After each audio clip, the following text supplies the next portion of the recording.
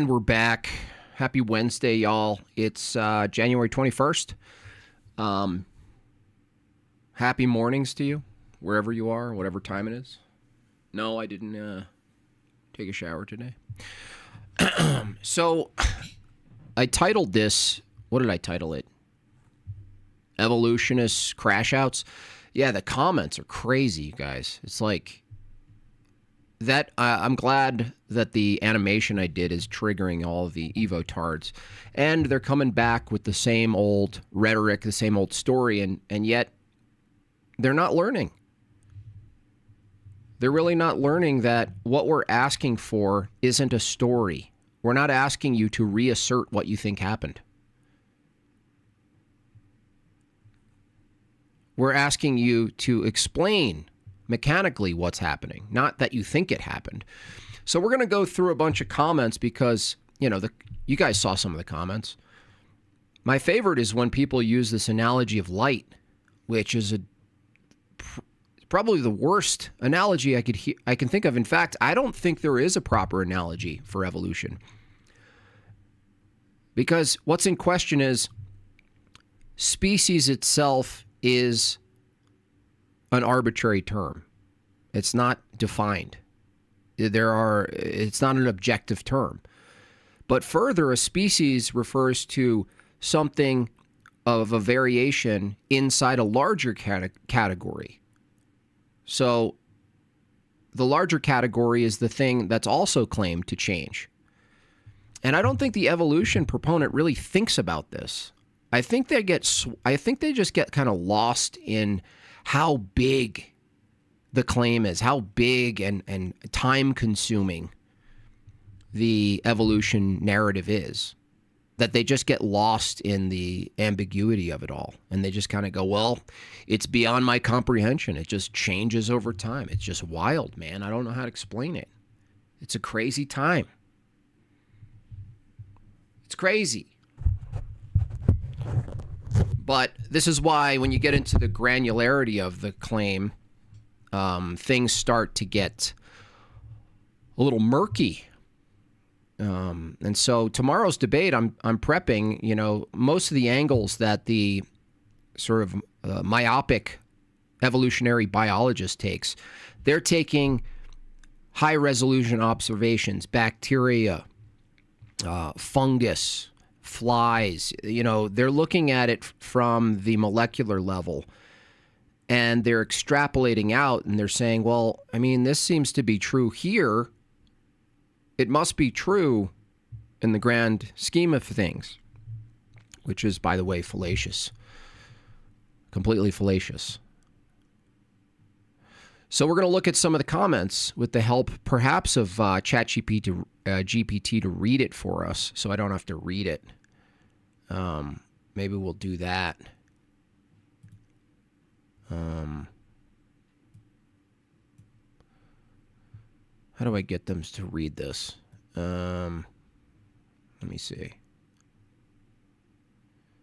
All right, we're gonna take this guy's thing, and if the live reading of ChatGPT doesn't work,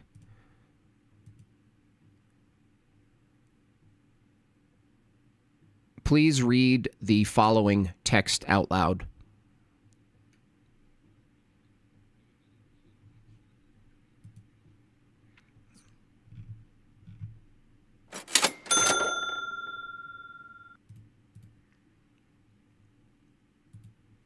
Jim Bob, enjoy this comment from an atheist. Time came into being because it's part of space. When space expanded, time could finally flow as it does now. That's what it began means. This is why the universe is eternal. Eating food shows life uses non-living matter lol. Non-living matter becomes living and they said eating is proof of that. Is salt living? Use your brain. I don't even know. Sometimes I don't even know if Vagine is being, facetious. I don't even know if they have the word facetious in India. I know they have the word feces in India. I don't even know. Sometimes I don't even know if Vagine is being facetious. No. Stop it. Sorry. Miscommunication guy. No problem at all. If there's anything else you need, or if you want to try again, just let me know. Holy cow! That is a big super chat! Thank you for that super chat. So yeah, please read the following text out loud. And when I say pause, please pause. And when I say continue, please continue. Got it. Just let me know the text and when to pause and continue, and I'll follow your instructions precisely. All right, I've got it. If you need any more help or want to go over anything else, just let me know. Yeah, please read that text out loud.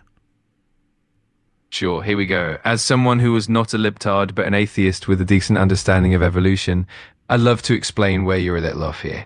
No snark, no condescension, no disrespect, no appeals to credentialism, authority, or fallacies. Feel free to point any out if I commit some by mistake. I will, however, be purposely redundant, not to be insulting, but just so that we can be on the same page. First off, your characters are spot on. A Reddit moderator cuck who jerks into hentai and some sort of Slagathor beast with blue hair XD. It's scary close to what these people look like. It's basically a cartoon adaptation of TAE. It's unfortunate, but there's significant overlap between the atheist community and liberalism, which is crazy to me, but that's a different can of worms. I'm sure you agree that truth, facts, and evidence exist independent of whoever is saying them. If a screeching trans creature says 2 + 2 is 4, it's still true. When it comes to the theory of evolution, there's a bit of confusion with the word theory. Theory in science is different from theory in the colloquial sense. Quite different, in fact. A scientific theory is an explanation of observable facts. In common language, theory is an unproven hypothesis. Completely different. A common misconception is that at some point it will evolve XD into facts, but that's not how it works. We have observable, provable, testable, well-evidenced facts that prove beyond the shadow of a doubt that organisms change over time due to a multitude of reasons. Theory is connecting the dots that we have. Pause. All right, I'll...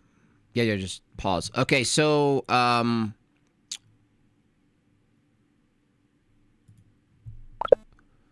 so he says we have observable, testable, well-evidenced facts that prove beyond the shadow of a doubt that organisms change over time. The question isn't whether or not organisms change. The question is whether or not the things that are changing in organisms change the very thing you're calling an organism. And this seems to be the massive confusion. Okay? It's kind of, I could see how easy it is to confuse this.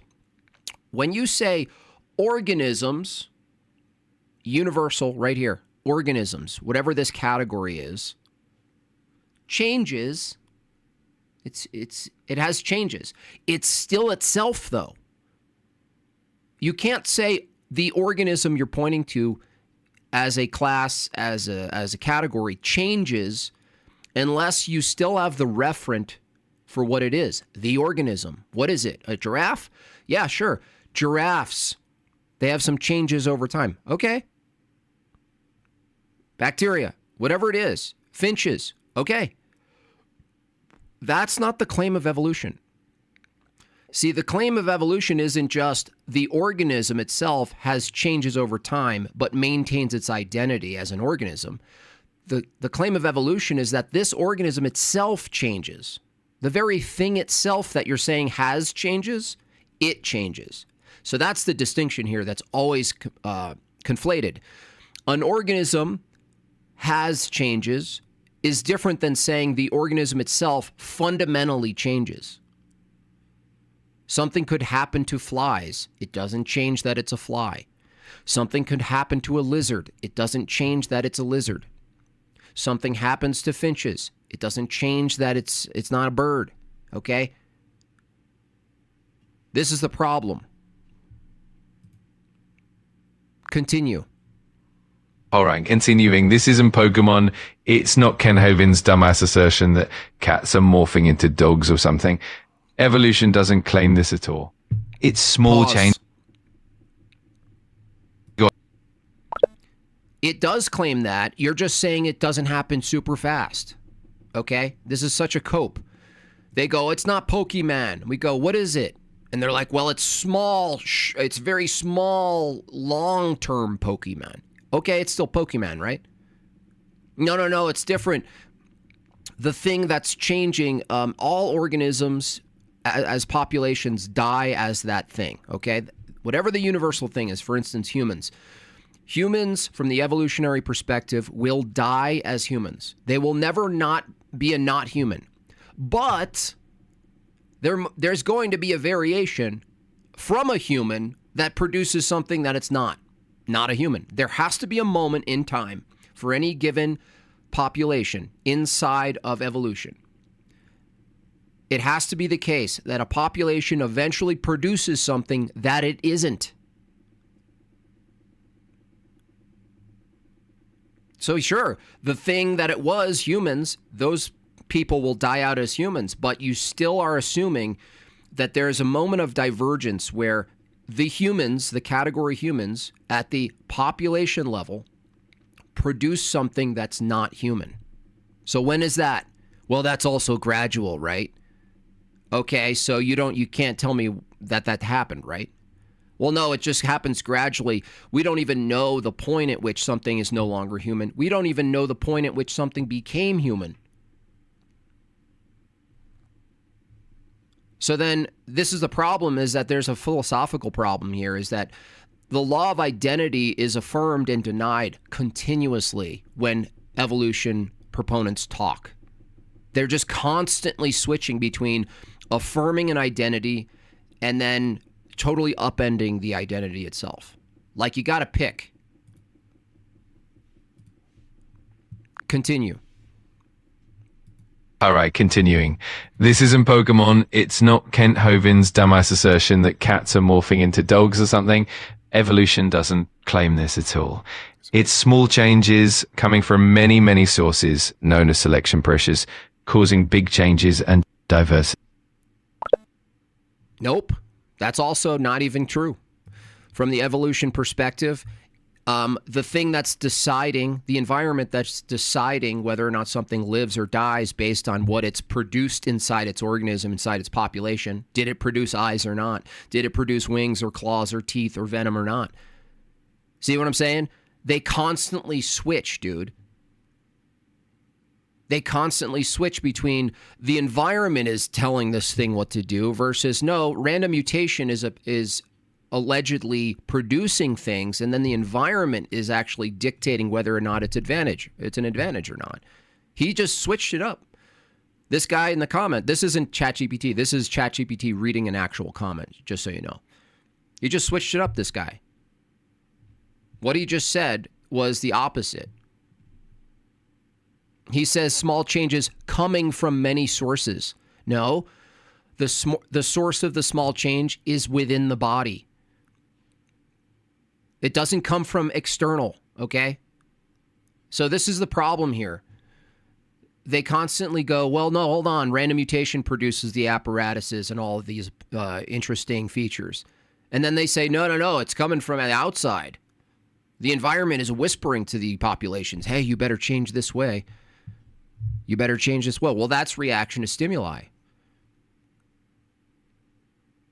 I'm not even denying that the reaction to the external world exists. It does. Put a little show cow in a freezer. The hair will get thicker. The question isn't whether or not organisms at the population or individual level react to stimuli. That's not what's in question, dude. What's in question is you're claiming that random mutation produces some cascading successive event that ends up producing eyeballs, that ends up producing livers, hearts, brains, spines, connective tissue, muscle, bone. Continue.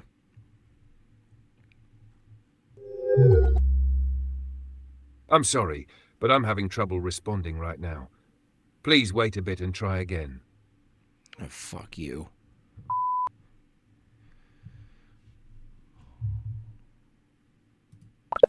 Read it myself, prick.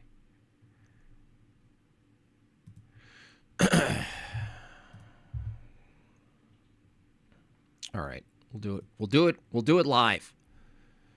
All right. So this guy's comment, by the way, thanks for the long ass comment. Crass businessman. All right. Where are we?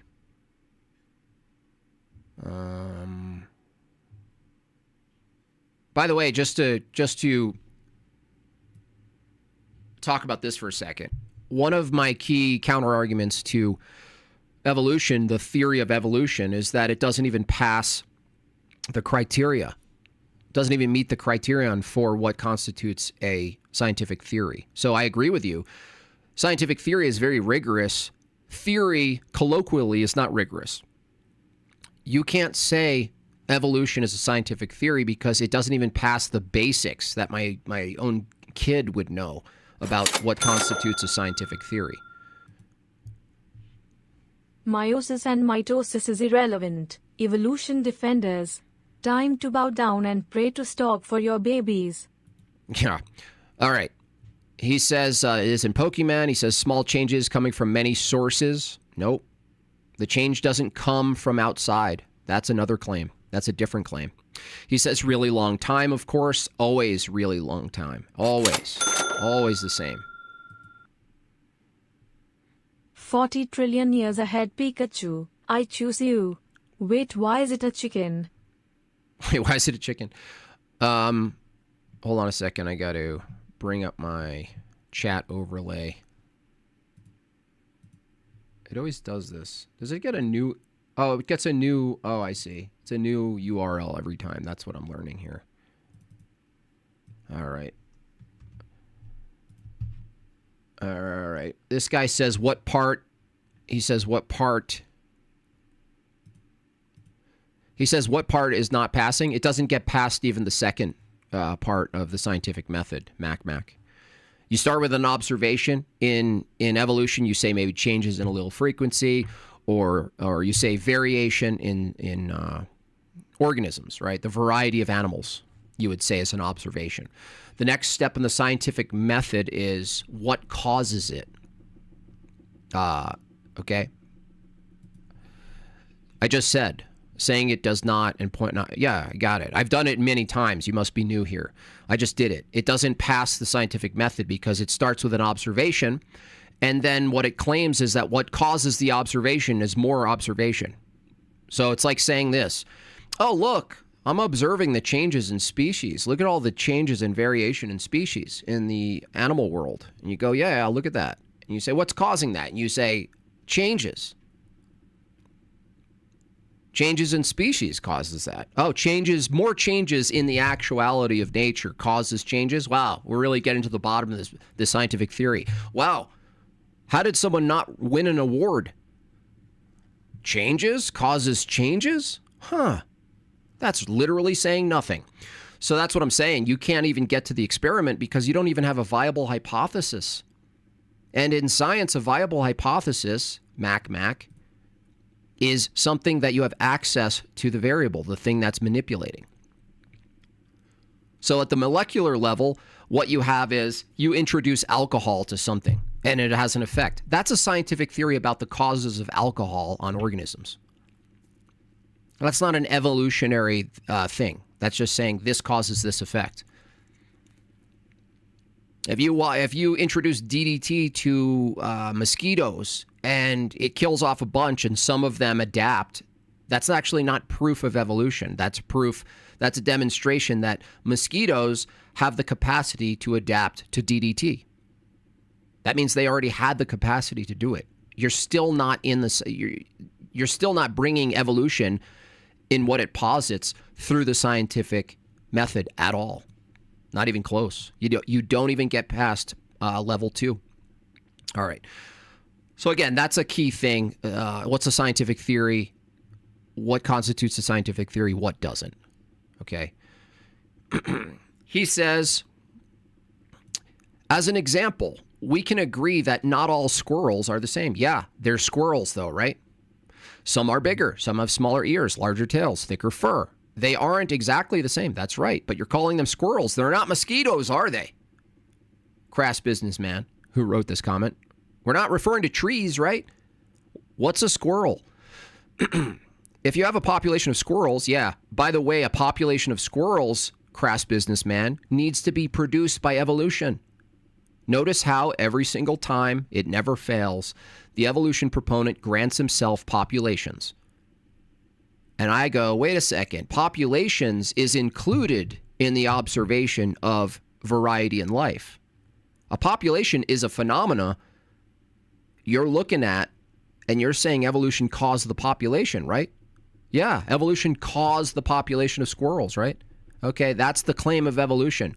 This guy goes, well, can't we just look at squirrels and see how they're different? Okay. He says the squirrels with thicker fur, they're going to live better in the winter. Okay, because of this, every squirrel dies out. The thick-furred squirrels are the only squirrels now left. When they create offspring, yeah, see what I'm saying, you guys? It's like they really are in a fantasy world where they grant themselves squirrels, they grant themselves fur, they grant themselves the structure and anatomy of a squirrel, digestive system, eyeballs, pooping, claws, arms, legs, tails, brain. They just magically give it to themselves. Hey, look, a squirrel popped up. Now we can talk about evolution. So in one singular event, he says, you can have a large change in squirrel population. No magic mystery involved. Yeah, I'm not denying that. Now apply that timeline to billions of years. Yeah, what are you saying? Dude, what are you saying happens when you add a billion years? See what he's saying? This is what's so wild about these people. Their philosophy is so cooked. They're like, look, squirrels change and they have different kinds of squirrels. And some squirrels do good and some squirrels don't do good. Isn't that amazing? And you go, yeah, that's crazy. Look at that. And then he says, do you know what happens if we add a billion years? What happens? It opens up, he says, virtually unlimited possibilities.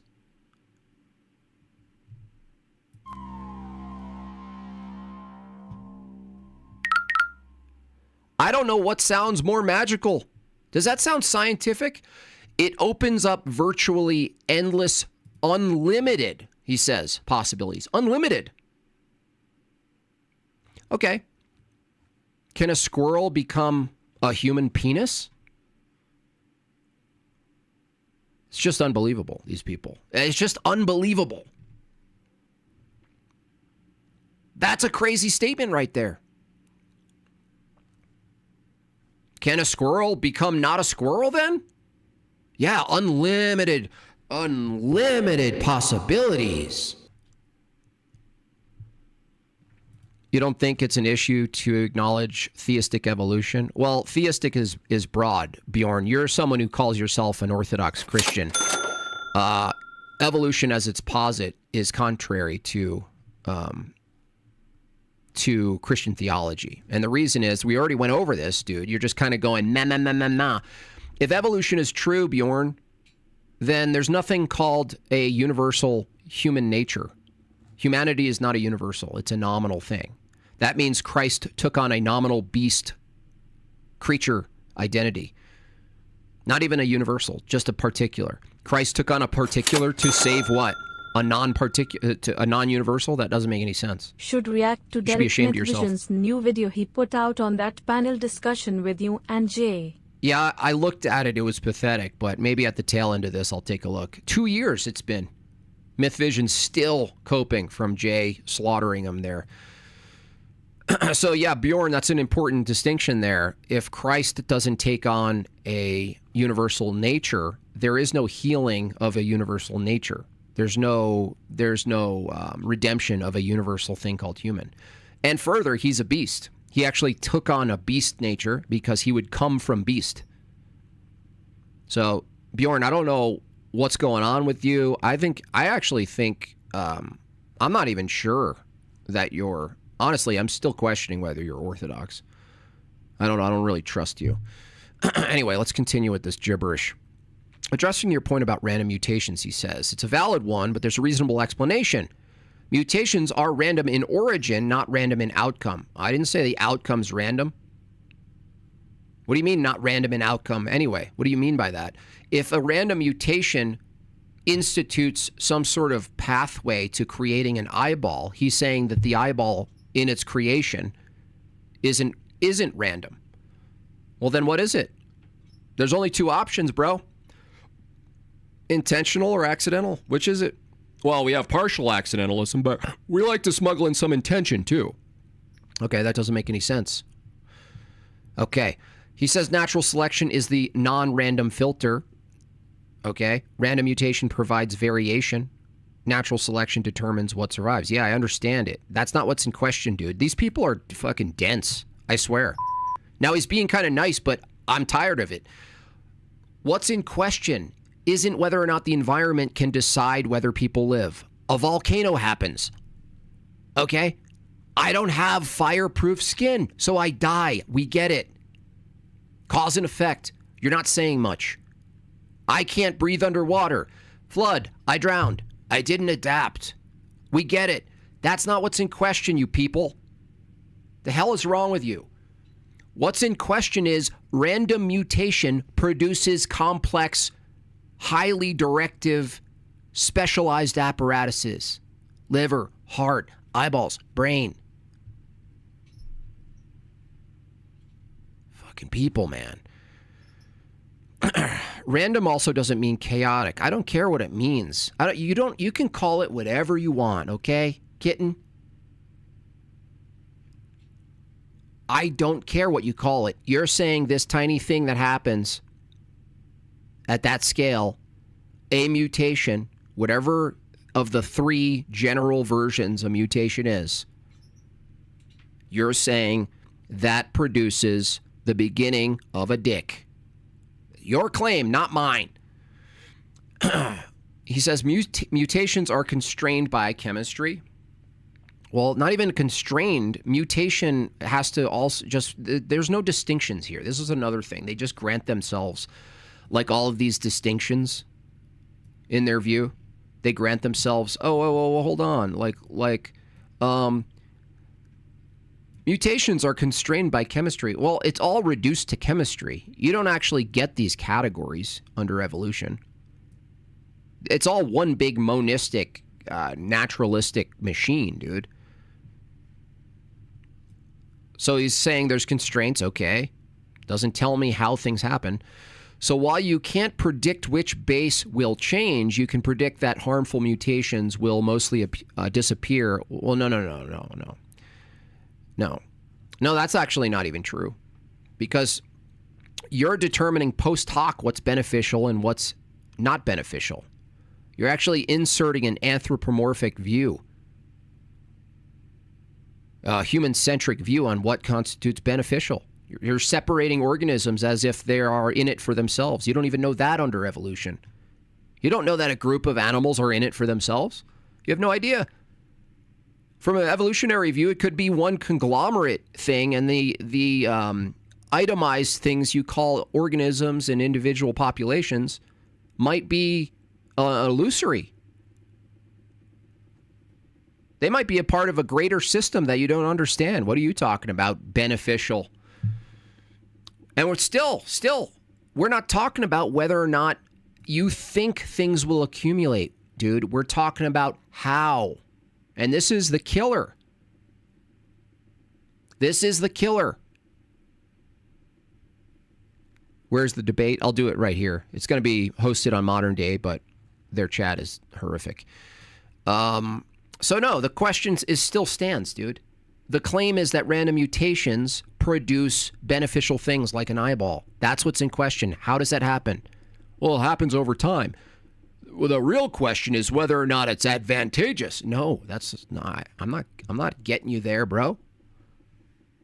It's fucking insane, man. These people are nut jobs. Calling evolution just random mutation is like calling architecture just random bricks. No, architecture has intent, dipshit. That's not analogous from your view because architecture has a mind. You just proven God if you're going to argue that. Well, calling evolution just random mutation is like calling architecture just random bricks. Architecture is of the mind of a person, dude. Purpose, intent, engineering, skill, labor, sacrifice, beauty. Unbelievable, man. This is wild. Okay. He says abiogenesis, the origin of life, evolution addresses the diversity. There is no definitive explanation scientifically how everything began. Whether that's even the right way to look at it, admittedly, abiogenesis is very hypothesis heavy. Oh, yeah, like evolution's not. But contrast, evolution is proven through physical evidence. No, it's not proven. By the way, if evolution is a theory, it's definitionally not proven. You've already contradicted yourself. Science doesn't prove things. He says inductive, deductive reasoning, simple logic. That's not science. Inductive, you use induction for science. Induction itself can be done without science. You're all over the place, bro. All over the damn place. This is wild. If someone said evolution, he says, if someone said evolution doesn't happen at the individual level, what they likely mean is that the changes are less likely to remain. No. What we're saying is that evolution doesn't happen at the individual level. Adaptation does. That means that the individual maintains its identity as a human, as a crab, as a frog, as a squirrel. They don't change. They're not new things. They have changes. This is the distinction that I'm going to run with here because I'm picking up on it everywhere. An organism that's a part of a larger group called a giraffe, called a this, called a that, that thing doesn't change itself as a universal thing. Individual things inside bodies change. An individual has changes in it. The individual itself, evolution posits the individual itself eventually produces something that veers from it. So it's no longer that thing. So that's not it. A theory is just a general idea. No, in a colloquial sense, I agree with you. But when we're talking about the scientific theory, we don't grant that colloquial sense of theory at all. No. So if someone said, okay, a singular fossil, he says, doesn't show a process. No fossils show a process. None. No. He said, look at this. Look at this jump, you guys. This is absolutely wild. The kind of elasticity that these people give their thinking is just incredible. Just incredible. He says, a singular fossil doesn't show a process, but the collection demonstrates a consistent ordered progression. No. A collection demonstrates a collection of individuals. It doesn't give you any sort of process. Nothing. It gives you no process. There is no process found in a fossil. There is no process found in a collection of fossils. None. None. You insert that. You insert the process between things. You make a cartoon of the frames. It is. It's literally a cartoon. That's why we make fun of it as a cartoon, because their epistemology is literally producing cartoon frames. They find a frame called a fossil. They find another frame called a fossil. They literally press play. They import their fossils in Adobe Premiere and they press play and they're like, look at this animation. Albert says, your argument, macroevolution, their argument, microevolution, possibly passing each other? No, because they argue microevolution, therefore macro. That's their argument. I don't argue macroevolution. My argument isn't macro. What are you talking about? I argue that evolution as it's posited at the macro level is a disaster. If they're saying at the micro level things adapt, I'm not calling that evolution. That's adaptation. That's epigenetics. That's cause and effect.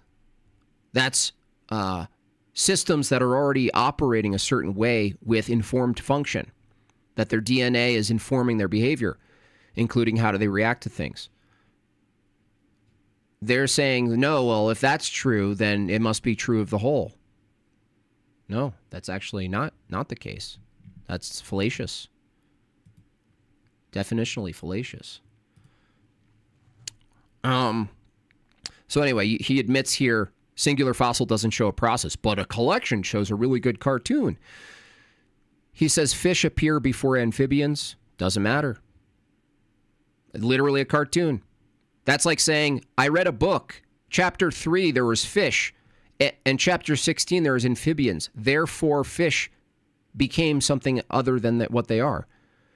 Amphibians before reptiles. Okay. See, the total storytelling. These are all chapters in books. Reptiles before mammals. Land mammals before whales. Okay. Non-avian dinosaurs before birds. No reversals. What do you mean, no reversals? You don't even know if we're in a reversal right now, dude. And by the way, you did say there was reversals. I'm convicted Pokemon was a sub to push atheism and tardation on my generation. Bring back tar and feathering. Joe Smitty style. Roof maxing. He says there's no reversals. You wouldn't even know if there was a reversal, dude. You wouldn't even know. You don't even have the epistemic system to even determine that. You're just assuming this forward motion of progression. Meanwhile, you find Tiktaalik and you say it crawled out of the water. Who's to say Tiktaalik isn't the result of something that used to be on land? You don't even know. You don't even know. You have no idea. You have no way of knowing. Why?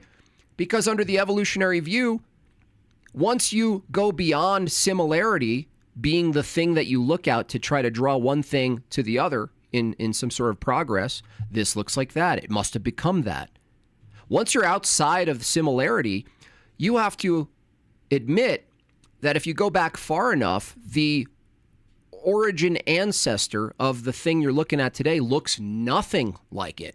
Looks nothing like it. So you've just lost all sense of direction. There's no key to the map. There's no reference point. It's subjective. It's completely relativistic. Evolution is basically taking the relativity model that everything's relative to the biological system and saying, well, everything's in flux and changing. Just like they say everything's always moving. There's no static observable point in the universe. It's all just changing. We don't know. It's all completely relativistic. They just taken that model and just smuggled it into biology, and now they're saying everything's relativistic. We don't have a static model. There's nothing universally static. A human isn't, nothing is. There's no organism that is static. And yet they trust their own reasoning, which is the product of flux. It's just wild. You never find rabbits in the Cambrian rock or humans with trilobites. Okay, therefore one thing became another. It just doesn't follow, dude. This is not logical. We don't find things consistent with our presupposition. Therefore, our presupposition is true. Unbelievable. Tiktaalik fish to land. Okay. Where'd you get the Tiktaalik from? You see what I'm saying? Arbitrarily, they get reptiles. Arbitrarily, they get amphibians. Arbitrarily, they get the Tiktaalik. Just grant themselves it. Give me these things so I can talk about them. Nope. That's not how it works, bro. You got to tell me from the evolutionary view how you got Tiktaalik, dude. Well, no, I need you to just give me all of it, please. All right, so he says all of this. They're not randomly found either. They were found exactly where scientists predicted. Nope. You just forgot about all the places where they found things that they didn't predict. That goes against their model. And you know what they do? They tuck it away. They explain it away. They go, well, something else happened there. So this guy's appealing to predictive finding things. Oh, if I want to find something fish-like, I'm going to look in where I think there was an ocean. Oh, wow. You're a fucking genius. But then when they find something in the wrong layer, according to their model, they just explain it away. They just say, nope, nuh-uh. We're not looking at that.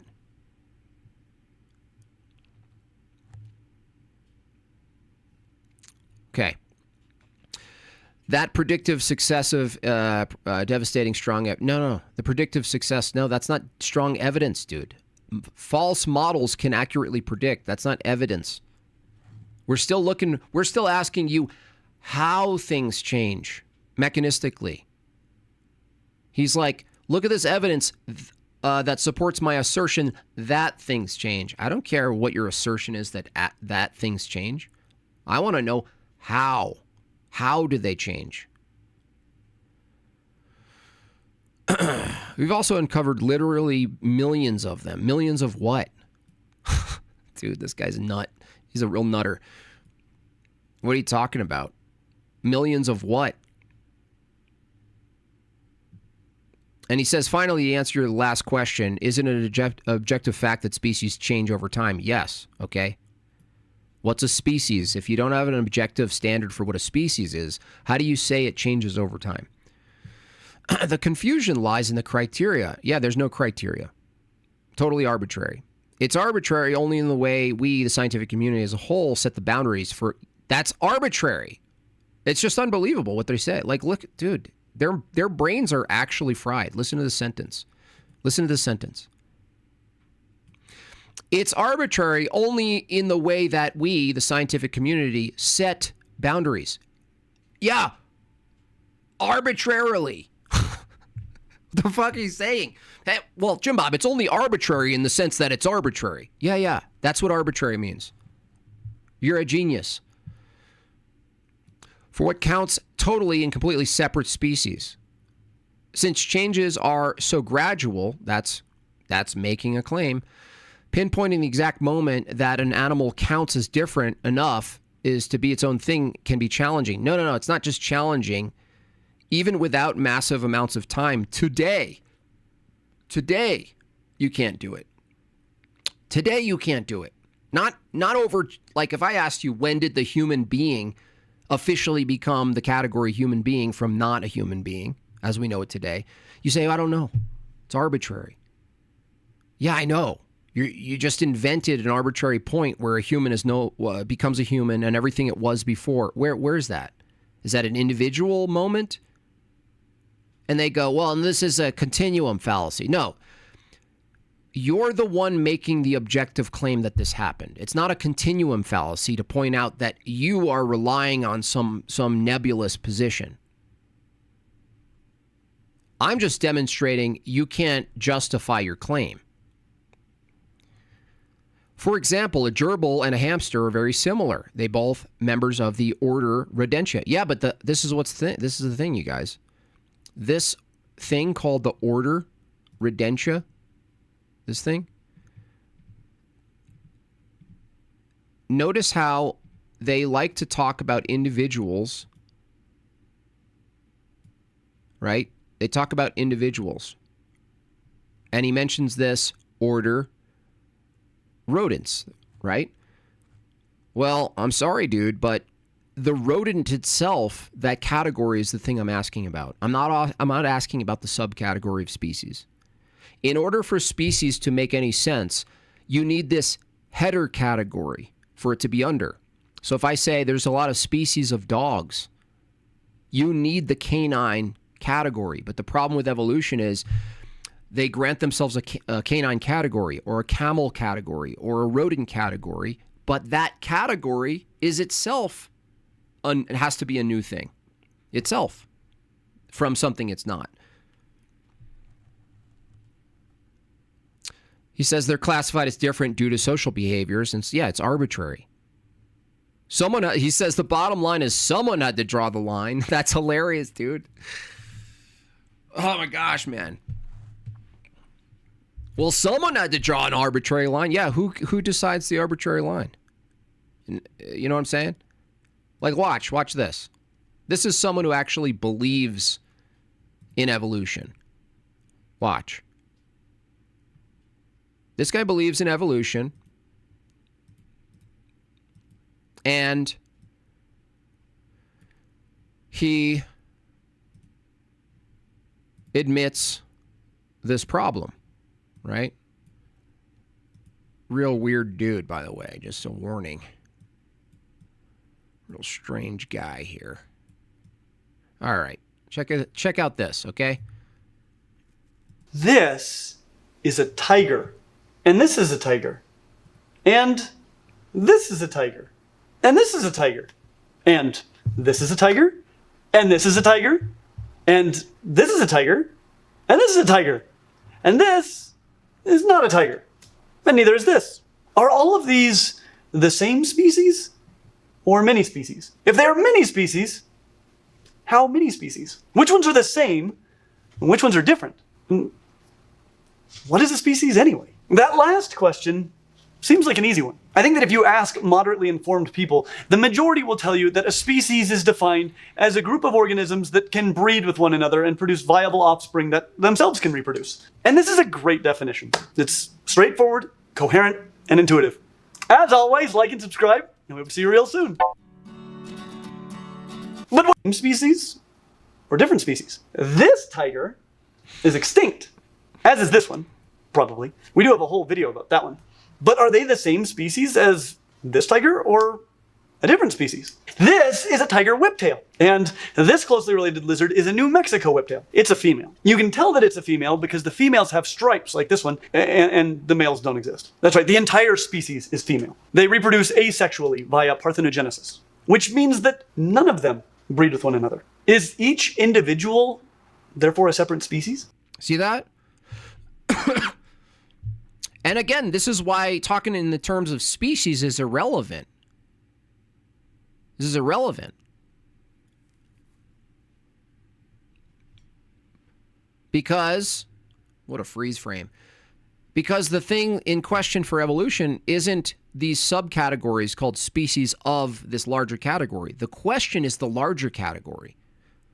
Evolution posits, these Evo crazies in my comments section, they're positing that the thing called the lizard itself, the thing that you're referring to as this category of an animal, whether or not that's objective, not whether or not you can find a variation of those things, the question itself. Now, this brings a good question insofar as what's considered a species. A species of what? A species of what? And this is a thing where people talk past each other that I'm getting a little bit more clear on here when I do these exchanges with evolution proponents. Is the separation between when you talk about a variety of species, which is they go to, are you denying that a Chihuahua came from a wolf? Clearly, it's changing and evolving. No, it's still in the dog category. We're asking you to produce the dog category out of a non-dog category. Can you do that for us? No. They can't do that. This is a tiger salamander, and this salamander is an Ensatina, and so is this, and so is this, and so is this. You might notice that there is some pretty great variation in Ensatinas. Now here's the crazy thing. Ensatinas live at relatively high elevations, but not extreme elevations. As a result, 19 populations are found in the mountains that encircle California's Central Valley. Altogether, these 19 populations form kind of a horseshoe around the valley. They don't form a complete circle because the mountains on one side are just a little bit too tall for them. See what I'm saying? Even in this examination here, this summary, there's a bunch of things he's calling in the same category. He's calling them all in the same category and distinguishing whether or not them as individual groups in the category should be included. Yeah, what's the category? Are we looking at cats? If I said, oh, this interesting group of cats, he'd be like, what are you doing? No, interesting group of cats that we're looking at. What? They're not cats? No, they're not cats. They're lizards. Oh, that's interesting. Are they objectively in a lizard category? Now here's the thing. Each population is capable of breeding and producing viable offspring that them. Do your arguments against evolution work the same against racism? Actually, evolution would necessitate racism as a totally understandable and maybe even a advantageous phenomenon, honestly. Now, they don't admit it. They get really weird when you bring up these kind of social issues that under their view would necessarily be just symptomatic of evolution. I mean, you see it all the time. There's invasive species. Okay, can there be invasive human species? No, this is crazy. What are you talking? I'm not gonna, you bigot. What do you mean? If there's invasive species, there would be invasive human species. Is it totally fine on the Evo view to annihilate invasive human species? This is crazy. themselves can reproduce with the neighboring population. So it is possible for genes from one end of the horseshoe to make their way all the way to the other end of the horseshoe. But individuals from one end can't reproduce with individuals from the other end. So are they one species or many species? If many, how many? Why does JB have my ancestor? I didn't mean to dox you. And why? And this is a lion. It can breed with a tiger and produce a viable offspring called a liger, or a tigon, depending on who was the lady and who was the fella. Well, these lion-tiger hybrids are viable in that they can survive just fine, but they're sterile, usually. At least males are. Females can potentially reproduce with a male lion or a male tiger. So are lions and tigers the same species or different species? Hopefully by now, you are no longer as confident that you know what a species is as are the moderately informed, and you have entered the uncomfortably uncertain position of the highly informed. Because as comfortable as it is to divide life into discrete boxes called species, it turns out that life is an ever-changing continuum. And finding a way to divide continuous data into discrete categories... See what I'm seeing? Like all the categories, like he granted himself a big category to talk about the ambiguity of the small categories, but the ambiguity of the big categories are just as ambiguous. And so on. Clades? Dude, clades are insane. Clay, you don't get out of this tangle, right? And he admits, oh, it's a continuum. It's just a giant continuum. And that's why they try to use the color analogy, which is so horrifyingly bad, because color, the spectrum of color doesn't change. Like when you look at a spectrum of color and you see the standard rainbow, and you see a gradient between orange and red. When you see that gradient, that blurred line, it doesn't eliminate the more rich, concentrated orange or red. You know what I mean? Like it doesn't change. The orange is still there. You're just looking at the blurred line when it transitions into red, but the red's still there. And the fact that you can see a gradient in contrast to the harsh colors means that the harsh colors are still there. And these are frequency, right? This is frequency, which is like a physical phenomenon that exists. That's invariant. It's light. Literally, they're arguing against the objectivity of light, which is crazy. When they say, Jim Bob, your argument against the objectivity of species is erroneous. Why? Look at light. Light? You mean the thing that you appeal to in science as the one invariant thing, the speed of light? That thing? So, I mean, these people should be in a zoo. And by the way, the spectrum of the rainbow is radial from a source that we call white light. Like when we look at just a light, the sun or something, we are looking at a central source of something, and we're splitting up the phenomenon into these things that don't change. They don't change. Using light as an analogy for evolution, for that to be a valid analogy, you'd have to say light itself turns into sound or something like that. Like fundamentally, it would change what its nature would be. Stories is not always easy to do in an objective and intuitive manner, but we're going to try anyway. So now that we've lost all sight of what a species might be, let's talk about what a species might be. Obviously, our friends at Ridge have been with us for a long time now, and there's a good reason for that. There's definitely a couple arms and heads in these backpacks, for sure. I might like it even more, and then... Okay, so the species concept that we discussed earlier, the top answer in Family Feud, is called the biological species concept. Like all species concepts, it has strengths and weaknesses. Species concepts that have no strengths are called garbage ideas, not species concepts. And if we had one with no weaknesses, we would call it the species concept. But there are enough weaknesses with the biological species concept for us to recognize that it's difficult to apply objectively in some instances, like with lions and tigers in different places, or with the salamanders, and downright impossible in others, like with fossils and asexual lineages. So while it can work, it certainly doesn't always work. And that is why it isn't the species concept. So What are the other ones? What are their strengths and weaknesses? Let's talk about the most frequently used species concepts. And if you still haven't found one that you like, He's on meth, dude. Something. Adderall, meth. Something's getting snorted this morning. Thank you, Suzanne Griffith, adding to the goal. Appreciate you. maybe we'll revisit this topic in the future. And let's start with another one that is fairly straightforward. The morphological species concept. Do you remember that fossil tiger? Well, if you do, you might recall that I have no idea if it could breed with any of the other tigers, the lion, the jaguar, or anything else alive today. Heck, I wouldn't even know if two identical fossil tigers found at the same place at the same time with a bunch of babies could breed with one another. I could find...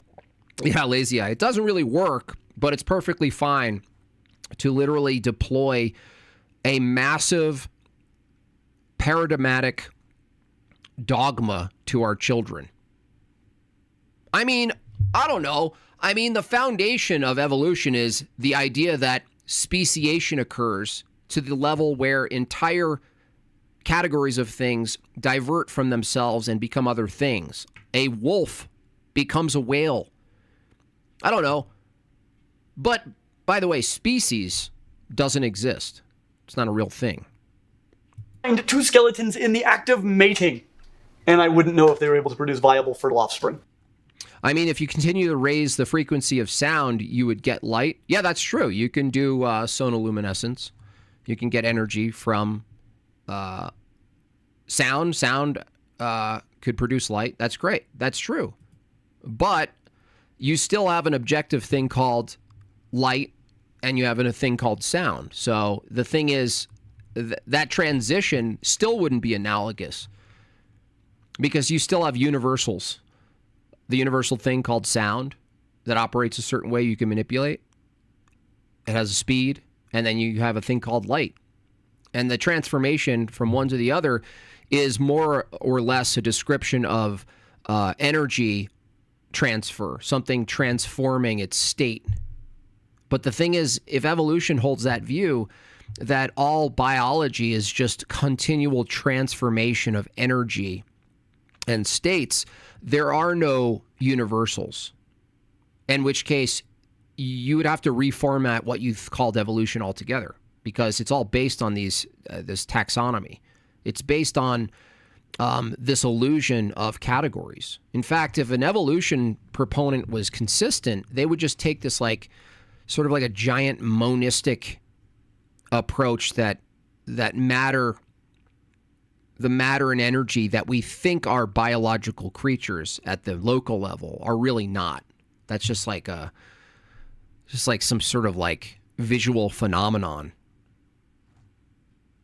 But those things change. They're just not real. They're not real things. They're just constantly in flux. But the problem with that is that your own brain would be under that paradigm. Now, if your brain was under that paradigm, you can't trust reasoning because that assumes that you have some sort of accurate summary of reality. But I could carefully study their skeletons and determine if there are significant differences between them. Are their skeletons significantly different? Sound and light are definitional, observable, not objective. Sound, the thing sound, a sound wave, that's not an objective thing. Light is not an objective thing. So the speed of light is not objective then? So relativism, man. So your own words, which are sound, and your own thoughts, which are physical under your view, are not objective, right? So your statement's not objective. Okay.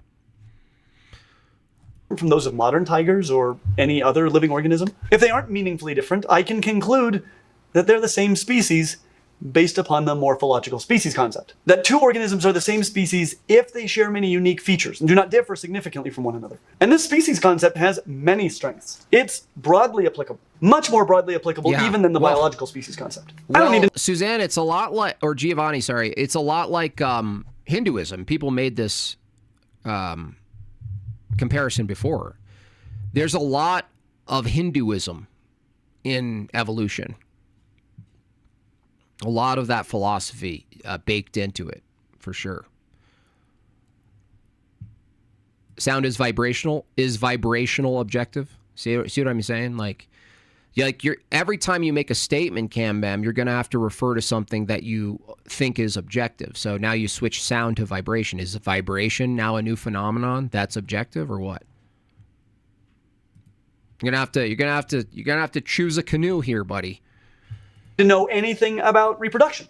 It works on asexual lineages, extinct organisms, really anything I can observe, alive or dead. It's basically the gold standard of paleontology, where morphological features may be all that we have. And yet it's just about as intuitive as the biological species concept. But it isn't the species concept. It has many shortcomings. For example, look at these two gorillas. They have many similarities, but they aren't identical. So the thing is, like, it's interesting because when you look at sound and light, what we're looking at is regularity of like a thing, the identity of the thing, the behavior of the thing, and it's regular. Sound and light, the way we observe them, categorize them, is regular. But under evolution, everything you're appealing to has to be irregular because the foundation of the, quote, theory is the irregularity of nature. Like the old trope, the only thing that's constant is change itself. That bumper sticker. That's why it falls into so many philosophical traps when you start to really approach it from all angles. It falls apart. Snagglebeast says for 5 buckaroos, my favorite is when they say blankly in protest, when you say I grant you replicators, take us to now step by step, they never can do it, right? It all falls apart there too. How different is too different? Seems pretty subjective. I mean, who's making that call? Frequencies are observations, usually measured over time, but can be measured under other metrics. It's no different than the pattern of gravity. Well, gravity, you don't observe gravity effects. Yeah, fine. If you're going to assume effects, for sure. But yeah, well, I mean, you're actually favoring my view here, is that things that are regular can be measured, but the thing that they're appealing to in evolution is something that can't be measured, and you actually have no way of knowing when these fundamental categorical changes occur. Whereas frequency, messing with sound, messing with light, you could manipulate sound and light and come to regular observable conclusions. It doesn't collapse the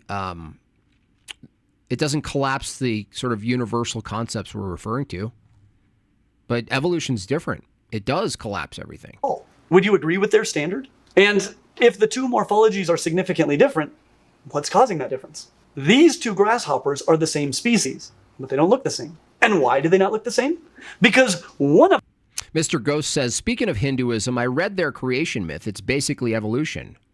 Perfect stuff, their God being used to morph things into other things. That's right. They never really take this in consideration.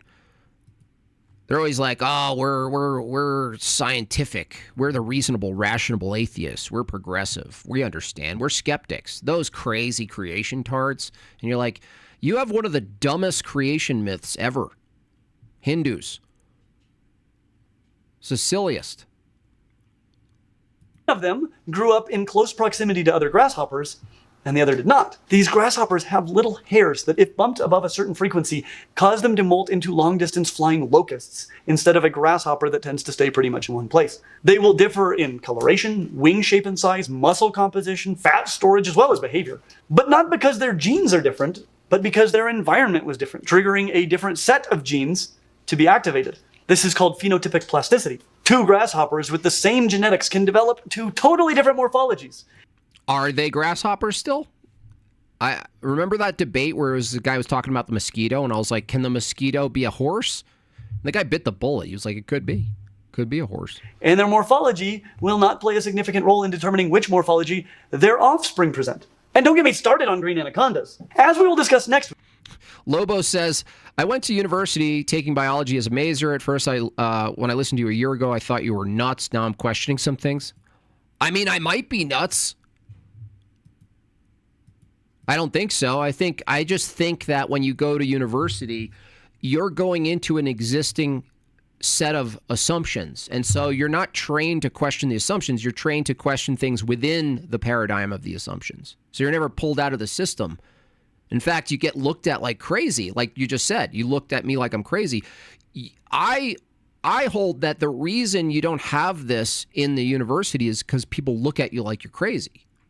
Like the social aspect, I mean, look at COVID. The social aspect of being in a classroom and coming in and fundamentally trying to talk about what they're teaching outside of the assumptions of what they're teaching, you're looked at like a nut job. And most people don't, they're not like me.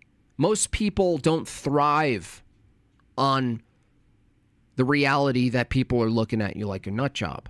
In fact, I don't recommend it. I think being normie, generally speaking, can lead you into some bad philosophies, but generally speaking, being a normie logistically is good for society. So I'm kind of torn between it, you know. You're absolutely trained to question the assumptions, at least at university level. I don't see it happening, dude. Either these people are not trained to question how to question assumptions. I mean, the assumption, there's such massive assumptions baked in to evolution. The assumption of time, the assumption of measuring age of things, the assumption of, just right off the bat, random mutation produces eyeballs. They're like, yeah, no, that's something you can't really question. That's clear. We just have to figure out the time period it happened. It's like, it's all just so lazy. This week in our feature-length documentary about all of the boa species, we just discovered a new species of green anaconda. But the reason that we didn't realize... Cam Bam says, chicken or egg, does the microfine transition state of a cesium-133 atom define the second? That's a different category. We're talking about biology that has parts, biology that procreates. I mean, this is where they're at, you guys. When you question the stuff and they know they're kind of baked into a corner, they go, well, is the atom... They do some other, well, is a chair just as the wood of the chair before it becomes a chair? It's like they can't stick within their own category, what they're defending. They have to move over into this, like atomic theory. Okay, buddy. If that's where you need to go, I don't think we don't need to say much more here, okay? Giovanni says, does evolution only apply to living organisms? Why isn't evolution when a star becomes a black hole, white dwarf? Well, interestingly enough, Giovanni, there is a whole school of philosophy and astrophysics that are trying to sort of transpose the evolutionary paradigm, the way it's applied to biology, to space, like a cosmic evolution. So... it's a good question, but they've answered that question. They're trying to do that. They are trying to do that. So, that's just they are trying to do that. I have debate. Yeah, Ed Dutton. Ed Dutton, dude, that was the worst. In fact, the sort of common atheist MDD type of tards, you know, the Mark Reeds and those guys, they did better than Ed Dutton. I think out of all of the people I debated on evolution, Ed Dutton may have done the worst. It's crazy. It's crazy. Just answer the question. It's a malformed question. I already answered it. Your question is a category error. You're comparing two disanalogous things. And what would you be proving? Nothing. You know what I mean? You wouldn't be proving anything. The chicken or the egg, right? When we look at biology, we know that a chicken comes from a chicken. That's what we know. When we're talking about atoms are preconditions for chickens. Atoms need to be baked into reality before you have biology. So you're not even in the same category, dude. You're worming and squirming around, dude, like a pig snake. Fucking pig snake behavior. Unbelievable, man. They're just so bad faith. They're just squirmy little worms, dude. Shame. Evolutionists can cope and seethe. I really hope God lets you and Jay Dyer do a double team against Dawkins, whoever is unfortunate to be on their team. I would love for Jay, I mean, he covers it, but I would love for him to really get into evolution. I know that, especially in this time, certain things that are kind of dogmatically assumed in academia, in culture, it makes a little bit more friction, let's say. Like, in other words, you kind of reach less people, necessarily so. And so the question is like, well, in each of our skill sets and each of our what we're good at, what we know about, and kind of what we're passionate about, the question of whether or not we should just stay focused on that, because ultimately the goal is to bring people to orthodoxy. In that goal, you're constantly refuting terrible philosophies, terrible creation myths. Evolution is one of the worst, dude. One of the worst. We got Reclaimer in here. Finally, I haven't seen you in my chat. I've seen you in my comments, but he's a real big mouth too. Maybe I'll read some of his comments too. In fact, we don't need to hear more about this guy on the screen because he's Reclaimer. What does he say? Because stars don't use natural selection. What the fuck? It's the theory of evolution by natural selection. No. The guy's saying there could be a paradigm that doesn't use biology, but use some sort of new evolutionary framework for matter itself. And it's not a ridiculous question, Reclaimer, because people are actually trying to focus on that. So, don't get too excited because we already know that people are trying to extrapolate the concept of like some sort of morphology of matter itself, that the cosmos itself might have some evolutionary aspect to it. They're not saying that it's a biological. They're saying that they're trying to pull out a wider view and use the term evolution, not biological. But then again, I mean, let's be honest. If you're clear, if you're consistent, you don't really have a distinction between dead matter and alive matter from an evolutionary view. That's also arbitrary. What, it's moving now? It has a metabolism? Okay. From what worldview, from your worldview of pure materialism, physicalism, why is there even a meaningful category between something that has a metabolism and something that doesn't, like a rock? Why? Thoughts on germ theory? I think there's things that get in your body, and I think that a lot of the current paradigm of things get in your body have been really exaggerated and taken advantage of. That's what I think. I think that was very clear with the abuse of the PCR test, that it really brought into question this kind of idea that you can just declare things as viruses without isolating them, introducing them, and removing them. Dr. Blitz, no, I'm not interested in waiting in a queue to talk to some retard who can just mute me. If people want to debate me, there's a way to organize a debate with a moderator, so you can't mute. You can't be in your own world. No way. Let me see. Let's look at some more of these topics.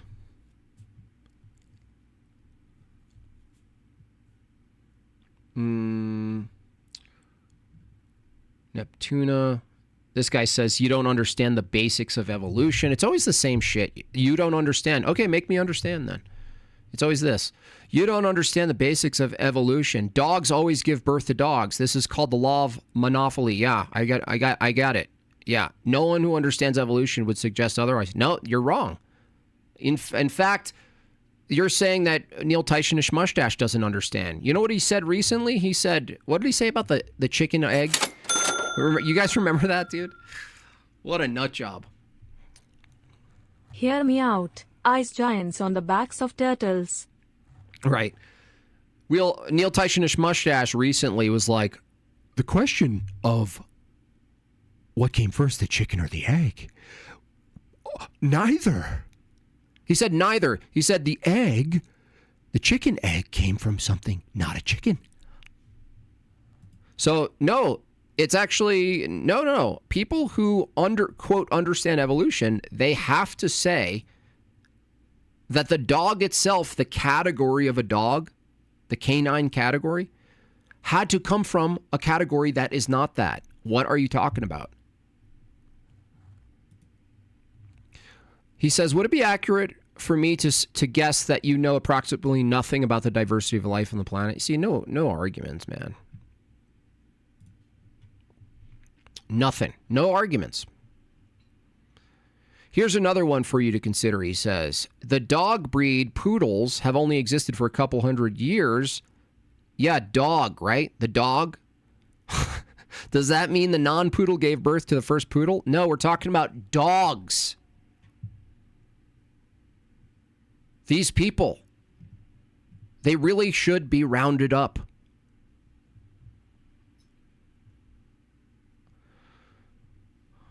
You just pointed out how species can only produce their own species. Evolution claims that species can produce something other than the species. You need to demonstrate how species becomes a different species.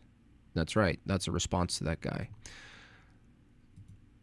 Evolution does not go against God. Well, that's ambiguous. You got to tell me who God is to say that. Serious questions from Shrimpy here. Okay, let's take serious questions. I want serious questions only.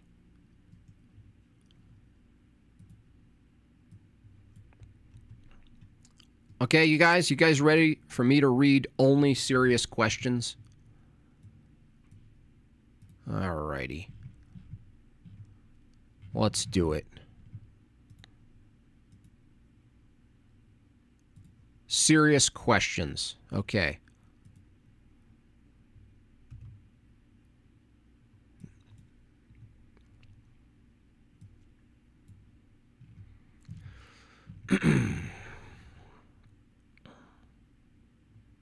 Here, let's take this one. This one looks good. All right.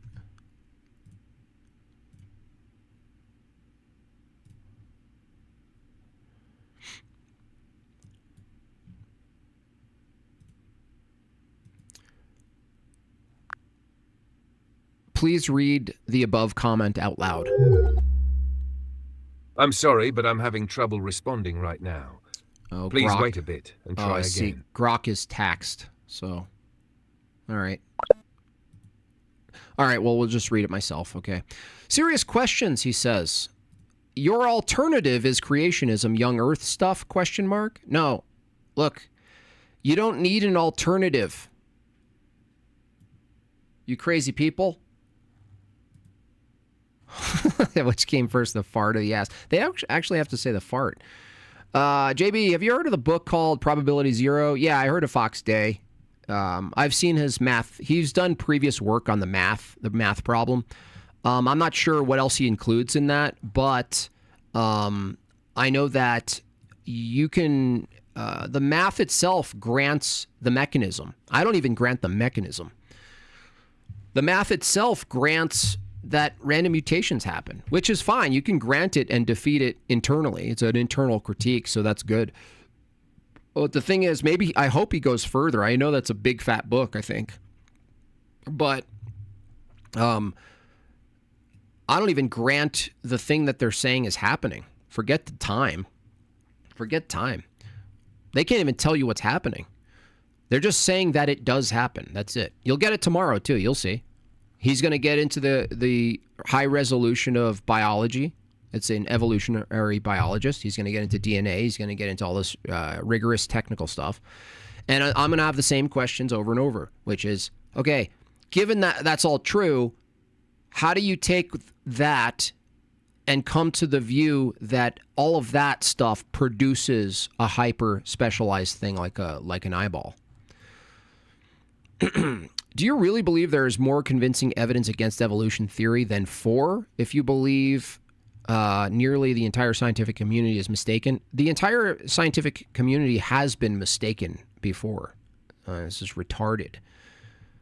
It's just amazing, man. All right. Anything else here? Nothing. He says you don't know the meaning of theory. Nope, he agrees with me. Where in the creation myth garbage dump have I ended up? Yeah, see, no arguments. No arguments. They have nothing. They really have nothing. It's always the same. Same stuff. And by the way, they bring up ERVs. You guys know ERVs? This is their go-to thing. Retroviruses. They say, well, the retrovirus, it's in the same exact spot in the chimp's DNA genome as the human. I mean, what are the chances? They say this, right? This is their go-to. Well, I was looking at this, and I was like, oh, okay. First thing I thought of was whether or not retroviruses, the identical retroviruses, can be in the same spot with two entirely different animals, two entirely unrelated. And I did find it. Vesper bats, felid cats, pangolins. Love pangolins. I want one. There is a gamma retrovirus independently infiltrated the germline of these three distinct, unrelated mammals. Despite being separated, the ERV is found in the same spots. Koala and the gibbon ape, same thing. The leukemia virus found in the same spot. Cats and baboons, RD114, retrovirus found in cats, enveloped in the same place. So this is the thing, like, they're so stuck on the concept of transformation of animals. They're so stuck on that. Hold on. Since the 40s, the atomic constants, speed of light, Planck's constant, electron masses, etc. were set as constant by Raymond Burge, when there was significant evidence to suggest all of them were changing inversely proportional to each other. Barry Setterfield best explains the time issue with biblical chronology. Interesting. So what they're stuck on is that they want to sell the narrative of the story instead of studying the thing itself. Now, I'm not saying that there aren't scientists and biologists who are more concerned with studying the molecular level of just what is, not what was. They're not just trying to determine what was the case. They're looking at just what is. Now, if it's the case that viruses show up in similar spots in genomes of unrelated animals, you might want to rethink whether or not it's random, because that's kind of the assumption. You have to say this is so wild because it's random. That's why you would say it's so wild. You know the unlikelihood of the same thing we're calling a virus found in the same rough location between two things that are similar looking? Do you know how crazy that is? Well, it's not crazier than the unlikely probability of evolution happening in general. I could tell you that much. What came for? Oh, I got it. Thank you so much. So that's true. But they're so stuck on trying to extrapolate and build on this narrative, this creation myth of evolution, that they're looking at it from the wrong view. Like, they should be looking at what they call retroviruses and things that show up in genomes. Instead of assuming that they're random, maybe start assuming in biology that everything has proper function. Everything has function, and you have to decide whether something's dysfunctional or functional. That should be the real terminology, not random. Random should be removed from biology.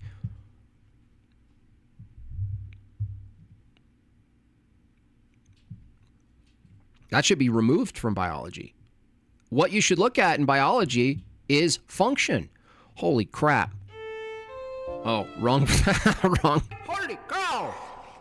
That is a big soup! Massive donation from Tagooch.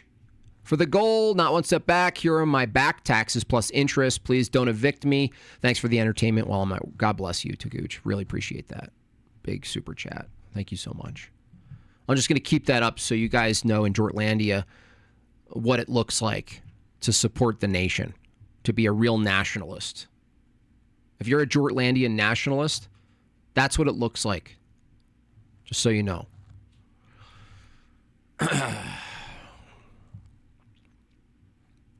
So it'll be interesting to see. I'm sure that'll be brought up. I'm not, I can't find any talks or debates with this guy. So I think he just found. Yeah, tomorrow, Mendoza. Evolution against a biological, whatever, evolutionary biologist. And that's what all the atheists want. They're like, oh, Jim Bob keeps debating these people and they're just not doing a good job. We got to find a real smarty pants. I thought, what's his name? I thought that one dude was a smarty pants. Apparently not. And I'm not. That's what's so frustrating. Look at me. I got a cut off flannel shirt. I got like 30% Dunning-Kruger going on, and I'm still like, these people are not doing well against me. Did he publish anything? Who the guy I'm debating? Yeah, I think he has some. Oh, and I looked him up. Probably look into that.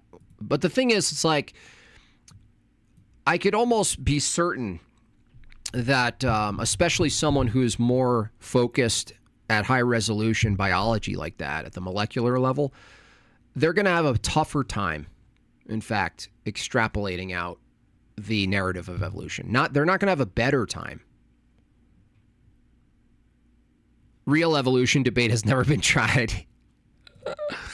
Yeah. Actually, let me look it up. Let me look up right now.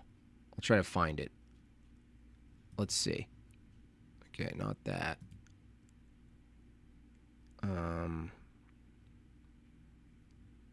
Is this one? Okay. Let's take a look.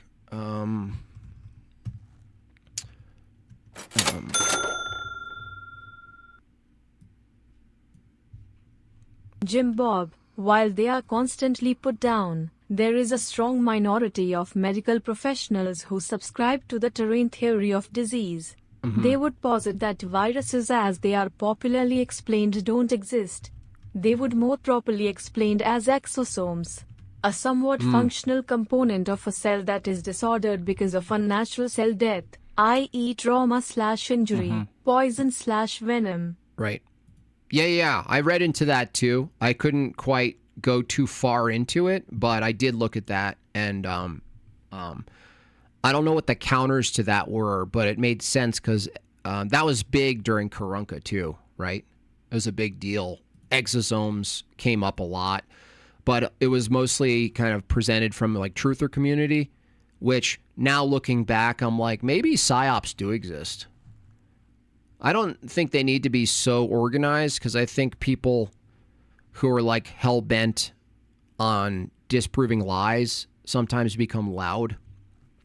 But I remember some of the people coming out of that arena, and they were sort of smeared or kind of were into some other parallel wacky ideas, and it kind of poisoned the well a little bit. And I was wondering if that was on purpose or not. So let me see. Okay, this guy, Gregory Newkirk. Gregory Newkirk. Let's see. All right. I got his LinkedIn. Of course, he's a CRISPR guy. He's going to be responsible for all sorts of shit.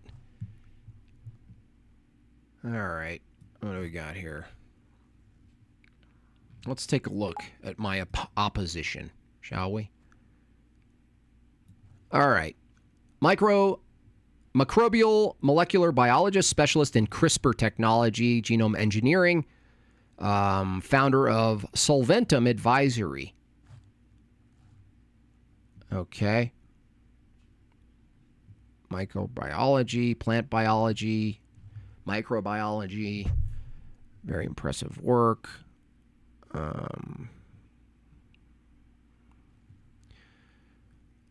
Okay. Bioengineering and shit.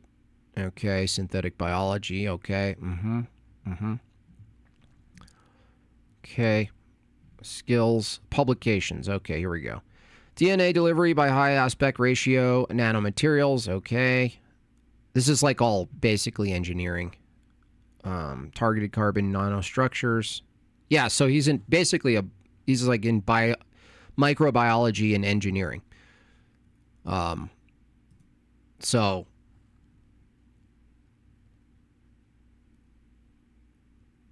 DNA, focusing on DNA research, biotechnology. Yeah, so I don't think so. Honestly. Now the Evo-tards look at this and they go, "Oh my gosh. Not a chance, Jim Bob. Not a chance." None of that phases me at all because it actually points in the opposite direction. In fact, the more hyper-specific you get with the functionality of DNA and things like that, such that bioengineering is even possible, what that demonstrates is functionality and purpose. That's in opposition to evolution.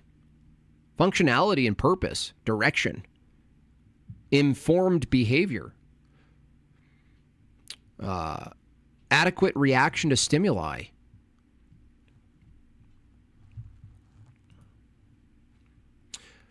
You know, people are going to tune in hoping you get sparked. Oh, yeah. And by sparked, you mean drunk. 3 more, y'all. Let's reach one of the goals. We didn't reach any goals yet. I know they're set a little bit higher in each note, $5. But this actually makes it fun for me. So, deer nabs or D-nabs? D-nabs? Is that a rapper?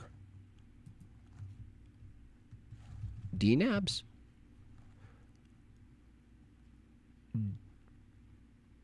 Bachelors in D-nabs.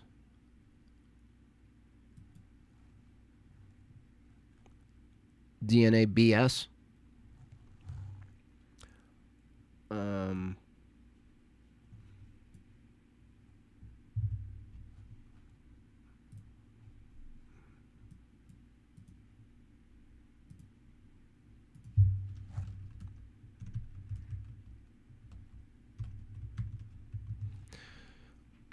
Okay, last one. Thank you, Suzanne. Appreciate you. All you men are having all these women donate for you. Come on. Get a hold of yourselves. No,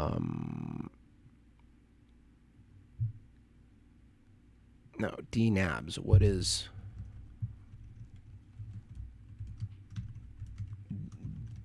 D-nabs? What is D-nabs? D-nabs, get in here.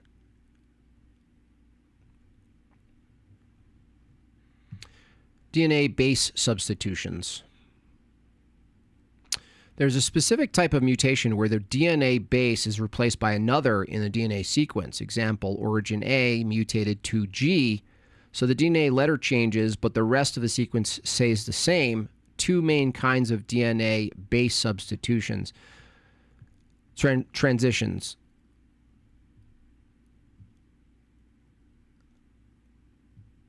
Many are neutral, some are harmful, a few are beneficial and can be acted on by natural selection.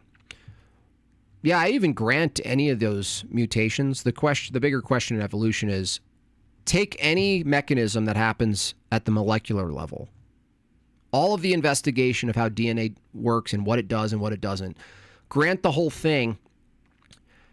The evolution proponent has to take that system, that tool, that process, and tell you how a brain, an eyeball, or anything else emerges as a result. I'm afraid that my neighbor's dog is becoming an atheist. That's funny. That's funny. 5 minutes, 2 left, y'all. Reclaimer. And Reclaimer, you've been super loud in my comments. I mean, now's your chance to really make a difference here. You know what I mean? Now's your big chance. Come on. Give us your best shot. Hit me with your best shot, Reclaimer. Because, boy, you are such a dickhead in the comments. Insufferable.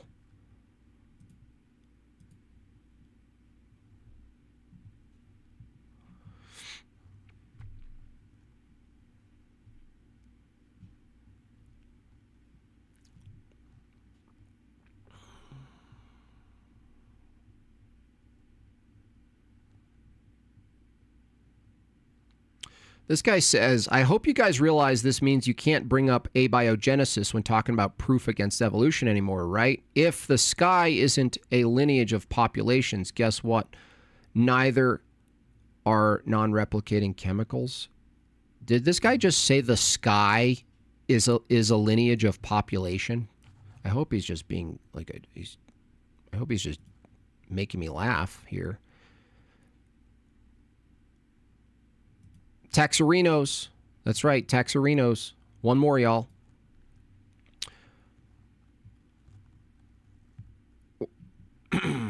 He still won't answer a question. He doesn't answer any question. He doesn't answer any damn thing. None of them do.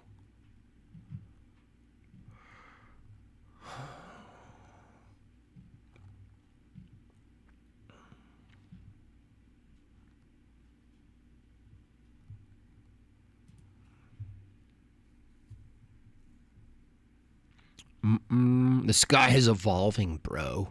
Bro. The sky is evolving. You know, you want to hear a really annoying guy? Here, you guys are in for a real treat here. You guys ready? This is one of the most annoying evolution proponents. And by the way, if this guy debated Donnie, shout out to Donnie Badusky, Standing for Truth. I disagree wholeheartedly. I think he's a Calvinist. Pray for Donnie. Go to Liturgy Donnie. But his more intense work on evolution, he goes more molecular too. And he gets blasted for it, you know, because he's like a lovable dork, you know.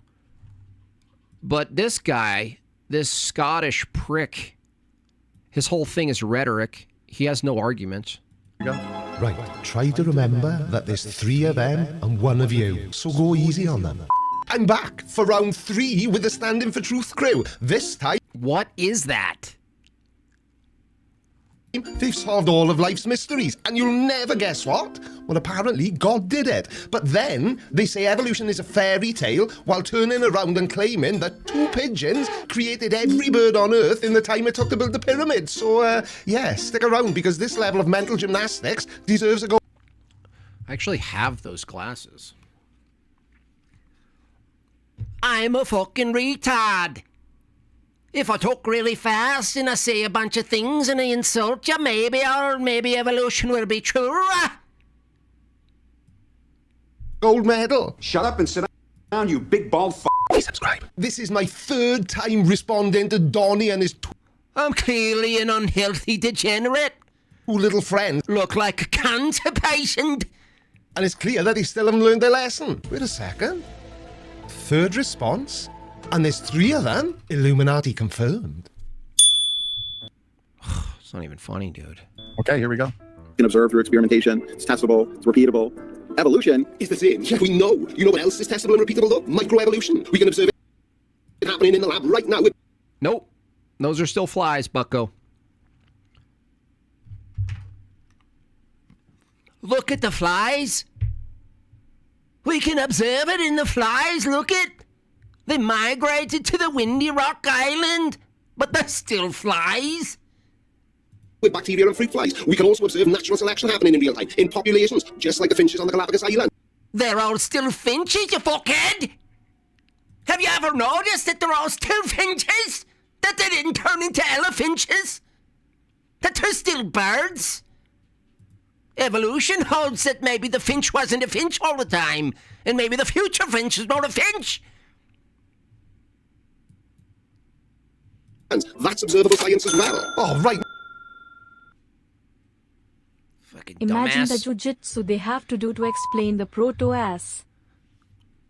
No messing about today, we're getting straight into it then, and that suits me just fine, and that's why you've managed to keep your response to my response to your response to my response to your response to my response to Kent Hovind. Not a doctor. Just a gnat's poob over 12 minutes. I like it. Come on then, what have you got for me today? Microevolutionary variations in the biological world. Bacteria, fruit flies, finches. Are those the types of changes, Ben, that are going to take bacteria-like organisms to biologists, goo to you, fish to fishermen, germs to geniuses? Are these adaptations, these micro changes, do they equate large-scale evolution? Well, we already know Better mask wipe your monitor. the Ben's getting it wrong. His bias won't allow him to answer honestly. And as far as microevolution being observable, it is. And a great example is the... Oh, it just is. Wow, great claim. Great claim. Oh, as far as evolution being observed, it just is, and that's it. Wow, we've got a top-level thinker. Italian wall lizard. Now, in 1971, scientists moved 5 pairs of these lizards to a new island. And in just a few decades, the lizards developed... Budinsky, dare I say a nose? I don't think so. I think maybe a pole. a brand new heart valve that would help them digest plants.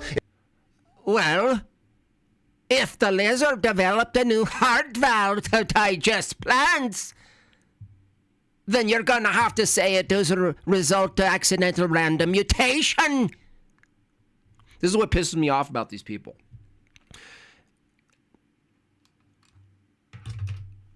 Even if it's accurate that this lizard being transported over the course of 40, 70 years to a new island developed, in their view, developed some new aspect to their heart for their adaptability to their environment, that still doesn't, even if we granted that, that still doesn't tell me that it's consistent with the evolutionary view.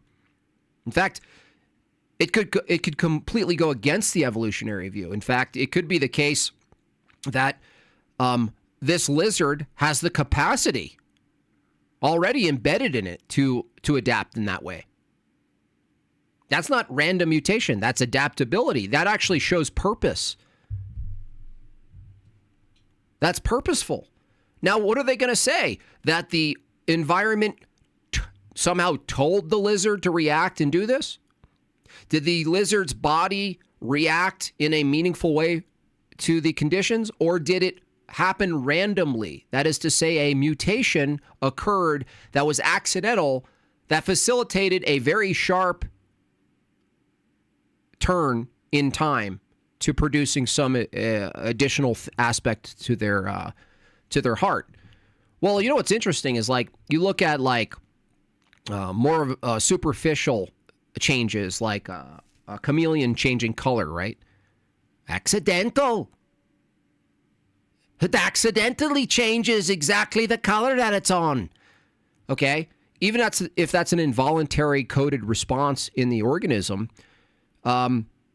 if that could change superficially that quickly, and something like the heart or some aspect of the heart that's pre-coded to be able to do that, why is it the case that if it could do that, suddenly the worldview of evolution is true? It's not. I think this goes actually against evolution, because it assumes that the lizard itself, in that short span of time, right? That's not consistent with the kind of mathematical thing, extrapolations you guys have that take millions of years, right? There goes your whole time theory. You know what I mean? This goes against their entire time theory, if that was true. If anything, rapid speciation proves how animals diversified after getting off the ark, but they don't want to go there, no. Yeah, and the fact that they could have a reaction, a baked-in response to the external world. It was a fast change. They're still lizards. They didn't grow wings or start a podcast. Yeah, that's our point, dummy. Your view is that if with enough of those changes, they will eventually split off and not be lizards, that there would be, not those things though, not that population. Whatever deviation from that will send them into a future where they're no longer a lizard, right? Where it's a new thing altogether. That's your claim, not ours. No, because they don't create information. But they do create new heart valves, it would seem. And if that's not new information, then what the hell is? Now, when a cell doubles a gene, the organism keeps the original for, like, daily use, while the spare new gene... What's use? See what I'm saying? They grant themselves use. You fucking Scottish dummy. It uses its tools. Accidental tools. It grew a hammer. An accidental hammer that it uses. It just uses stuff until it no longer needs it. ...is free to mutate into something completely new. That's how fish invented antifreeze proteins. And oh gosh. Oh gosh. Really? Oh my gosh. The antifreeze proteins in the fish, by the way, some of them completely separate from each other geographically, develop the accidental capability of antifreeze. Accidental antifreeze. And how humans gain... He's Welsh, okay. ...the extra colour receptors to see red. Which sometimes I wish we hadn't. Saying this isn't new information is like saying you can't write a new book because you're just going to use the same old alphabet. The micro-macro distinction is really outdated. Creationists did used to use that distinction. I'm not a big fan of that either, yeah. Well, because then evolutionists just play games anyways. They say, well, the definition of macroevolution is change at or above the species level. So what you're saying then is that you don't talk about micro or macro evolution anymore because you've not been able to find a way to make it support your preconceived ideas about the age of the Earth. Is that about it? But no, that's not it, you demon. You freak show. You circus midget. That's not what he said. Donnie, you lying demon scrotum. This dude is like what's left on a demon's underwear if a demon got a wedgie.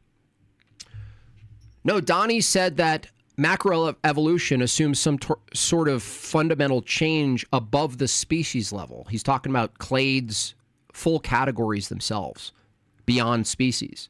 A species needs a category. You have to say the species, oh, this type of species of X, the category. Okay? You just completely avoided what he just said, and you did it deliberately because you guys suck.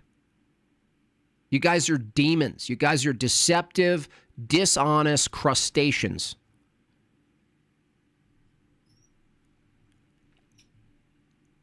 Total dodge.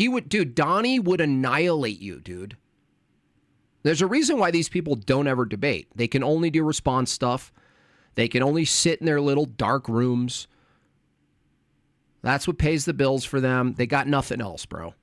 But you're still upset because scientists define macroevolution as a change at or above the species level. You can call it playing games as much as you want, but in reality, it's called using definitions. Yeah. So did you hear that, guys? The scientific justification for macroevolution, the idea that the macro category itself is what changes, not just what changes within the category. That's just definitional. So it's true because they define it to be the case, just like the trans philosophy. It's wild. There's something extra pathetic about doing this kind of meticulous edited response, making it feel like a back and forth. Yeah, that's why I debate in the end. I'm like, okay, well, let's set it up. Yeah, the real issue with evolutionary theory is that you can't make it work with a 6,000-year-old Earth? Yeah, we know. Or is it because... No, he doesn't have to impose his creation ideology to undermine the evolutionary one. He doesn't have to. It perfectly lines up with everything I say in my responses to your responses to... No, I'm not doing that again. So, genetic information where... I rescued a feral cat a few months ago and changed its environment from outdoors to indoors. She adapted by growing fat from being lazy. Evolution proven. There you go. Jim Bob. Done. No extra heart valves. I took the L. I'll keep you updated. Yeah, thank you. Yeah, the analytical truth of evolution. Definitionally true. Where does it come from? And he mentioned natural selection and the Darwin's finches. I mean, there's been lots of work done on Darwin's finches. There's a couple who spent decades of their professional lives documenting. Oh, here comes Reclaimer with his materialism. The mind is an emergent property. Emergent property. of the brain. Minds are what brains do. Really? Minds are what brains do? Okay, what is the doing? What's the action of a mind then? Right? Because if I say shitting is what bears do, I could at least point to the shitting. If I could say flying is what birds do, I can point to flying. What is it is that's happening that you're calling minds as a verb? I'm just minding here. I'm minding. Are you minding? What's up? What are you doing? What's happening, though? You have no referent, dude. What are you even gibberating about, dude?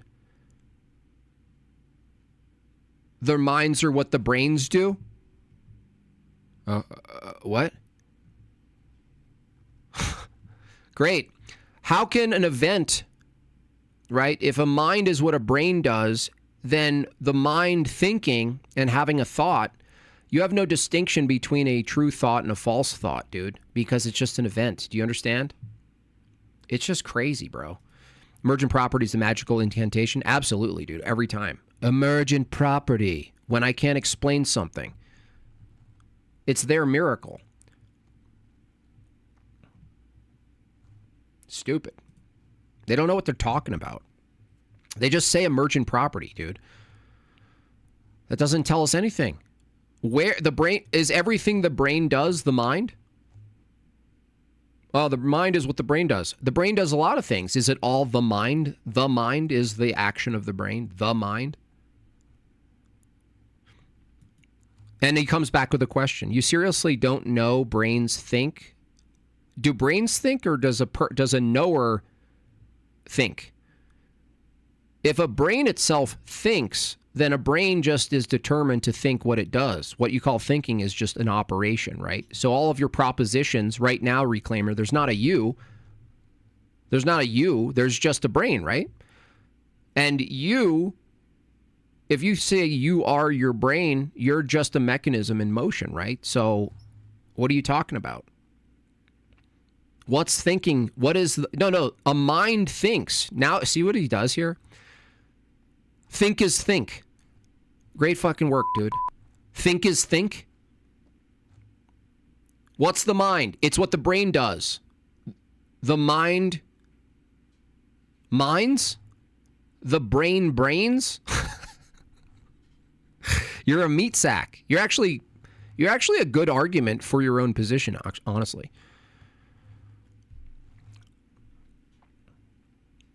You seriously don't know what's knowing? Is that an action? Is knowing an action? You seriously don't know that brains think? Is knowing an action?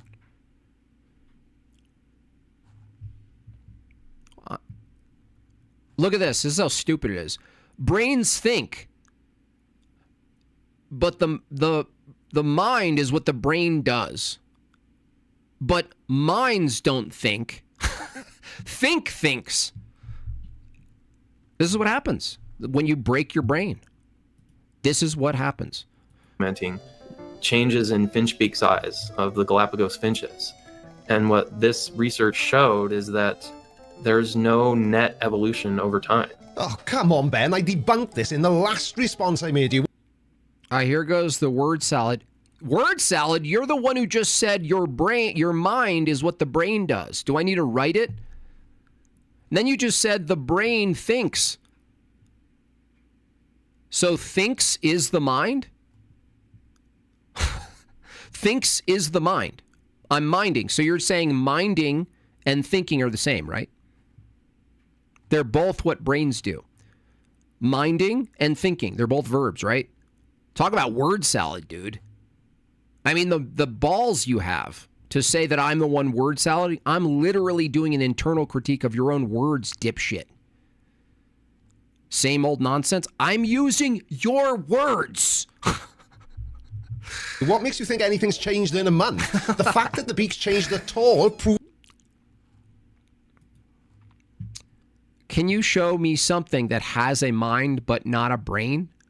You didn't tell me what a mind is.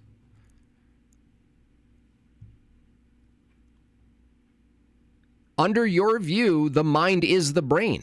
So what are you saying? You're making a distinction without a difference. Show me something that has a mind but not a brain.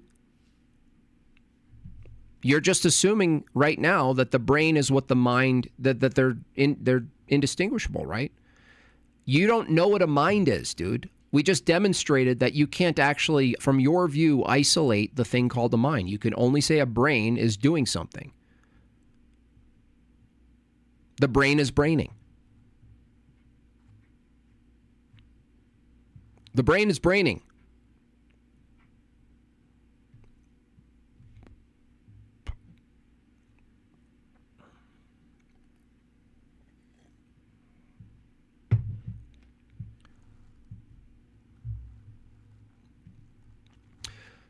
You can't ask the question if I don't know what you mean by mind. You see what I'm saying? You can't ask someone a question and I don't like someone just asked who was it? Jesse Lee Peterson asked this dude if racism exists, and the guy goes, "What do you mean? I need you to define racism for me." I'm doing the same thing. We don't have the same paradigms, dude. We don't have the same metaphysics. You're asking me a question that assumes your own materialism. I'm questioning your materialism. And you're like, yeah, but show me that answer my materialist question. You're so low tier, dude. It's pathetic. It's actually sad. Proves that natural selection acts on existing variety to keep the population alive. It's simple. When you ask someone a question, show me a mind independent of a brain, you have to tell me what you mean by mind. If you just say, the mind is just the brain in action, that actually still doesn't tell me what a mind is, because that assumes that everything the brain does as an action is the mind, which is just saying the mind. Like if I said, there's the car, and you say, what's the car? What's driving? The driving is what the car does. Okay, that makes sense because I could look at what driving is and I can see that the car is doing it. You can't do that for the mind. You can't do that. You're literally describing evolution in action, but complaining that the birds didn't turn into fighter jets. The finch beak sizes vary back and forth based on wet versus dry seasons. Right, okay. Well, epigenetics may be how Darwin's finch is rapidly... And by the way, I could necessitate a mind necessary without brains, with an argument. Change their beak size and shape in response to sudden environment. I've done it many times, and you know what happens every time? You guys run. When I run the conceptual argument for logic, truth, state of affairs, identity, the necessity of identity existing before a human brain, it necessitates a mind. Mental changes, things like drought or humans. He literally said the mind is the brain in action. You know what? You know what he should see? You know what he should see? He should see my Matt Dillahunty exchange, because he's literally the embodiment of it right now. This is what it takes. This is what it takes.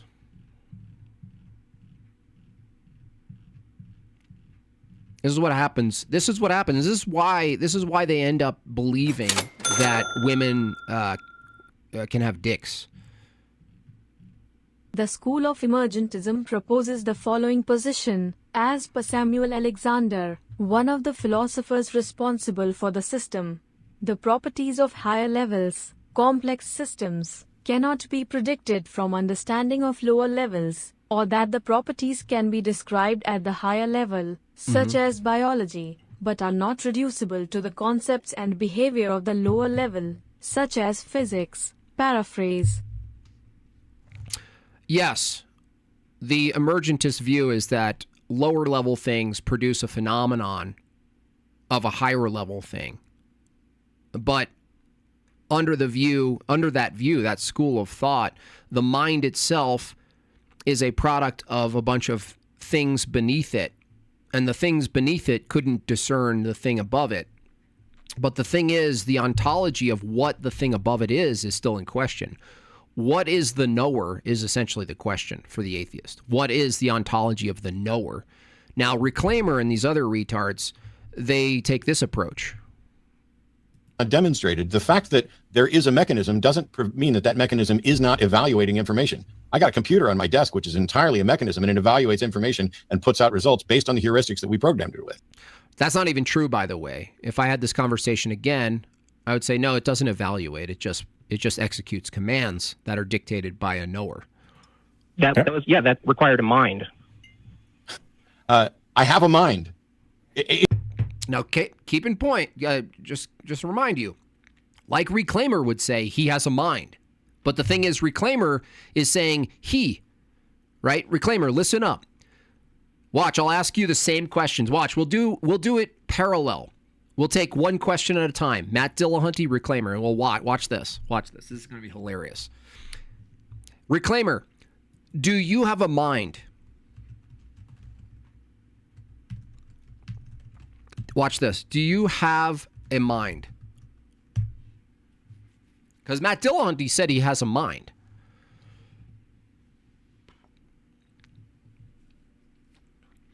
Do you have a mind?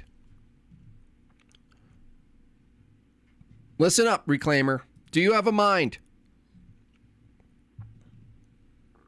He should just skip and say no. Yes, I have a mind. Okay. If you have a mind, is there an entity that possesses the mind that's not identical to the mind? Ruh-roh. The statement, I have a mind, means there's something a mind is, and then there's a being that possesses it. Ruh-roh. All right, moving along. Is your real question?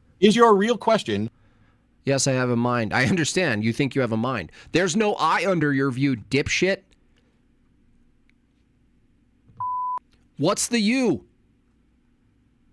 What's the you that possesses the mind? I have a mind. Look, I have a cup. I have a cup. You don't have a you. How could a mind arise in a purely mechanical, naturalistic universe? Is that your real question? Actually, close. I guess it would be, what is a mind in a purely naturalistic reality? What is a mind in a purely naturalistic environment? Reclaimer said the same thing as Matt Dillahunty. Watch. My mind is what my brain does. Same thing as Reclaimer. My mind is what my brain does. Now watch this. So your mind is not identical to the brain. A mind is. Why is it that when I give you an answer, JD? Stop crying. I'm clarifying. Did you just say stop crying? That's right. No, you said he's clarifying. Okay, I'm asking you a question, JD. Why is it that when I give you an answer, you have to try to frame it in a different way? I just said... It's called a clarification, you butt diddler. My mind is what my brain does. My mind is what my brain does. So a mind is an act. See what I'm saying? My mind, and a mind, is what my brain does. There's three identities there. My mind is what my brain does. Action. No. See, watch what he says. Watch this. Watch him go backpedal here. No. Watch. Ready? So a mind is an action. A mind is an action, right? He just said my mind is what my brain does. Just like Reclaimer, right? A mind is an action? No. He says no. You just said it does. Doing is action. Yeah, but okay. A mind is an emergent property of my brain. That doesn't make it an action. It makes it an emergent collection of actions. Okay, a mind is an emergent property of the brain. Does that mean a mind is physical, distinct from the brain, or... The mind doesn't exist. The mind cannot... The mind doesn't exist. They have to say this. It's like saying, like, your brain is... it's like the analogy would be your brain is the intestines, and digestion is you thinking. Digestion is you thinking, the process of pushing shit through your intestines. Now, this is true for atheists.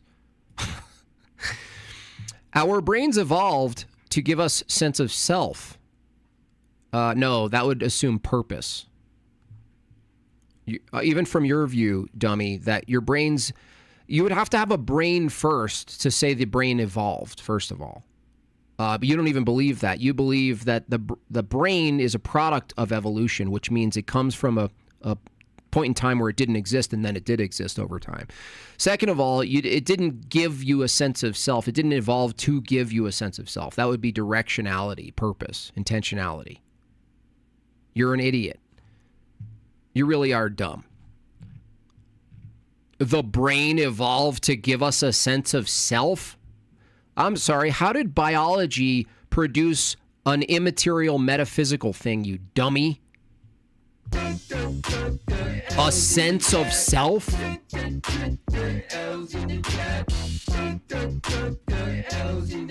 It's just unbelievable, man.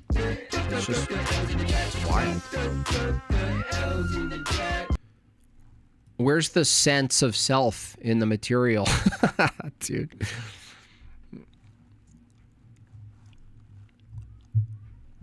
It's like saying, like, the hands evolved to give us a sense of property ownership.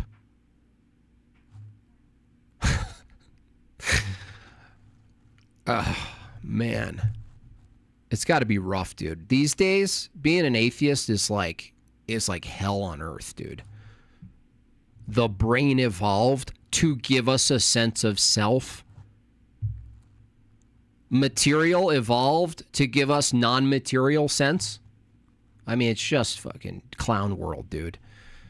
Absolute clown world. An animation like The Matrix, but with Calvinists. Agent Smith possesses people to random good deeds quickly. Yeah, I'm actually on that. I actually might make my next call-in show for skeptics, making fun of other theists. I got to include that.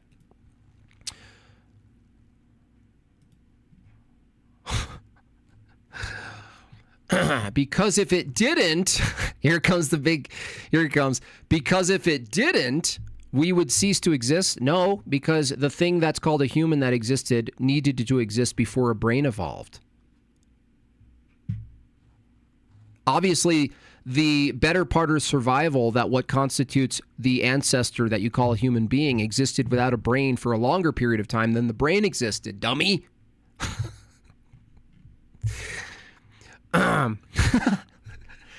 We needed a brain to exist, to have a sense of self. Otherwise, if we couldn't rationalize our existence, we would fail to survive. I'm sorry. Do you see other creatures that don't rationalize their own existence and they survive just fine? I hope you're young. Lord have mercy. I hope you're young. Did you know that a cockroach, from your view, survived a long period of time? Do you know that what is it, a horseshoe crab? You think the horseshoe crab has a sense of self? Oh, things have been tough for me. I'm having an existential crisis. What are you talking about? Most of life is not rational thinking beings. They're not thinking about their own existence, dude. Most of life is that. Most of the organic life. You're insane. You don't even know what you think, dude. This is the product of public education removing a paradigm in which we learn about the world. I mean, at least early science, right? The explosion of science was at least led with a paradigm of a creator to understand the world, to properly categorize what we're looking at. But when you remove that, you get this guy, Reclaimer. I mean, it's just this view, like, you see how mangled the worldview is. It's really bad. It's a bad, incoherent, and crazy worldview. You don't even, look, dude, Reclaimer, you actually don't even know what you believe. That's what's so crazy. You don't even know what you believe. You don't even know. You're like stuck. Like, you don't want to be a dumb theist. You don't want this. You don't want that. So you're going to go to the base level empiricism. And this is what happens. You don't even have categories, dude. I'm being a bad faith person. I knew better than to come on here. Oh, you're such a Why don't you change your diaper, dude? Steelman, I just took your own words, dude. I just told you your own words. You said The brain evolved to get a sense of self. You said without the brain and having a sense of self, we wouldn't survive. I just pointed to all the other biological creatures that do that without the human brain. You're shit deep in your own bad philosophy, and now you're coping and crying about it like a little bitch. You're being mean now because I said stupid things. No, you come in hot in my comments, and I get aggressive with you back on your own dipshittery, and now you're crying? You're bad faith. I'm literally telling you your own views. I didn't add anything, dummy.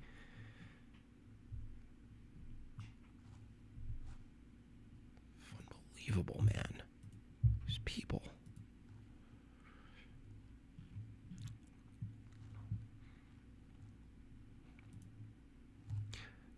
Yeah, do plants have a sense of self? Yeah, he's a gaslighter. These people suck, dude. They're in their own hell, by the way. You don't have to sentence them. They're in their own mental hellscape. Subjectivism, relativism, materialism, physicalism. Their only sense of identity is countering theism. They don't even know why they're here. Reclaimer has no idea why he's even here. He has no idea why he's here.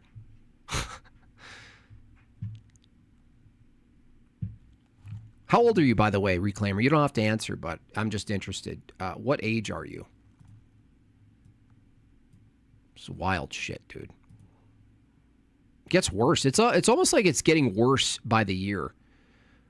The product of materialism, physicalism, evolution, progressivism, atheism that's had on our civilization, it's getting worse. The symptoms are just getting worse and worse and worse.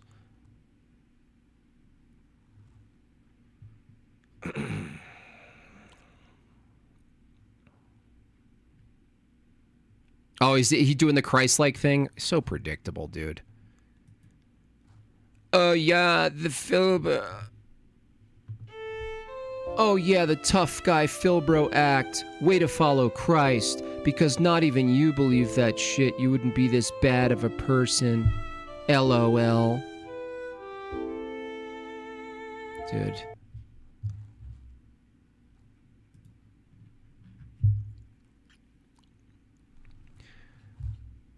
Unbelievable.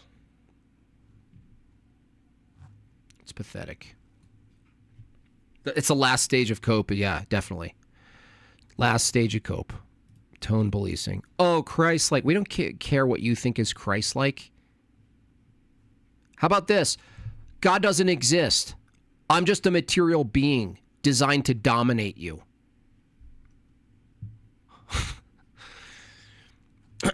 Wouldn't evolution make life possible on every planet? I never understood how they could say we need to be in like a Goldilocks zone for life to become. Well, I kind of take it further than that. Thank you for that $20. Appreciate that, Corey. I actually take it further. I ask the atheist materialist why they need a progress toward life to begin with. Why can't they just say, if they say the universe is eternally uncreated, why can't they just say life has always existed in some fundamental way? It just always has.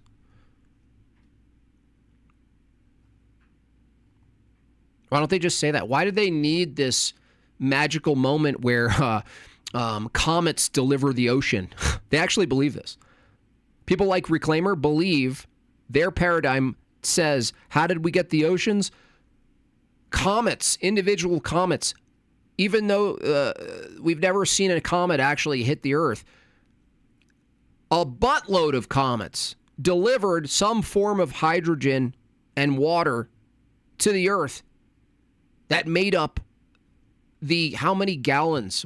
Do we even know how many gallons of water the oceans are?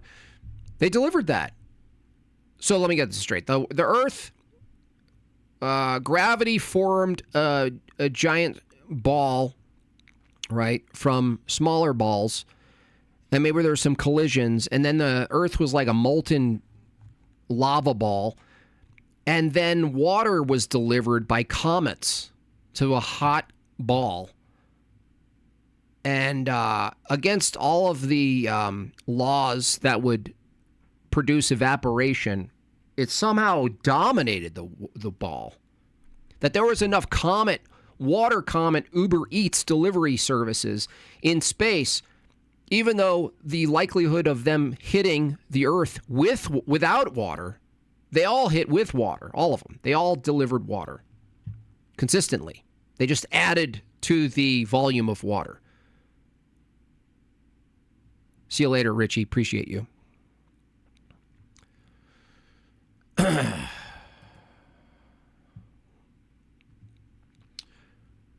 That's what they believe. And it's like, they need this story of how this all comes together. And like the previous comment said, they have to come up with the perfect situation mathematically for life to arise, even though they don't know what life arising means. They don't know what it means. Now you're talking. That's the smartest thing. What did I say? Dude, you're so beneath the level of my chat. You're so beneath it. Like, you're not even at like training wheels level to be in this chat.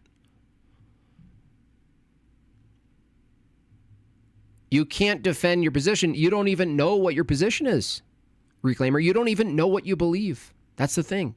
That's what's so sad. You don't even know what you believe. You just don't even know what it is. You don't know what you're defending. You don't know what it is you stand for. You don't know your philosophy. You don't know your epistemology. You don't know anything. You don't know why you're here. You don't know your purpose. You're a lost little man.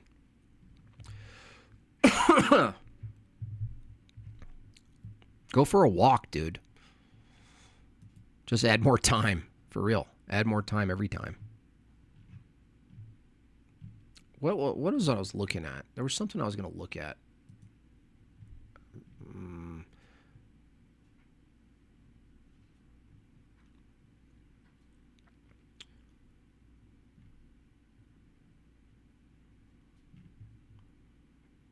What was it? Who was something happened recently. I'm not really covering all the like the riots and stuff and the craziness. Everyone's doing that.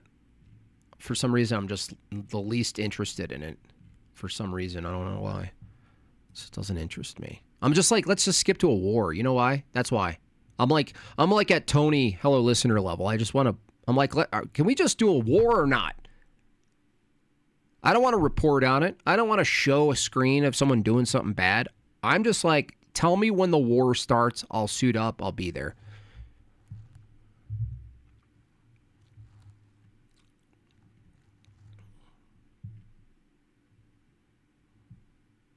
You don't know what you believe.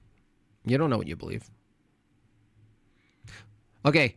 Hey, Reclaimer, is there any purpose to your brain?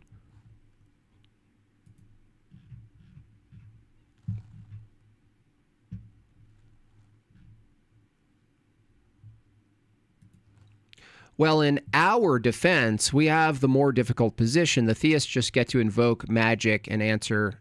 Well, no, you guys have your own magic. Don't pretend you don't have your own magic. A bunch of comets somehow having saturated themselves with water, landing and delivering water to the Earth to the level where it covers the entire Earth. That's magical under your view. The problem with you, Reclaimer, is that you still don't understand how different paradigms interact. We don't hold a materialistic view. You also don't. You're just forgetting inconsistent. the possibilities are limitless. All right. Limitless, I tell you. And yes, my pet squirrel became a penis. That's right. That's right. So the thing is, what constitutes magic from your view is not the same, right? From your view, anything that can't be explained by the laws of physics is magic, right? Here, let's stick with that. Reclaimer, is it true that anything definitionally that can't be explained by the laws of physics? And I'm not talking about not yet. I'm not talking about we have limited knowledge. I'm saying if there was something that couldn't be explained by the laws of physics, you would say that would be miraculous. That would be magic, right? It would be something beyond nature, right? Definitionally. Where did all the water comets go? Why did they stop visiting us? Texas could really use some water these days. For real. Fucking bigoted comets. Bigoted comets.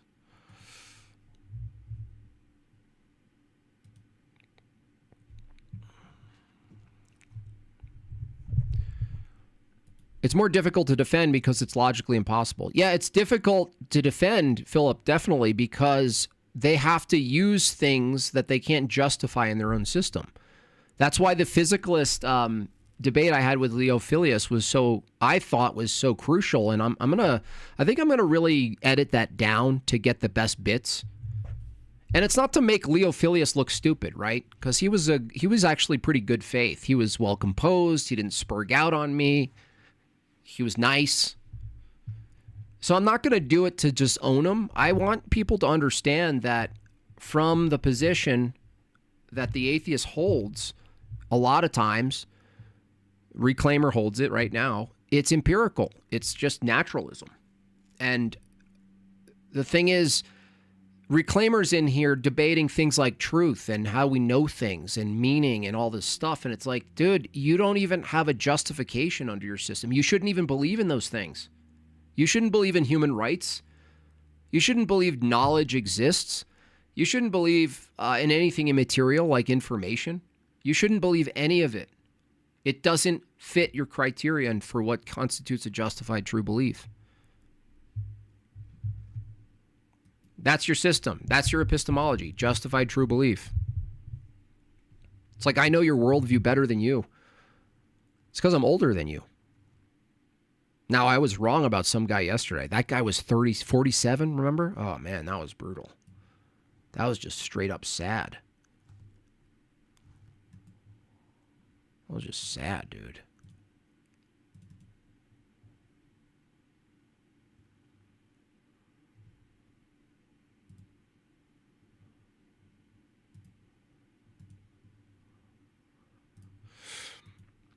Reclaimer, Sky Daddy uses magic to create minds. Also, my mind comes from bones molded to meaty vessels.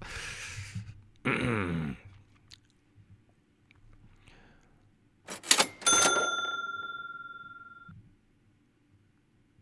man in the Chinese room doesn't know anything, but he does poop in there.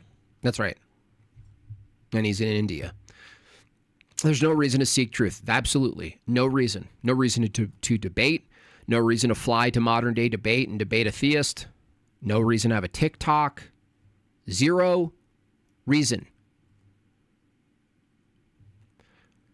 And the atheist always tells us, the Christian, that we have no reason to believe in God. And we say, you have no reason to believe in reason. They say, you have no reason for God. We say, you have no God for reason. They say, you're playing word games. Atheism is believing in a God just via science and logic, just like Mormons think prophets are schizophrenics who got lost in camp. That's funny.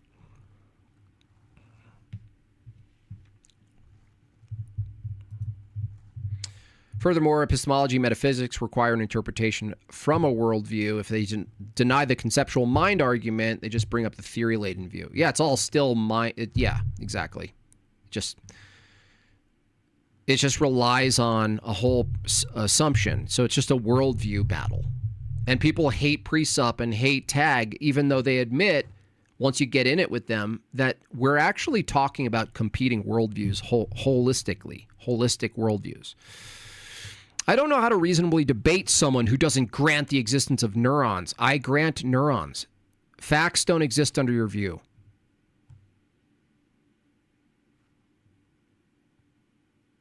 Hey, watch this, Reclaimer. Do facts exist?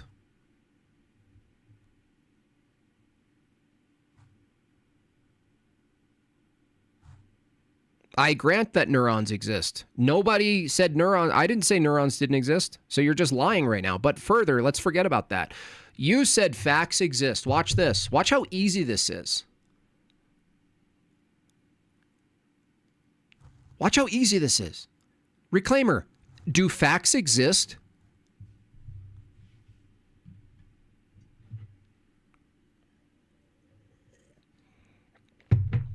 Come on, little guy. Do facts exist?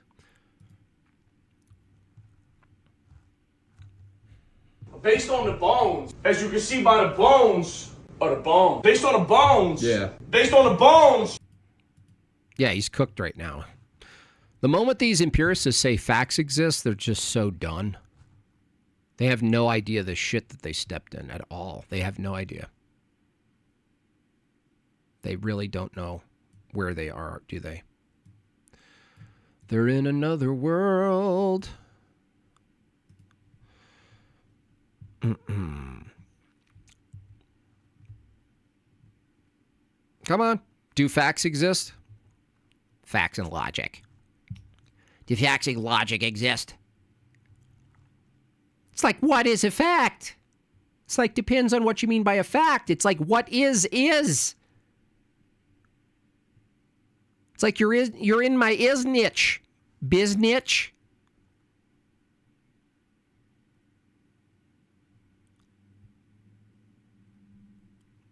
Thank you so much, Red Fox. 14 minutes to left on this goal, y'all. Appreciate your rigor, your vigor and rigor. Did he answer? Do facts exist? He can't even answer that. Divine command was acknowledged as a major framework in normative ethics. In my course yesterday, BSU has an East Ortho subdeacon on the philosophy staff. Very happy to see that. That's cool. That's really cool. Yeah, at my parish, there's a guy, he's on the council, and he's like a major teacher at one of the public pseudo-Christian schools, which was cool.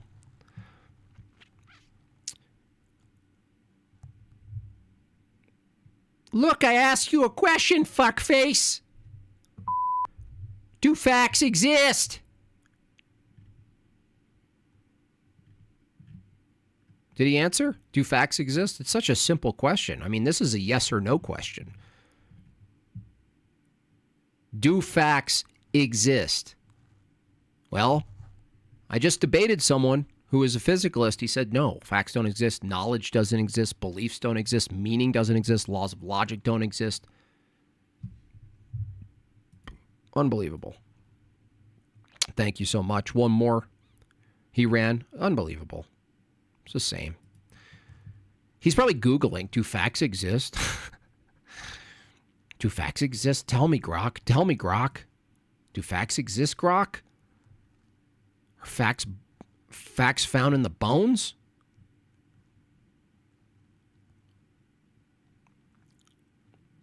Before I answer, please define a fact. You're the one who used fact, dude. You can define it however you want. Your game, bro.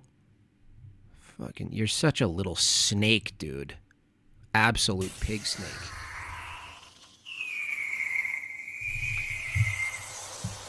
Even though I'm the one who used the term facts, you said, yeah, I deny basic facts. You said I deny neurons and facts, right? That was your words, right? Being that you're the one who said facts, I'm going to go ahead and give you your definition, however you want it. You here, define it in the chat if you want. Define facts. Want me to do? Why don't we pull up a look, dude? If you want to play this game, let's play a game. You want to do this? Fact definition. A thing that is known or proved to be true. Does that work for you? Does that work for you? No? Yes? Do we need to put it up for you? Okay, here we go. You want this? You want to do it this way? Update. My cat is still fat. She dropped a mad load but still no extra heart valves. Does this exist?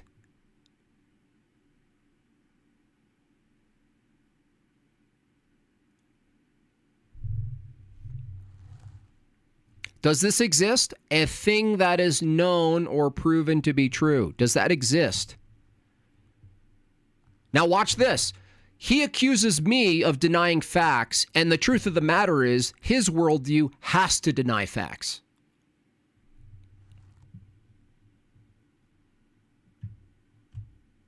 That's what's so ironic. You deny facts. You actually deny facts exist. Do you deny facts? I can't believe these Christians. They deny basic facts. Oh, I'm sorry. Don't you only believe in things that can be empirically verified? Did you ever step in a fact? No? Oh, you believe in facts? Huh, that's so weird.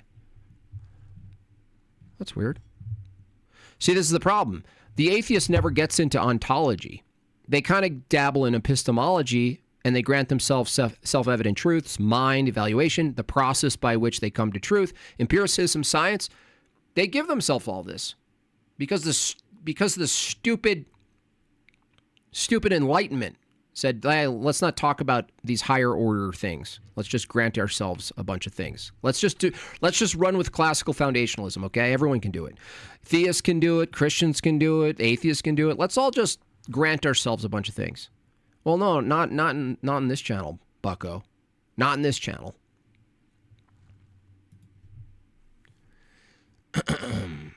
Any estimate when you can get the new Skeptics on Facts shorts?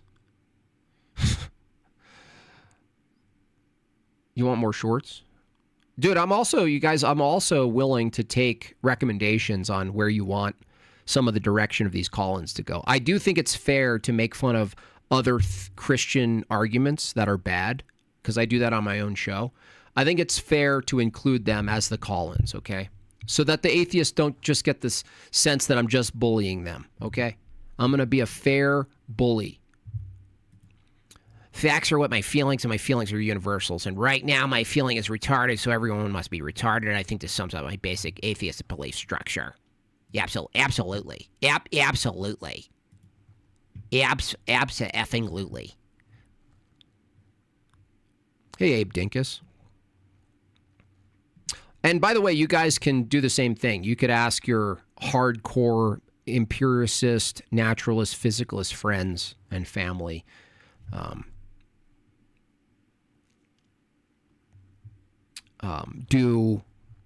Does information exist?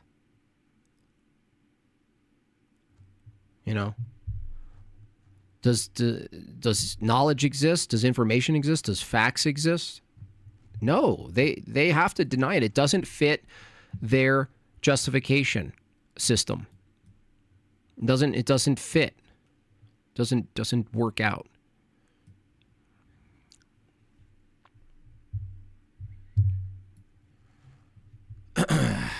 Scoffs at miracles in the Bible. Also, life emerged from lightning and mud, and millions of accidents happened to correct order of millions of years. Yeah. Insanity. Like, evolution is hitting the lottery every second. Every successive second. That's what evolution is. In every part of the Earth. Anywhere there's biology, every time there's a movement toward functionality is hitting the lottery over and over again. So, dude, you still didn't answer my question? Why are you answering other people's questions in the chat? I thought I asked you a question. Now, maybe I didn't see it, so, apologies if that's the case, but I would really like you to answer my question. Can you do that for me? Do facts exist?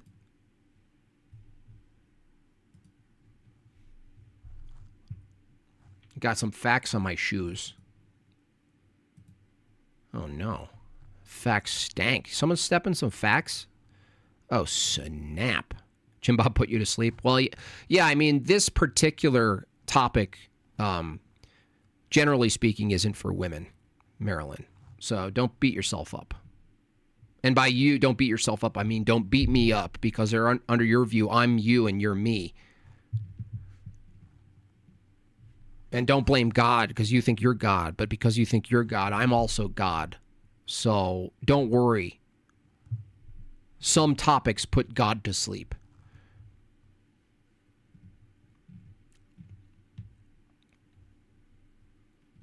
We Jay and I we scheduled our next movie review. We're gonna do The Killer by what is it, Michael Fassbender and those guys, David Fincher, and the something under Silver Lake, which is like conspiracy theorist stuff.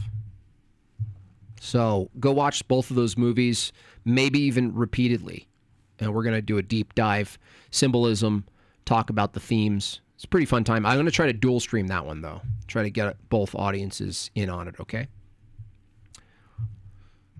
Did he respond? Anybody? Did he respond? He said that facts do exist in his worldview. Okay, cool. In what way do facts exist? Where is a fact? Where does it exist? Where does a fact exist? Because facts need to be universal, right? Facts are universally true regardless of individual brains, right? So where, in your worldview, how do you actually justify that a fact exists if under your worldview it needs to be material? Oh, Facebook Shorts. I got booted from my Facebook. I have access to it. For some reason, I got a new phone.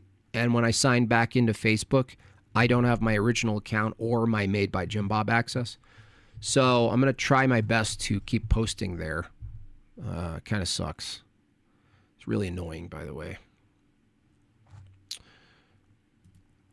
So this is where you get the reclaimer types. They say facts exist. I did this with Peterson. He couldn't tell you where facts exist. There's no justification. There's no ontology for facts. Facts are miraculous. Can you say the movies one more time? Yeah, The Killer, recent David Fincher movie, and what was the other one? Under the Silver Lake.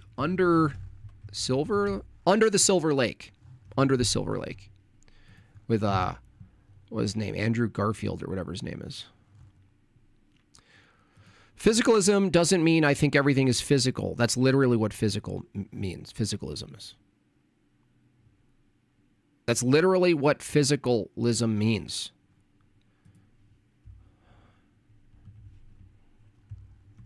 So you're going to just you're going to make proprietary definitions? Forget it. Okay. Whatever your personal ideas, physicalism, the philosophical view that everything that exists is physical. Oh, man. I just hate you so much. I hate you so much. I didn't ask, in the sense I'm asking where, not a location, but it kind of does mean there's a location, because if something exists and it's physical, if it's physical, it needs a location. That's what would be combined with physical. There would be a location for it. So if you don't like the phrase location, tell me what is a fact made of? What is a fact made of? If you don't like the question because you're a slippery little pig snake, I'll just rephrase it. If you think facts exist in the world and you believe they exist, what is a fact made of? You little slithery snake. It's just, they're all the same. All of these people are the same. They're in like a zombie state of avoidance. Instead of like walking like a zombie and like biting people, they're like, no, can't answer.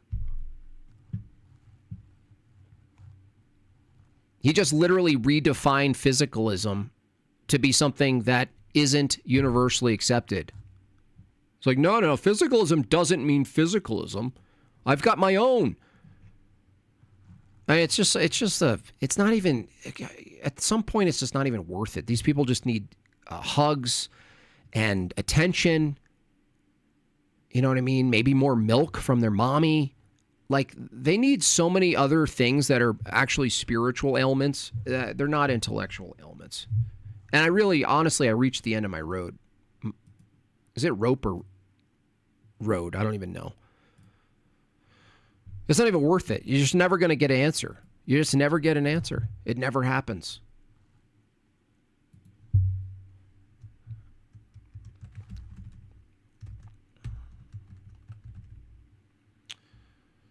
You just never get it. Never gonna get it, never gonna get it, never gonna get it, never gonna get it.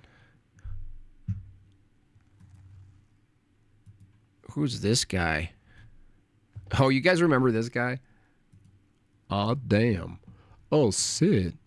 Oh, my goodness. Is a person who knows they do stuff that makes other people not want to be nice to them. And you want that person to be handcuffed. Listen, James Unworthy.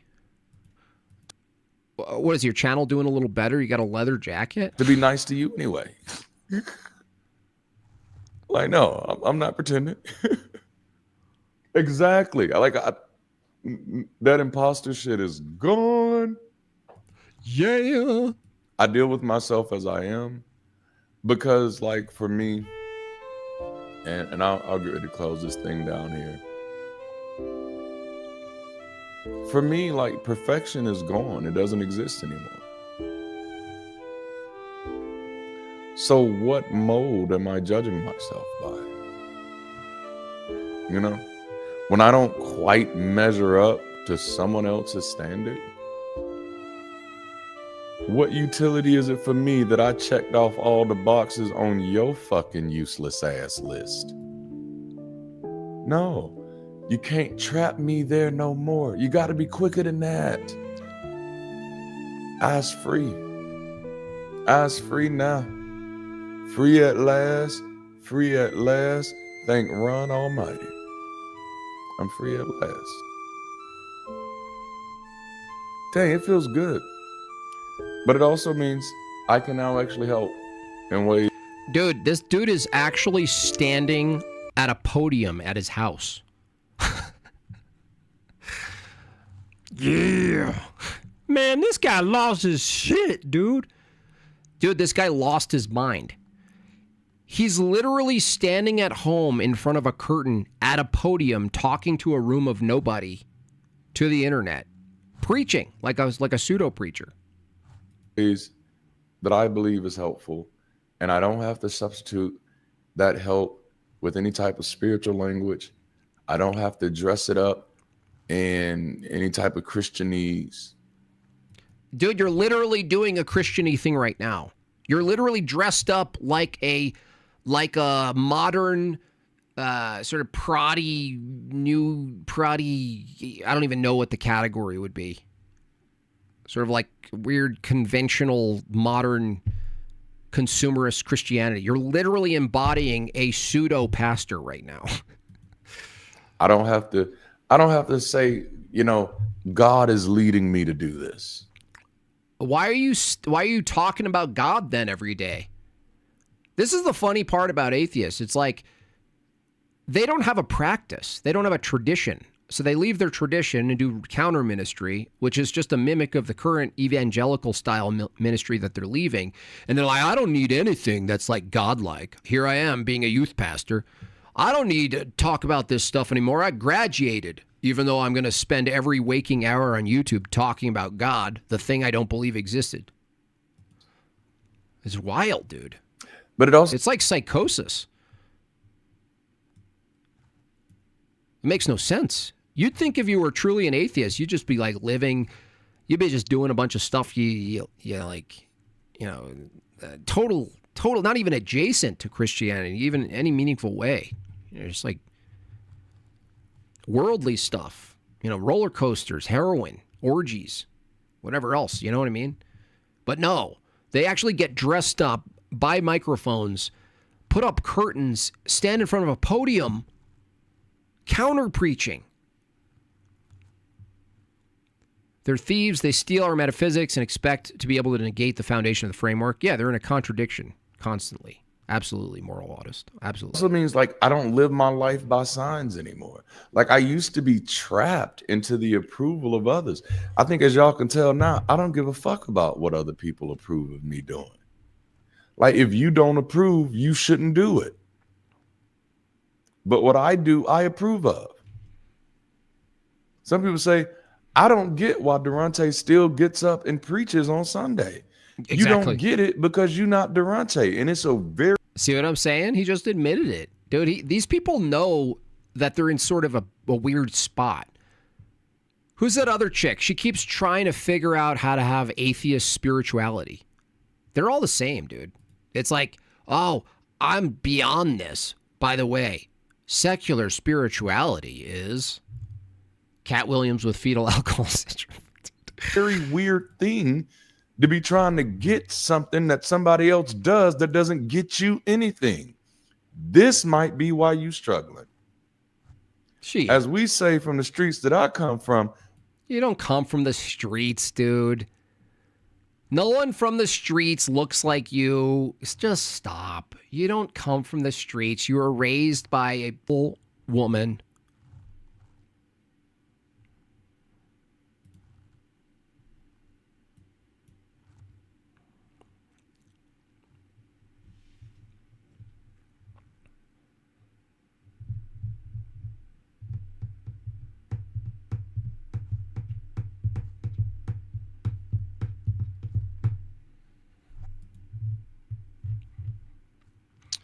He said he came from the streets. Almighty. I'm free at last. Attention. Come on now. I used to be trapped into the approval of others. I think as y'all can tell now, I don't give a fuck about what other people approve of me doing. You clearly care about how you look, dude. Like, if you don't approve, you shouldn't do it. But what I do, I approve of. Some people say, I don't get why Durante still gets up and preaches on Sunday. You don't get it because you're not Durante. And it's a very weird... You know what actually freaks me out? He might actually have a room of people. Weird thing to be trying to get... Yeah, he comes from the streets of Bel Air. Something that somebody else does that doesn't get you anything. This might be why you're struggling. As we say, amen, honey, from the streets that I come from, pay attention. What, the streets you come from? Burbank? What's the hard streets of Pasadena, dude? Nope, dude, you're not fooling anybody.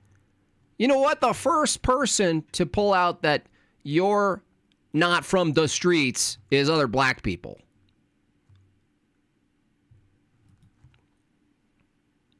Come on now. His dog, I no longer had to understand how so many Christians, man, like, no, right? You don't even have to try to understand. You know why. You get it. You be like, nah, I get it now. Man, it was a huge relief for me. All I hear is me. Oh, dude, it's always the same. It really is. It is. It's like, that's what it is, dude. It's just me, I. And guess what? Where he left, those churches, those little churches that these people go to, that they leave, and they're justified in leaving. They don't have all the best reasons, but they leave, and they are the same. It's just me. It's just a new me church. It's always been the church of me, just a different. It's like me without God. You know, and that's why they leave. They're like, wait a second. If these modern lowercase heterodox churches are all about you, and all they're really selling you is self-help about you, there's a whole market of self-help, you. Why do I need that? If that's the church, I don't need the church. You got Jordan Peterson, you got self-help gurus, you got, 10-day retreats, you got workshops, you got multi-level marketing. I mean, you're set. You don't need that. In fact, you can hell, dog. You could start your own damn church right here. Durante Lamar, Reading Rainbow for Atheists. Why not? Do we blame them? No. It's like, yeah. You never really left. You never really left the church of me. And not only a relief, yeah. It was a lesson. Oh, damn. And it's a lesson. Oh, snap. That I hope more. It's so incoherent too. Like, who's that one chick? Secular spirituality. this chick who's this chick, this chick. This chick is wild. Britt Hartley. Same thing. This chick is wild. They just want the Christian model without the obligation and the structure. Atheist Be Spiritual. Hi, my name is Britt Hartley. I'm an atheist spiritual director. I'm here with Pepperoni today. And right off the bat, just that title, atheist spiritual director, confuses people because if you're atheist spiritual director, dude, you're directing something your own epistemology denies the existence of. Atheist, then you'll probably say, why are you advocating for spirituality? Isn't that like the supernatural and spirit? And then religious people get mad because how can you be spiritual and be an atheist? But I stand by it. I have a master's degree, almost Oh, well, that solves the problem. doctorate in theology, and I lost my faith in God in theology school while seeking God, which is very common. The more you actually read the Bible, the less you actually believe that it comes from God, because it gets very human and very messy rather quickly. But I had also spent decades now studying religion, philosophy, and theology, trying to gather tools for the good life. The good life doesn't exist under atheism. Doesn't exist, lady. These people are mentally and spiritually unwell. It's like the West has been taken over by the insane people in the asylum. Really, it really is. One flew over the cuckoo's nest. It's wild. Reclaimer about to fall in love. Poor Reclaimer. I mean, oof. Poor guy. Nothing to lean on. Nothing to lean on. The Bible destroyed my faith. Here, let's look at Myth Vision's cope with 2 years later. 2 years later, he's coping about Jay Dyer. I can't believe it. What is it? Is it this one? Wait, is it this? No, it's his other channel. What's his other channel? Myth Vision Reacts or something? That really hurt him. Myth Vision Reacts. That really had to hurt his little fifis, because he's still talking about it, dude. Where is it? Anyway, can anyone find that for me? It was a recent thing he did. Where is it?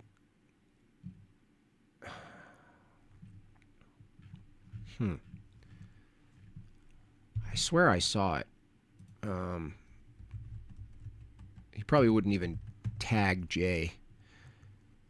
The time I got cooked 2 days ago. Okay, here we go. Oh, this guy. This poor guy. This guy. This should be real good. Derek L. Look, what a perfect freeze frame. That L is... The thing I'm really looking at is that L. Welcome back to Myth Vision. Today we're going to be talking about the one live stream where I apparently got cooked, fried, roasted, and grilled by the internet's orthodox presuppositional philosopher, Jay Dyer. Yes, the comment section on their videos, and he's posted several since the initial engagement, turned into a Christian 4th of July. I've never had more believers input, Derek got cooked, in all caps, and honestly, I do get it. They even show up on my videos, in my comment sections, on a regular because they can't deal with the content I'm engaged in. They keep going back to this example. But it says the guy who 2 full years later, making a video. Let me explain how this happened and why it doesn't mean what they... This is such a cope, dude. What they think it means. So first, context. Where's my cope? Literally, I was already 4 hours into a live stream. My brain was fried, my stomach was empty, and two guys were hounding me with a series of bizarre philosophical questions, but also other really strange questions that I don't even want to say on YouTube, that it was just an odd conversation if you haven't seen it. I even messaged the host, Jim Bob, privately on StreamYard around 2 hours and in the middle of this, and I was saying like, hey man, I'm hungry. Could you give me a respectful exit? I'd like to go eat. But apparently Jim Bob had activated host mode, ignore all exit requests. He wasn't paying attention because he kept running his own script like nothing happened. Oh my gosh, dude. Oh gosh. Oh my gosh. Oh, that's a perfect freeze frame. Isn't that perfect?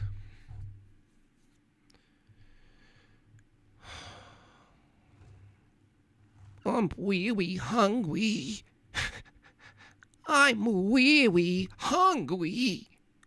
I'm hungry. My tumbling.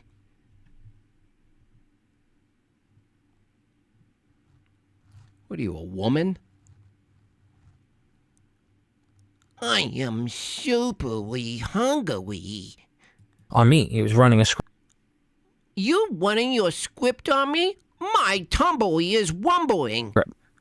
Neil was just chilling, watching this all unfold. I'm not even sure if he was literally paying attention or if he was watching his phone at this point. Like, it was 4 hours in. He's probably just looking down at his phone. I can't recall. So I'm tired. I want food. My widow tummy wummy. Dude, have your woman bring you food like the rest of us do. Text your wife. Give me a chicken nugget. What a cop-out, dude. You're such a loser. Loser! Loser! Oh, my tumbly is wumbling.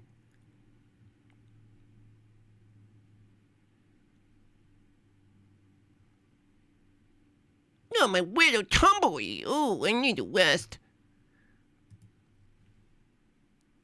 I'm done. And at this point, I'm even thinking like, dude, 4 hours, Jim Bob is probably done. Like, this guy. I'm never done. I'm never done. Never. He's probably ready to wrap things up. No, I'm not. And then all of a sudden, Jay Dyer shows up. That's right. I conjured him. Jay Dyricus. Inspiricus, Jay Dyricus. I waved my widow wand. I don't even know this guy. He voluntarily posted this. Shows up like a final boss, ready to fight. That's right, dude. I'm a final boss, dude. Nobody asked for it. Like, he just pops in. No, I asked for it, dude. I literally said, dude, we need to get Jay Dyer up in here, dude. All right, dude. And this was literally completely unexpected. I think Jim Bob maybe planned it. I don't know. Or it was just last minute. He gets a notification and brings this guy in. Hell yeah. Jay comes in not to talk about manuscripts, Luke Acts, legends, history, or anything in my lane that I'm fully equipped to engage with.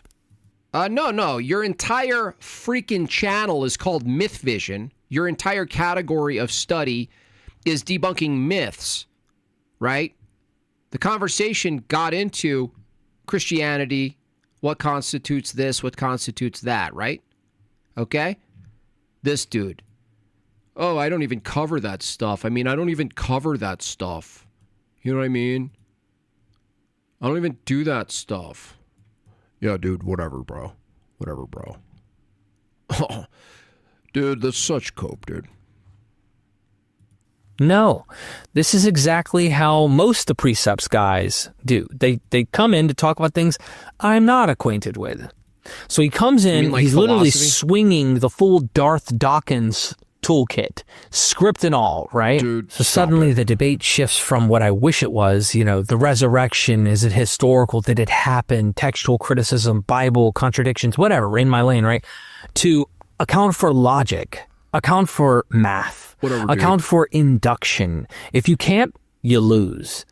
And I'm sitting there like, bro, I just wanted dinner. Gosh, you're such a schemy salesman, dude. Literally. This is... Literally, guys. I was so hungry. You guys, I was so hungry, I couldn't actually be questioned on my own epistemology or metaphysics. Because my tummy hungers were scrumbling so scrumptiously. And I was like, ooh, oh, my tummy.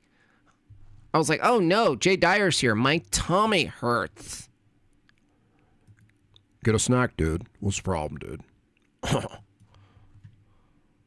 This is the classic presuppositional trap. And it's odd because this works for Muslims. Muslims can do it. So Jay's whole method can be applied to any other apologetic world. And you know what? He's such a coper and a liar, too. Now, I don't know the rest of this video. We'll see. But, Derek, why is it you're not talking about the actual crux of the conversation, which is simple?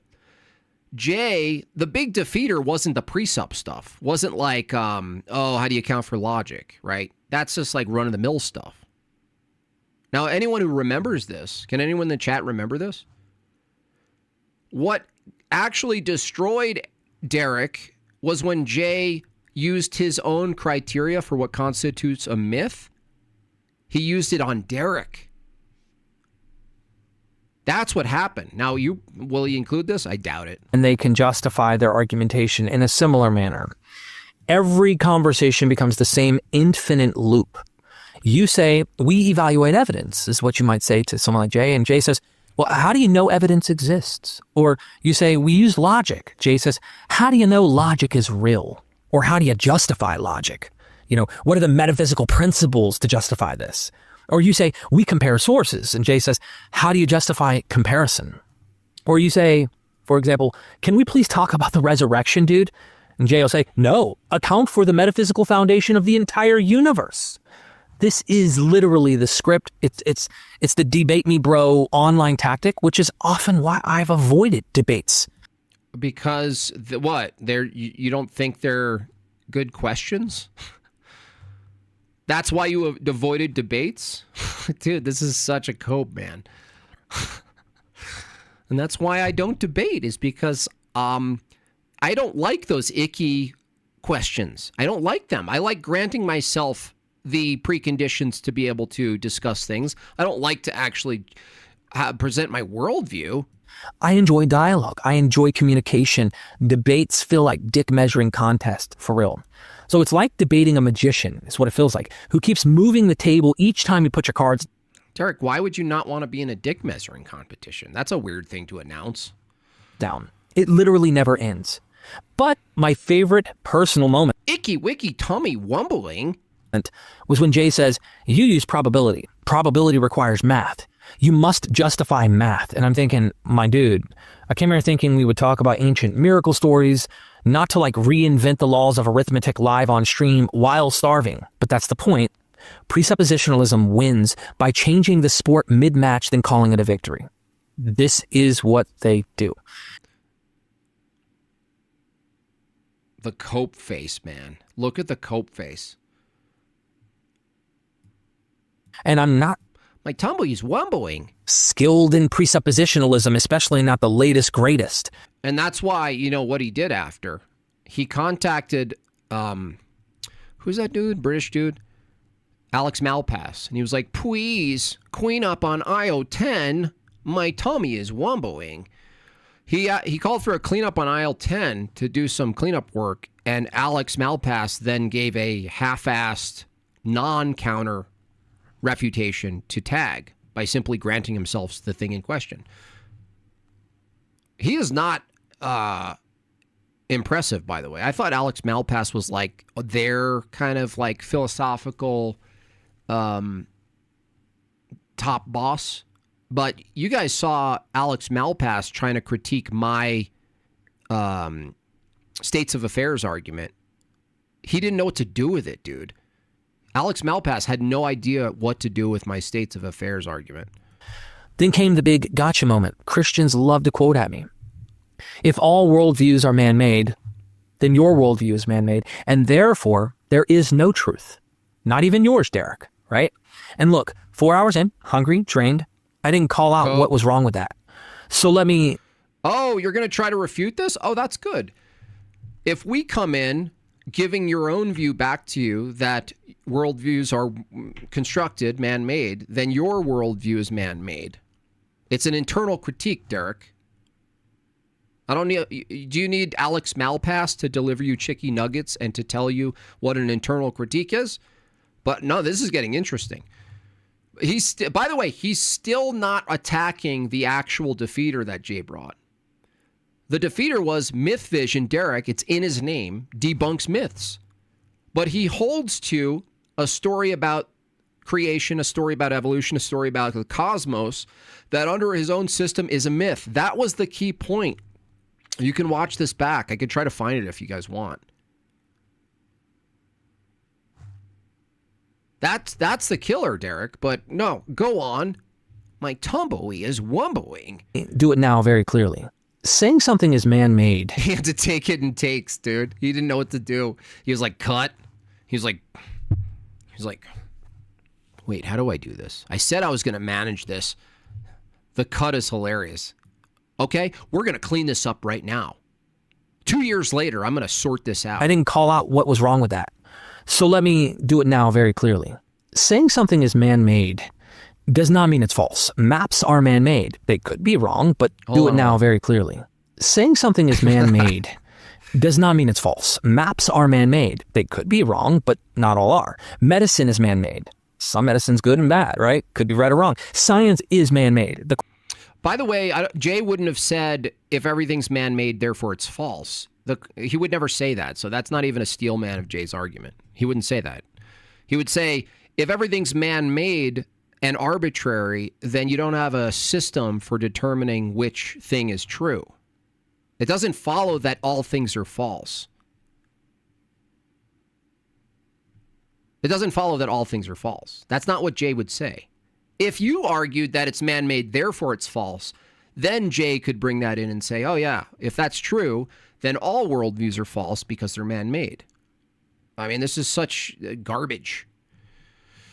Highway says, the transcendental argument for God falls apart because it's just assumed what it's trying to prove. It claims logic, morals, and reason only make sense if God exists, but never actually. Well, I mean, it's not just that. That's not a good critique of it, Highway. When you talk about the argument itself, when you say logic exists, forget morality for a second. Logic exists, reason exists, basically the precondition for knowledge. That's why it's called the transcendental argument, because we're taking the category we call transcendental, and we don't mean woohoo, Highway. We mean the immaterial, invariant things are in a category, and they're not identical to matter. Now, it's hard enough to get an atheist to even admit that there are invariant things like laws of thought, identity over time, meaning, information, things that are not material. It's hard enough to just get an atheist to do that. So the atheist really can't even get to the transcendental argument half the time, more than half the time, because of this reason. Highway here in the chat is assuming logic and reason exists, right? But that's the problem. If the argument, the transcendental argument is, hey, look, to debate it all, we use all of these things. Okay, cool. If we agree in order to debate at all, we use all of these things, we're looking at the worldview that gives an account for all of these things. We argue Christianity gives an account of all of these things. We argue no other worldview can give an account of these things. That's the argument. And he's saying the transcendental argument for God falls apart because it just assumes, all arguments assume what they're trying to argue, dummy. You just did it here. I could just say, look, your counter in the chat right here, Highway Unscripted, falls apart because you're trying to prove the thing you're assuming. No shit. Tell me what argument isn't assuming the thing it's trying to prove. Do you know that assuming the thing that you're trying to prove isn't always circular?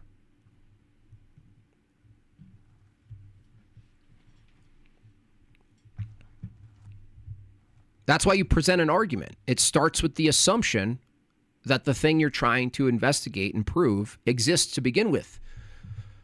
So, I mean, you just don't understand it. It's simple. Are there preconditions, assumptions that need to be made for knowledge to be possible? Yes. Is it fair to ask which worldview at the paradigm level accounts for those things? Yes. You just don't want to give an account for it. You know what I mean? It's a different kind of argumentation. That's why it's called the tag. It's a different formulation. It's a meta argument. It's an argument about debating. You think, oh, let's debate it. Give me arguments. We're going, whoa. Why are we debating? You go, I don't know. We're determined to. Yeah, okay. Does that make sense? Your worldview says we're determined to debate. You don't have any reason to debate. That's the whole point, dude. All right, let's get to the higher order of things here from Derek. The question isn't, was a human involved? We use logic. I didn't ask if you can use a hammer, dude. You see, you guys, you people don't understand the question. If I ask, what justify the existence of the hammer, you go, 'cause I use it. Think, dude. Think. Think. He just says, we use logic because it's the most reliable. And he's calling us out for circularity. Isn't that hilarious? We use logic because it's the most reliable. You use logic to determine what's most reliable, dude. When a more reliable framework comes out, we'll use that. That would use logic, dude. This is how insane you people are. How do you know what's reliable if you're not already assuming logic? Oh, no, we assume a logic because it's reliable. Reliability assumes logic, dude. These people are fucking clowns. Clowns offer. It's crazy. We don't need to assume anything. Yeah, you do. You need to assume that the world exists. You need to assume the regularity of nature. You need to assume particulars out there in the world. You need to assume universals. You need to assume language. You need to assume math. You need to assume that you're a mind. You need to assume other minds. You need to assume a past, present, and future. You don't know what you're talking about. We don't need to assume anything. Who's we? That's an assumption. We. Who's we? Fucking retards, dude. Truly. Truly. Truly. I've never seen a bookcase in the background with so few books. He's only got 6 cubbies filled up. Is it a metaphor? He's working on it. At least he's honest. You know what I mean? At least he's honest. The question is, does it match reality? It's simple. Reality.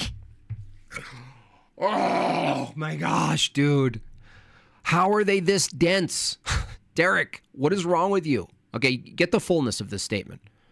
Is man-made. The question isn't, was a human involved? The question is, does it match reality?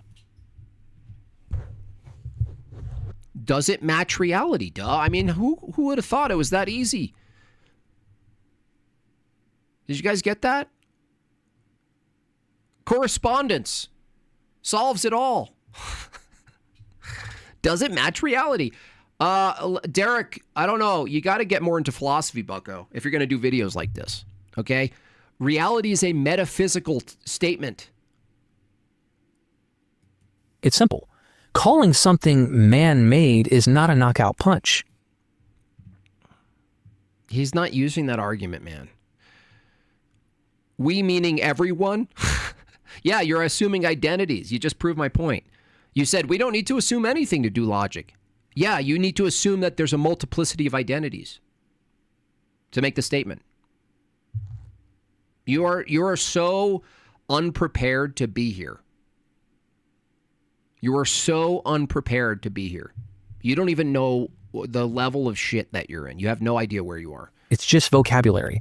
Of course, I do personally think the Bible is strictly a man-made collection of text without any God behind them or inspiring them. Cool. So are all the history books behind you. Now, he'll admit to that, right? Oh, yeah, fine. Okay, that's not a dig then.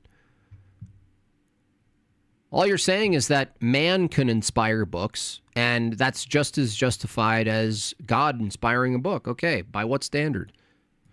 So when you hear like, thus saith the Lord, I immediately recognize that a human is the one saying that God says. It's a human saying. The hungry caterpillar. The hungry caterpillar. And God says. Even in the text, you might go, but that's when God narrates. Dude, a human wrote it.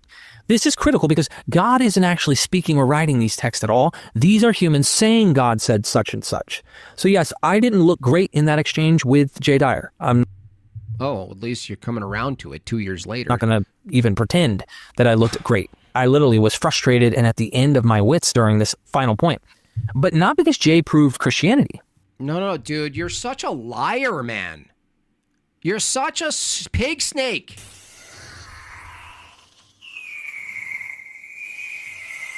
Unbelievable pig snakery right here. Okay, now I'm going to look back and find it, okay? Because now people need to see that you're a liar. Me just saying you're a liar is not enough. I'm going to show that you're a liar. Because that wasn't even the foundation of the argument against you. The argument against you, Derek, was that, at least in my experience, the real crux of it wasn't that you couldn't actually answer these more foundational questions about your assumptions. It was that by your own metric, the thing you use as a ruler on your channel to debunk myths, you hold to one. That's what was proven. Okay? Not because the resurrection suddenly has evidence. Not because the gospel stopped looking like legendary literature, my wheelhouse. It's because I let him switch the conversation, or at least lead the conversation, into a metaphysical escape room. Nope, it was an epistemic. It was an epistemic cross-examination, dude. This guy is he's either a dope or a liar or both. You're a junkie. I was tired. I was hungry. And I walked straight into the presuppositional blender. Like, these guys do this on a regular. And yeah, we blend you guys. That doesn't change the fact you got blended. By the way, you could practice. You could practice for years. You'll still get blended, dude. We don't assume any of the laws of logic. We observe that they work. Oh my gosh, dude. See, I'm getting pro those pods in Switzerland. I'm getting pro pods. Should we walk through this? First, let's acknowledge this massive super chat. Goodness. Gravios. You shouldn't have. I'm going to donate because I like supporting y'all, but if Highway Scripted were to call in, would you debate him right now? Yeah. Yeah, pay him $100. Let's look at what he's saying here. Okay, I want you to focus. I want everyone to focus on this chat. He says, we, law of identity, don't assume any of the laws of logic. Already a contradiction. We, law of identity, observe, law of identity, that they work, law of identity. Listen, bucko. Listen. Let's read it in Jordan Peterson's voice. We, depends on what you mean by we, identity, collective. Even a collective identity is an identity. Don't assume any of the laws of logic. We, law of identity, observe external world. Law of identity, that they work. Regularity of time. Regularity of identity and time. It's like, how could you know something works if the precondition wasn't that reality and the laws that govern reality are uniform? If they stopped working, dude, you don't observe the laws of logic working. You're not using your sense data to look at the laws of logic. We would stop using them. This isn't complicated. You're so unbearably retarded. It's embarrassing. Dude, you can't observe that anything works unless you first assume the law of identity of you and that there's an external world that you're observing. And something working or not working assumes the regularity of nature. That is to say, the way nature operates, which is made of particular identities, operate in a uniform, consistent way. This is basic induction, dude. Go read some Hume. Highway Unscripted. What is wrong with you? How do you write that, actually hit enter, without proofreading it? You moron, we, identity, observe whether they work in respect to a goal. Yeah, you can't establish a goal without first assuming the law of identity, dude. Who's establishing a goal? Who's establishing a goal? It's just unbelievable. It's so bad. I mean, these people are on a death march. We is the law of identity. We, an identity. There has to be an identity that observes something first. You can't observe something's working unless you assume there's an observer, dude. That's the identity. So you're in a contradiction. If you don't know you're in a contradiction, I can't help you, dude. This is a spiritual problem for you. You shouldn't be able to vote, though. That's for sure.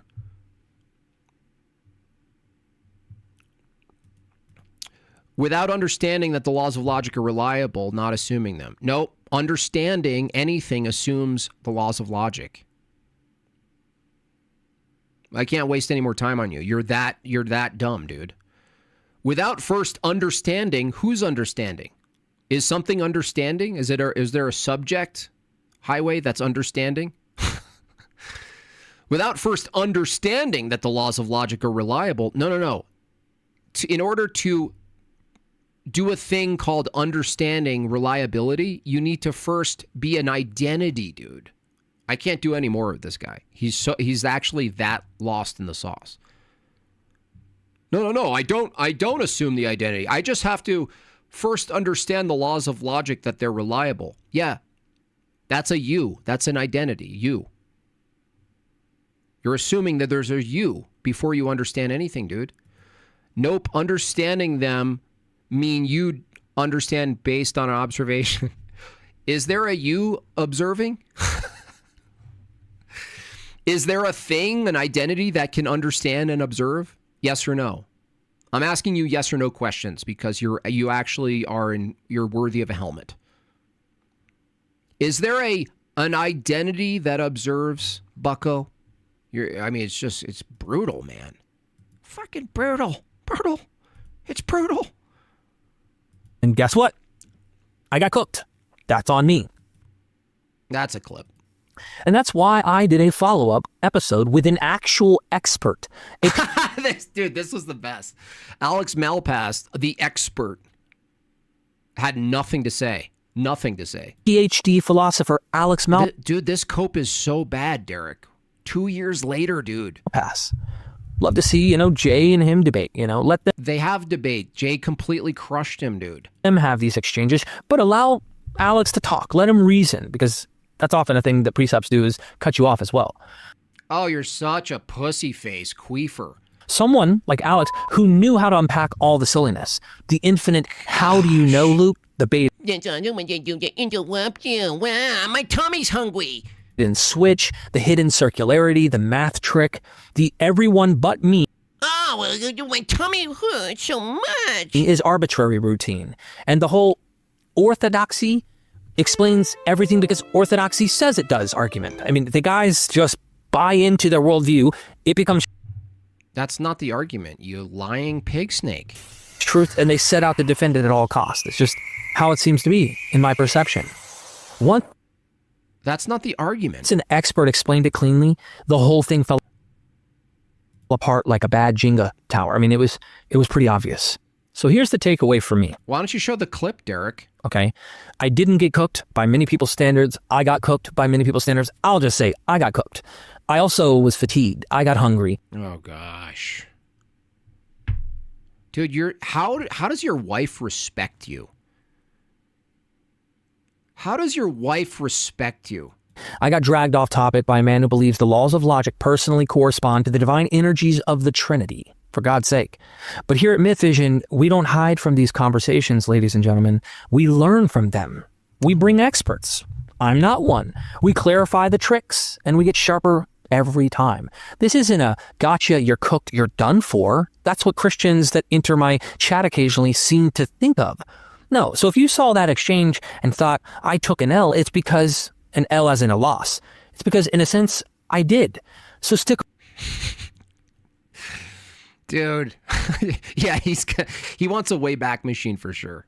He wants a DeLorean. Around and see where I grow and continue to learn. My understanding of real scholarship is simple. It's a conversation, not a script. It's a lifelong hunt for better explanations, not a preloaded conclusion. The best scholars in the world keep learning, revising, comparing, and improving. Presupposition. How do you justify revision, bro? Bro, I'm not gonna grant you revision. It's like how do you know it's revised, bro? Positionalists like Jay Dyer don't do that. They start with the answer already baked in and spend the rest of the conversation defending the script. And let's be honest, the exchange, would have gone very differently if we had stayed in. If I had my Widow Dino nuggets cooked earlier. Listen, it would have went totally different if my tummy wasn't wumbling. Why is it so hard to understand for these guys? Why is it so hard to understand for these guys? To talk is assuming the laws of logic. To think is assuming the laws of logic. Do anything that is, to observe anything even before you talk. It's because they're spiritually retarded. It's not an intellectual thing. There's nothing. They can't have a pig snake helmet and it solves the problem, dude. It doesn't work like that. I wish it did. I wish we could like intellectually fix them. It's spiritual. He wants to learn, but just not an epistemic and metaphysical basics. Gosh, he's just so hungry. Yeah, he's so hungry that he didn't learn from that. This is what's such a cope about you, Derek, you little snake. You are piety signaling.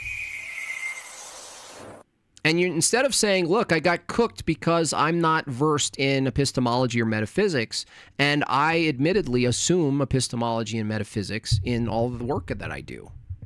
And Jay questioned you on all the work that you do. And you didn't have a good answers. And your cope in the form of I'm learning is blaming the presuppers and casting shade to the presuppers. That's your learning? No, you're not learning. You're coping. Inside my wheelhouse. Jay didn't want to talk about manuscripts, textual criticism. He did want to talk about it. He wanted to know your epistemic standard, dude. Genre of the ancient world, contradictions, source criticism, ancient parallels, history, or the resurrection narrative. He wanted to talk about whether I can justify math. Nope. That's not what happened, bucko. Not what happened. You're a liar, dude. Huh. You're an actual liar, Derek. That tells you everything. But hey, it's all part of the journey, and Myth Vision is just getting warmed up. Next time, I won't be 4 hours deep into a stream running on fumes and wishing for a sandwich. You get your wife to make you a sandwich, dude. Oh, man. Hey, Tony. Beer is full of hops and raises your estrogen. Sorry, I don't know what you guys are talking about, but I like when you call him a baby. Thank you. Shout out to Tony. Go follow Tony. Tony, I got your videos. They're loaded in the back of the one and only unique show coming your way soon on this here channel. Savage Carnage Unlimited Debates.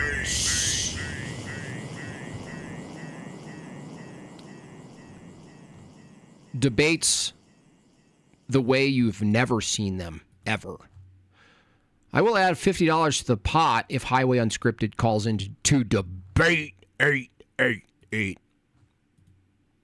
Well, I doubt it. JB, I want to debate you on dinosaurs, but my tummy hurts. My widow tummy is wumbling. And I won't be playing metaphysical whack-a-mole. If Jay ever wants a real conversation about the Bible, history, ancient context, going to primary sources, early Christianity, or textual scholarship, the things I actually do all the time, I'm happy to have him. Oh, good. We can stick to evidence, manuscripts, We can stick to evidence? Unbelievable. This guy really... I thought you learned something, Derek. Do you know that evidence isn't self-evident? Do you know that, Derek? Do you know that evidence doesn't have a whisper voice? This is like sola scriptura, but for empiricism. I would like to stick to evidence. No. Evidence, the thing called evidence, requires an interpretation. That's what Jay's going to ask you about, dude. I really hope I can talk with Jay and talk about the evidence. Well, bro, we need a criteria for what constitutes evidence, dude. This is dumb. Dude, you don't even have like a standard for what constitutes evidence, dude. You have nothing. Dude, this is like beneath me, bro. Contradictions, sources, and ancient parallels.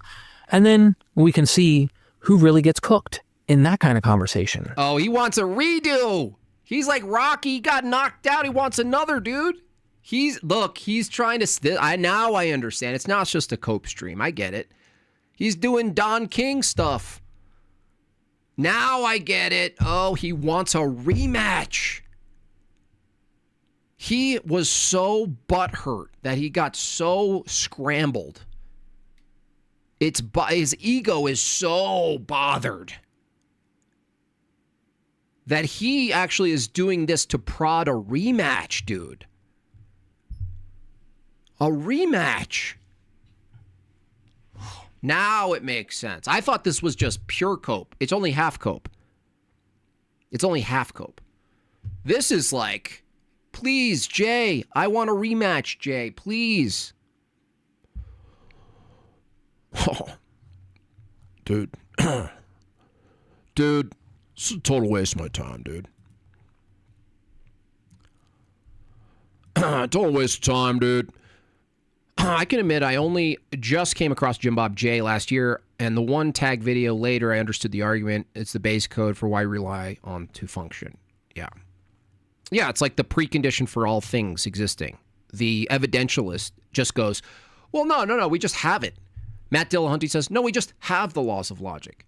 No, the regularity, that's just the way things are. Oh, no, I just have a mind. That's why they can't do well. That's why they never understand. They also never learn.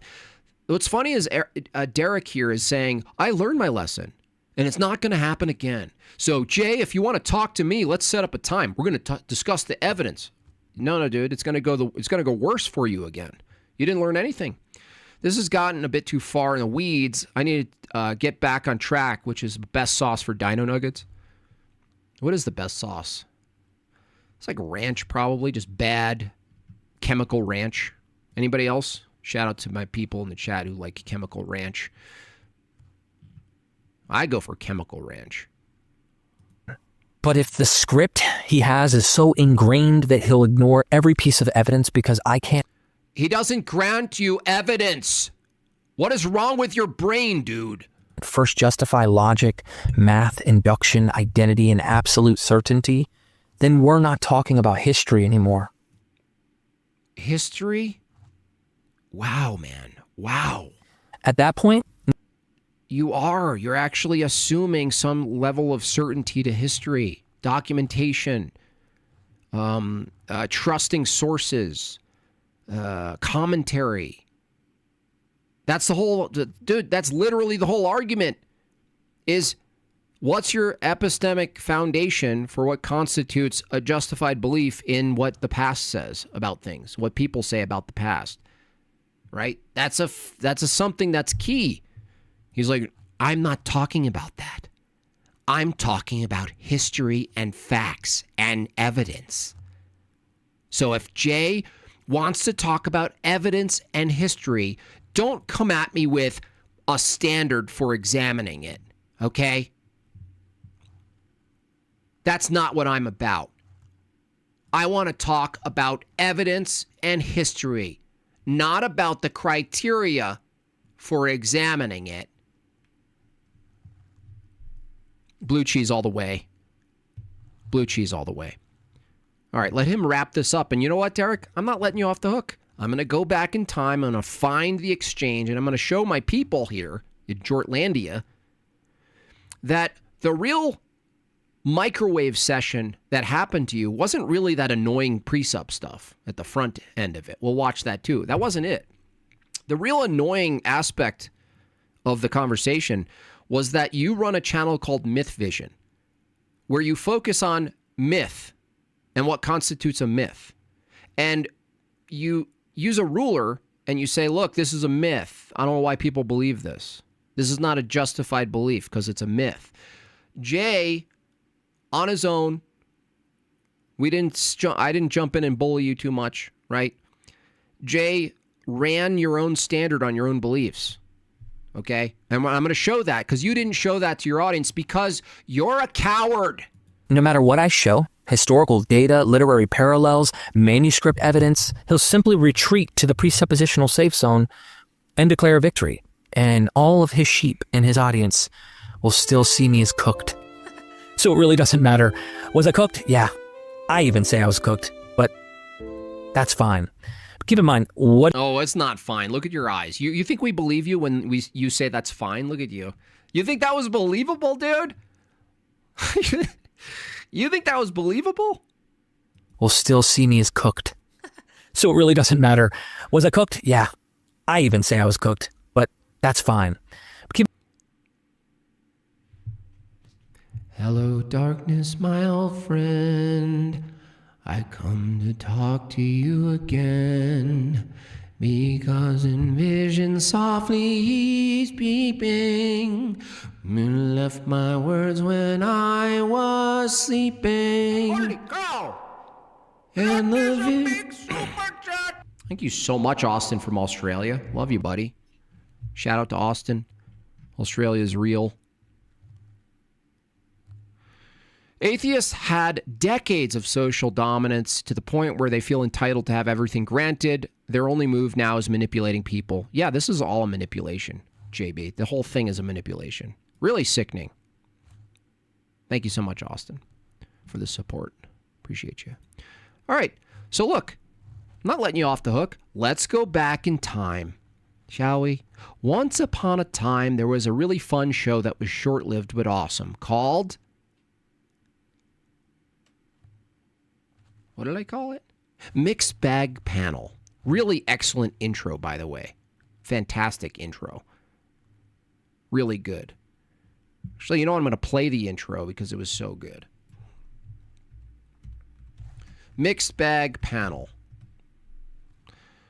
Okay, we're going to go in and we're going to... So my first one? What was it? First one? Hold on, let me find it. And we're gonna go through this, right? Derek, you don't get out of this, bro. You don't get out of this mess.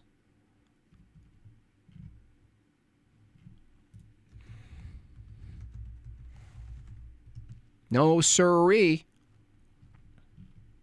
Where is it? How come it's not here? What's going on?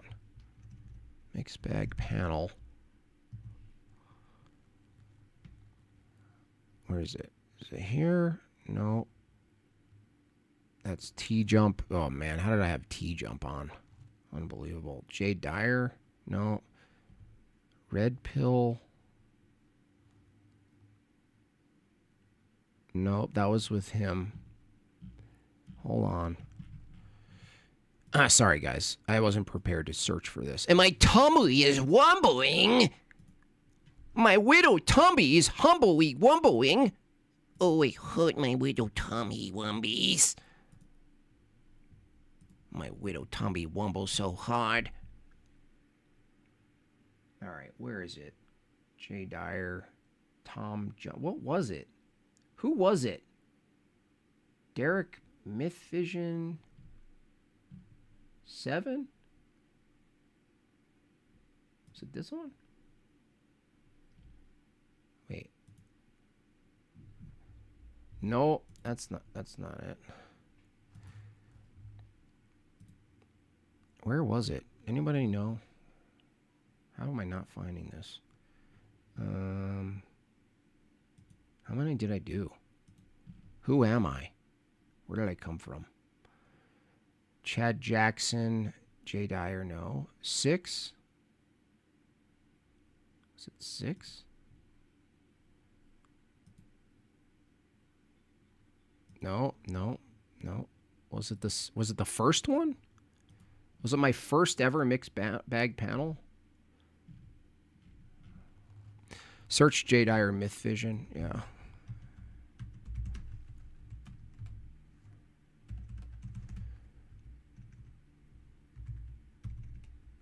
All right. You're not getting out of this, Derek. You're not getting out of this, bucko. All right, here it is. Okay, wait. Okay.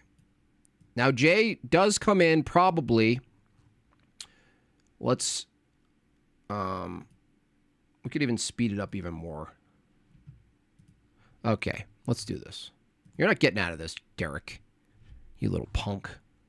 Way you explain things in reality, right? I'm saying those things themselves can't be get explained by those laws. They just exist, right? Honestly, to be honest with you, Jim Bob, it sounds like a word game to try and convince people that I somehow unbelievable accept a miracle when I stuff like that, and I'm going. All right. That's it up. You're the guest now. Well, it seems like the argument rests on an assumption of the things that, like, that you already know what things are and are not possible. And I mean, maybe it's right, the criterion that you've chosen. I think you appeal to things like scientists and stuff like that. But how do you know that you've chosen the right criteria for what is and isn't possible? Like, what's the basis for that choice? You're talking to me? Yeah. I would just go with based on my observations and experiences and those of countless other critical scholars who evaluate this literature, and recognizing that we're dealing with legendary materials, just Legendary. like Suetonius discusses the birth of Augustus through Apollo, several divine births in antiquity, but you have the miracle of Jesus' birth, and they look literarily very similar. I mean, very, very close. The real hello listener, you remember this, Tony? You were lurking on my channel this long? What the hell, dude? Linguistically. In fact, Plutarch talks about the birth of Plato by a virgin, Plato's mother being a virgin, by the pneuma and the dynamos, the power and the spirit. Plutarch's writing somewhat contemporaneous to the gospel literature. We're dealing with legend. And so this is what I would say when I observe that material and I see legendary genre, like a category today, we would fit Batman or Superman or something. In today's fiction, they would do something in antiquity similar to that. So when I look at that in a heuristic way, comparing the literature to other literature, I would, across the board, say they're all acting and looking, walking like a duck, talking like a duck, and they're a duck. That's why I would say. By that definition, though, the evolutionary account of the origin of human beings would also be mythological, right? I think we evolved, but you would disagree with me. No, but he didn't ask if you think you evolved, dude. This was the key question to me. Like, right off the bat, dude. This is crazy. Origin of human beings would also be. Listen to the question. So when I look at that in a heuristic way, comparing the literature to other literature, I would, across the board, say they're all acting and looking, walking like a duck, talking like a duck, and they're a duck. That's why I would say. By that definition, though, the evolutionary account of the origin of human beings would also be mythological, right? Yeah. I think we evolved, but you would disagree with me. No, but I'm saying by your standard, that would also be mythology, no? What would? The evolutionary account of human beings and their arising from the sea. I mean, Anaximander says that, and he gives a kind of a quasi-mythological account. So does that count as mythology that we throw out, or is that a solid theory? Oh. But look, Derek appealing to I was hungry right now? What a cope, dude. Talking, walking, looking, smelling. You know what I mean? Look at him. Oh, I was hungry. As far as I'm hungry.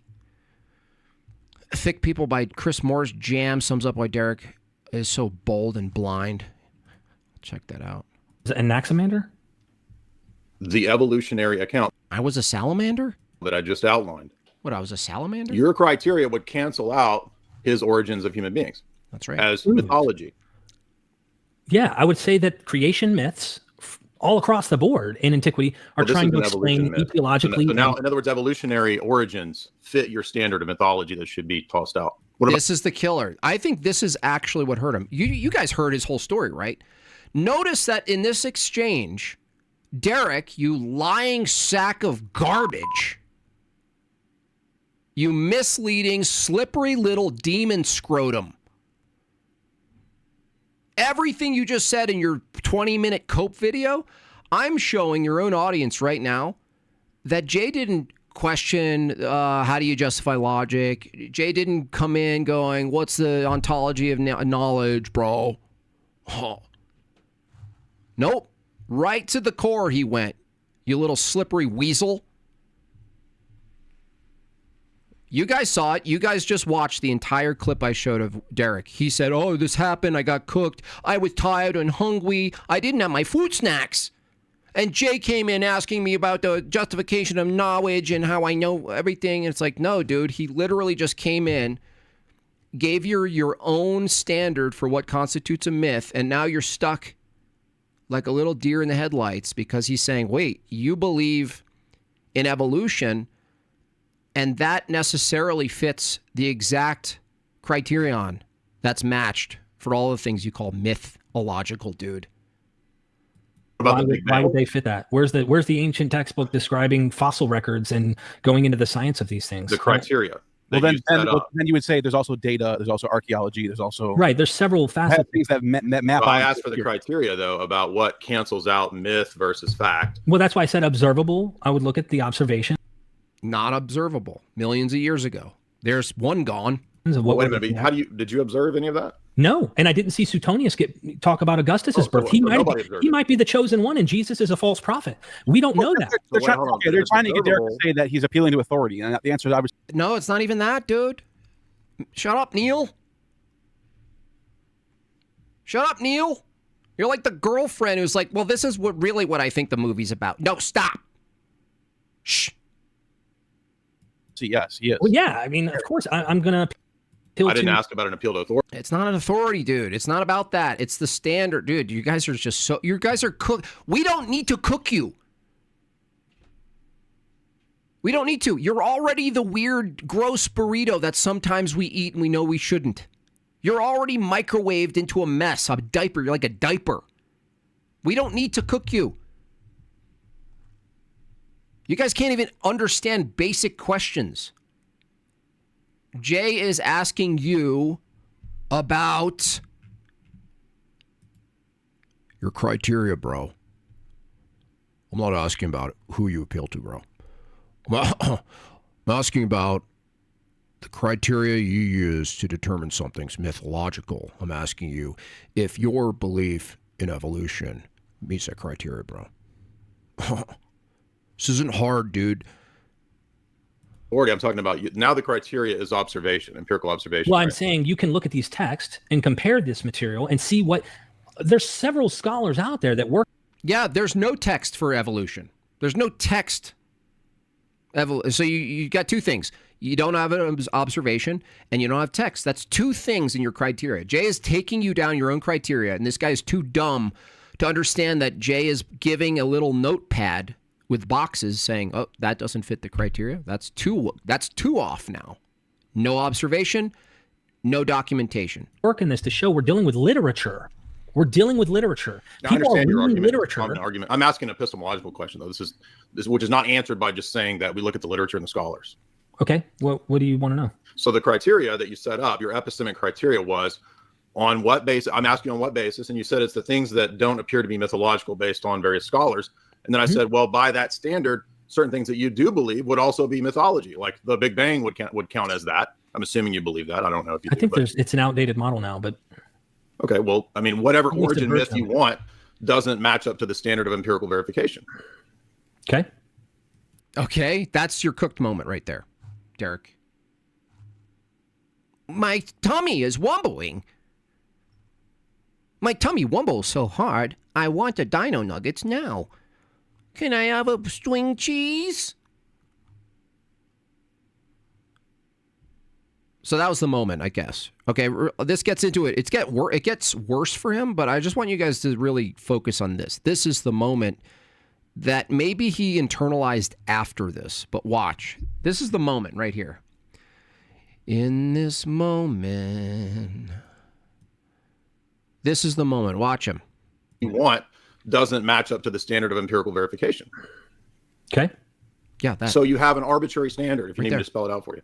Okay. And you don't. But what's the justification for but your you don't? I'm asking you. You are. You do. No, you did. Do you? We're not empiricists. We don't rely on empiricism, pure empiricism for our epistemic system, bro. We're not you. No, I think if I believe in theism and I believe in divine revelation, I have a basis for epistemology and those kinds of standards. So I'm just trying to figure out what yours is. Right. Your argument rests on physical. It would be based on physical, observable, testable, and even observational things like literature. But you already said that observational. Oh man.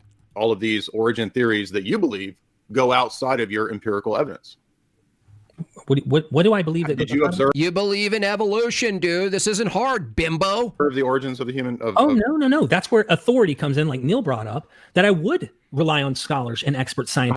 Scholars didn't see it. The scholars don't meet your criteria, bro. How do you know you've chosen the right scholars? How do you know? Yeah. You got to do research yourself and investigate it yourself. So you're the. How do you know those scholars? You research it yourself. You're the scholar. That's the thing. Like you could not so accept the criteria it, and is therefore we didn't evolve, and therefore there was the criteria. No Also, do you understand what an epistemic criteria is? Jay, when you chose the church to be your guiding truth, you had to at some point decide that for yourself, and you. Oh, here's the distinction. What is it called?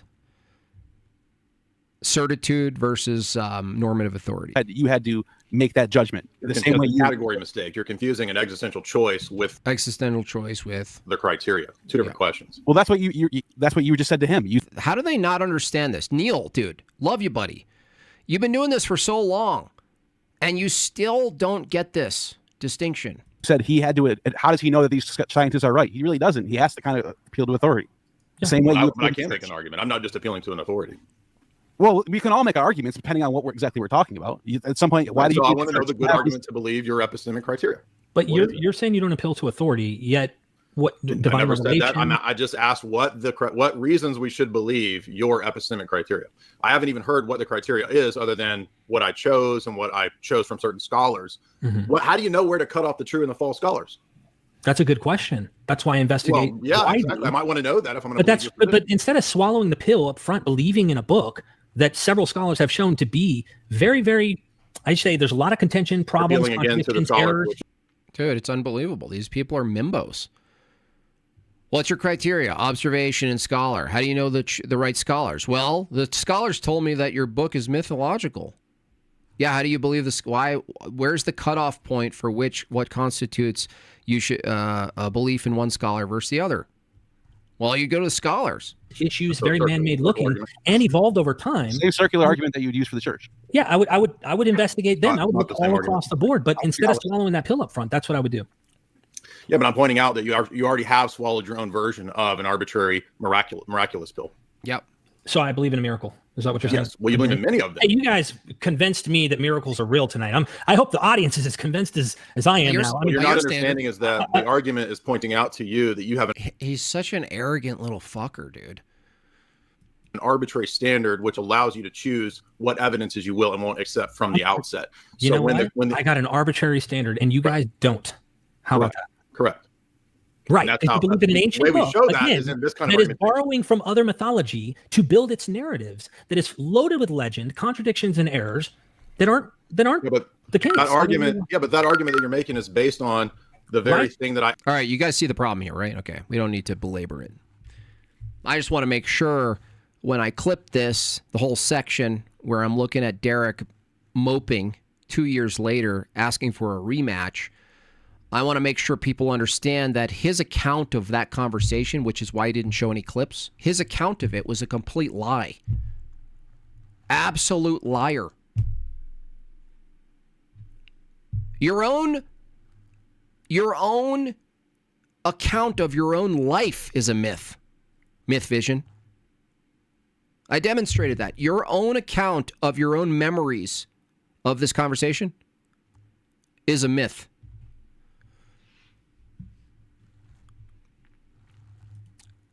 Did we just bring him in to cause chaos?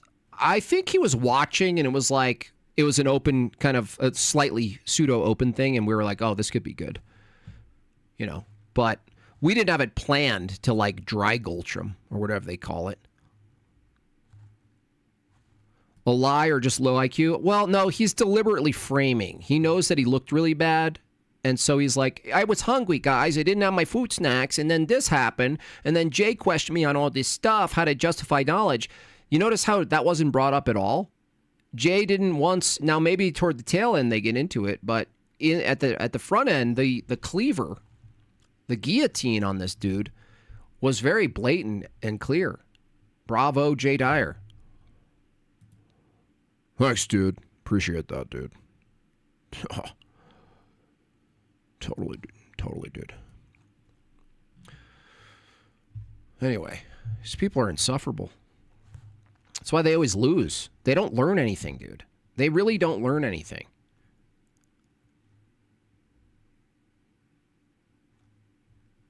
They learn nothing.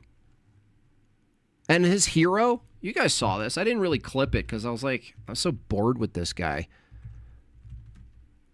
But he reviewed my Planet Peterson debate where I levied my materialist argument.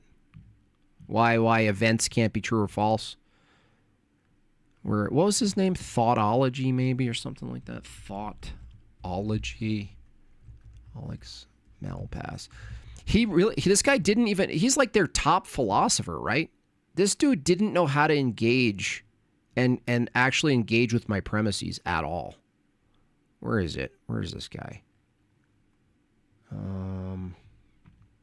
Live. Let me see if I can find this. Accidental Jim Bob review. Where's it? Okay, here. Opening statement. Okay, watch this. This is their hero, right? This is their hero. This is their guy. This is their go-to dude. Imagine mid-debate he pulls out a juice box and an animal dino cracker and starts sipping on a straw. I mean, that's what I do. Just have Meg Bob bring it up. Shout out Meg Bob. Meg Bob in the chat. 8 minutes to the goal. 5 more to go, y'all, for this goal. Appreciate y'all. Keep up the great work. Thank you so much. Love these streams. Thank you. Appreciate your attendance. All right, watch. I think I'm live. Put in chat, so I think I'm live. Cool. I eat eggs with a Right, spoon. we're gonna need this. So I'm I getting eat eggs with a spoon. This is Go, how do Brolly. you pronounce that? Hey, Brolly. I literally am not gonna even try. Go, Brolly. Anyone who's watching this Go, Brolly. at the time, so it's hardly any of it is active. Brolly. On reduced to possibly or emerge from. Guess it makes me suspicious. And Hold on. justify if only he said, just explaining what's going on. All right, let's go. I am a little bit suspect that there's grey in the beard, which like is a cool thing that cool people have, obviously. No grey in the hair. Not seeing. I would have expected a little bit around the temples. Not seeing any fraying. So I wonder, is this a grey hair here? I don't know. Just wonder. It makes me suspicious when. So I guess it makes me suspicious if somebody dyes their hair. I don't know why. You think I dye my hair, dude? I got gray in my hair, you little fuckwit. The topic is naturalism versus theism, which better explains reality. I want to point out that reality itself is a metaphysical claim. In fact, naturalism can't justify metaphysics. Now, I think this... yeah, so... Yeah, sigh more. Sigh more. I'm strained. I've got a shoulder pain. Naturalism, the way I was saying about it before, like methodological naturalism is not a metaphysical view, it's a methodological view. Just naturalism, per se, is a metaphysical view. It's a claim about what reality is like. Yeah, it's a self-refuting view. Naturalism is a metaphysical statement. Naturalism, the description of it, can't justify metaphysics. He's like, no, well, that's the thing is naturalism is could be a metaphysical view. Yeah, I know what you call it. We're not talking about what you call things, bruh. And I think that like he's using the word metaphysics to mean things like abstract objects, really, stuff that's non-physical. He thinks that that's beyond physics, so it's like what physics can't talk. Not just that. First principles. Even if you take a very general classic sense of it, first, not even the ontology, just first principles. Not even what a first principle is and how it exists. Like, just that it exists. Naturalism is post that. Naturalism is after that. Thank you so much for that. 30, Austin, appreciate you. About what physics doesn't want to acknowledge exists or something. But that's not, I mean, this is pretty easy to Google, but like the word metaphysics. Oh, Googling. Oh, it's okay. We'll just definitionally make it make sense. Okay. Or, I mean, clearly it's meta, meaning, I guess, above or beyond, yeah, something like that in Greek. After, and actually, and physics broadly means what we mean by physics now. And well, I mean, obviously not in content, but like the idea of the physics is the same sort of idea. But it's not like Aristotle thought that this is what happens beyond physics. About when we start talking about all the non-physical things in the metaphysics, and it's just the library arrangers didn't know where to put this metaphysics book when they were sorting out the corpus of Aristotle, so they chucked it at the end after physics, and that's where the name came from. So, who the fuck cares where the name came from, dude? I just said naturalism, the view itself, can't justify metaphysics. Nothing you just said in your rambling, your nervous rambling. I want to green screen this guy on a train, just like talking to himself. Nothing you just said refuted it. You know, well, metaphysics refers to things above nature, immaterial things. The way Aristotle did this, get to the point. These days, metaphysics means like the kind of, the study of the world as it is in itself, right? Not as depending on how you think about it or how you value it or something. It's what it actually is like.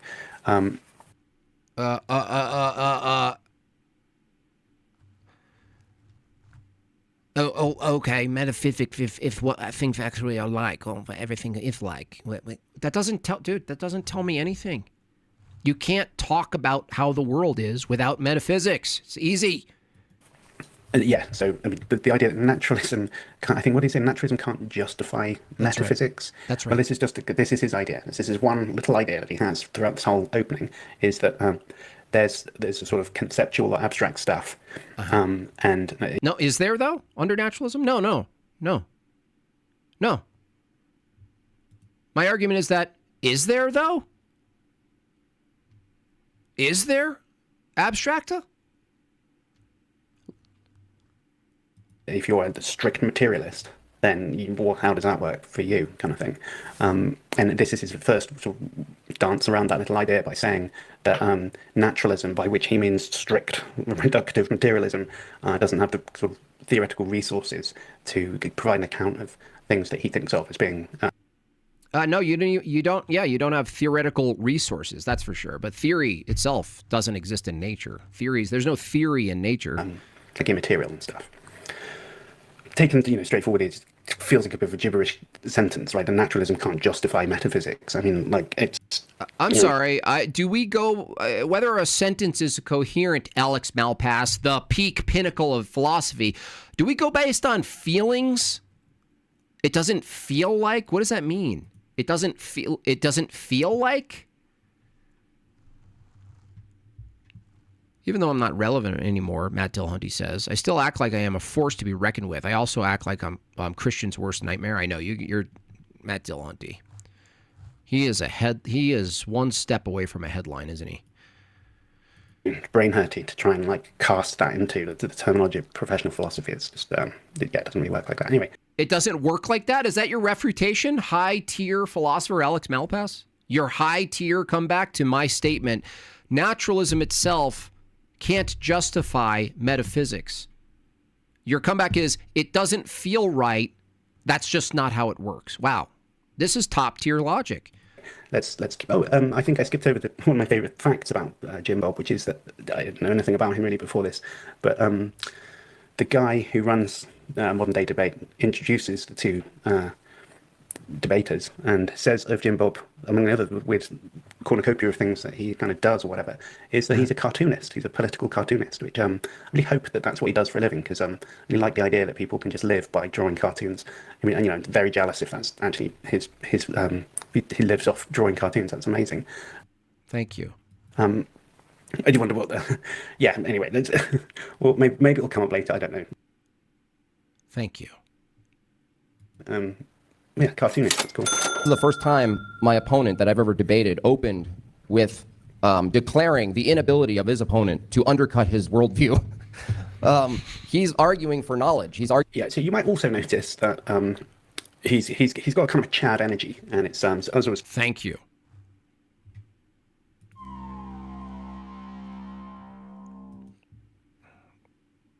Thank you. Yes, thank you. Right? Yeah, I do have a chat energy. I've been working on that. Saying right at the beginning, I think it's part of the kind of dominance behavior thing that's going on. He's quite patronizing and uber. Oh, why don't you cry harder? Patronizing? Stop tone policing. Stop doing, what is this? What are you doing, a study on body language? I thought you were a philosopher. Well, if he's a bit of Chad energy, and they do this sort of dominant, this sort of peacocking around, and it's part of the dominant view and stuff like that. What kind of critique is this, dude? I thought you were a serious philosopher. Oh, look, this energy, he's got a flannel on. Clearly, he's exuding lumberjack energy. He's got a Chad bro thing. His shoulders are looking a little bit bigger than I expected. He's a little bit taller than I thought, so yeah, he's doing the old boot wearing thing. Probably got calluses on his hand and stuff like that. self-confident. He's kind of laughing to himself about what his debate opponent is saying. Disrespectful. Doesn't respect this guy. He's not interested in listening to him. Doesn't think there's any possibility that he's got any good arguments or whatever. Well, no, it's the fact that my opponent, what I thought was funny, if you actually listen to a fucking word I said, you little British worm, is that my opponent said, I'm not allowed to undermine his worldview. I thought that was cute. He's smug, he's condescending, he's being a bit of a prick. He's not being like aggressive or hostile. For modern day debate, it's kind of modest, I suppose, but still, it stands out to me that he's being a bit of a dick, and I wouldn't be surprised if I was to YouTube him and go down some rabbit holes that there probably is some terrible behaviour somewhere that he's... Oh, gosh. It's just these people. That's on display. You're so weak, dude. I wouldn't be surprised if I looked at him and I looked at some of his YouTube and it was like, oh, I don't like that. That doesn't feel right to me. I'm a philosopher. What I do is instead of listening to what people are saying and the words they're saying, I like to look at their behaviour. I like to judge their behaviour based on my totally arbitrary feelings about what's respectful and not. Play somewhere from him.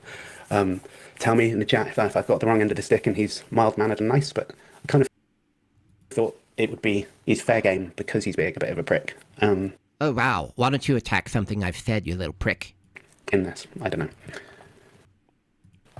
Arguing that you little fucking... knowledge exists, right? So even if I said, okay, I won't use the word knowledge, but I will argue that... Exactly. I'm so pious and upright. I have no reason to be. I have no standard for it. It's simple. Hey, Jim Bob, can I go to lunch now and get some food? I promise I'll get right back to work. Oh, you widow tummy hurts? Me You just so hungry. Your widow tummy hurts? Hey, Alex Malpass.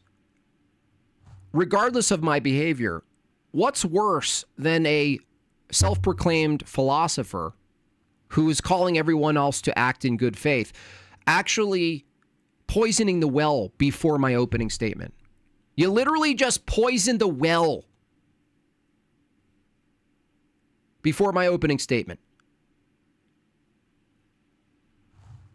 That's not good manners, Alex. Poisoning the well. Oh, by the way, for all those you listening, I'm going to do a good faith exchange. I'm going to do a good faith summary of this guy's opening statement from a philosophical view. By the way, he's a real Chad, and he's confident and cocky, and I don't like him, and he's probably got bad behavior. Oh, anyway, let's discuss his philosophy. Naturalism. You're such a weasel, dude. Naturalism and specifically methodological naturalism. It's interesting that he actually just goes specifically methodological naturalism. But that's what Peterson affirmed, you fucking asshole.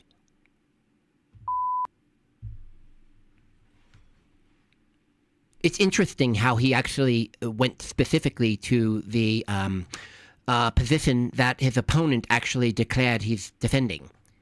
That's really interesting that he went right to it. That's a little bit, that's suspicious. That's suspicious.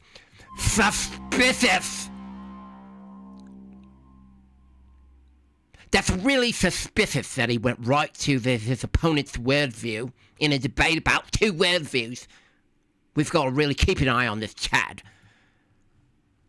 But doesn't ever distinguish it from any of the other landscape of ideas that I was talking about in the first place. I mean, he could have said, oh, my debate opponent's just made a stupid mistake by trying to say that methodological naturalism and attitude about how we should best do science can explain the nature of the world, because that's a kind of category mistake. And he could have said that, and it would have been a fun point for him to make. But he doesn't, and what he does is, for some reason, say specifically methodological naturalism, and then never be specific about methodological naturalism throughout, well, at least the first 45 minutes I watched of this. I'd be very, very surprised if he then became extremely nuanced towards the end of the discussion. It assumes a whole slew of things that can't be justified under naturalism. We're talking about immaterial things that naturalism cannot explain the existence of. Now, so, as I said a minute ago then, just think how jarring this is to hear, given my view of what naturalism means, and that naturalism is just the kind of like the claim that there's no agency outside the causal order agency that can affect things in our world, right?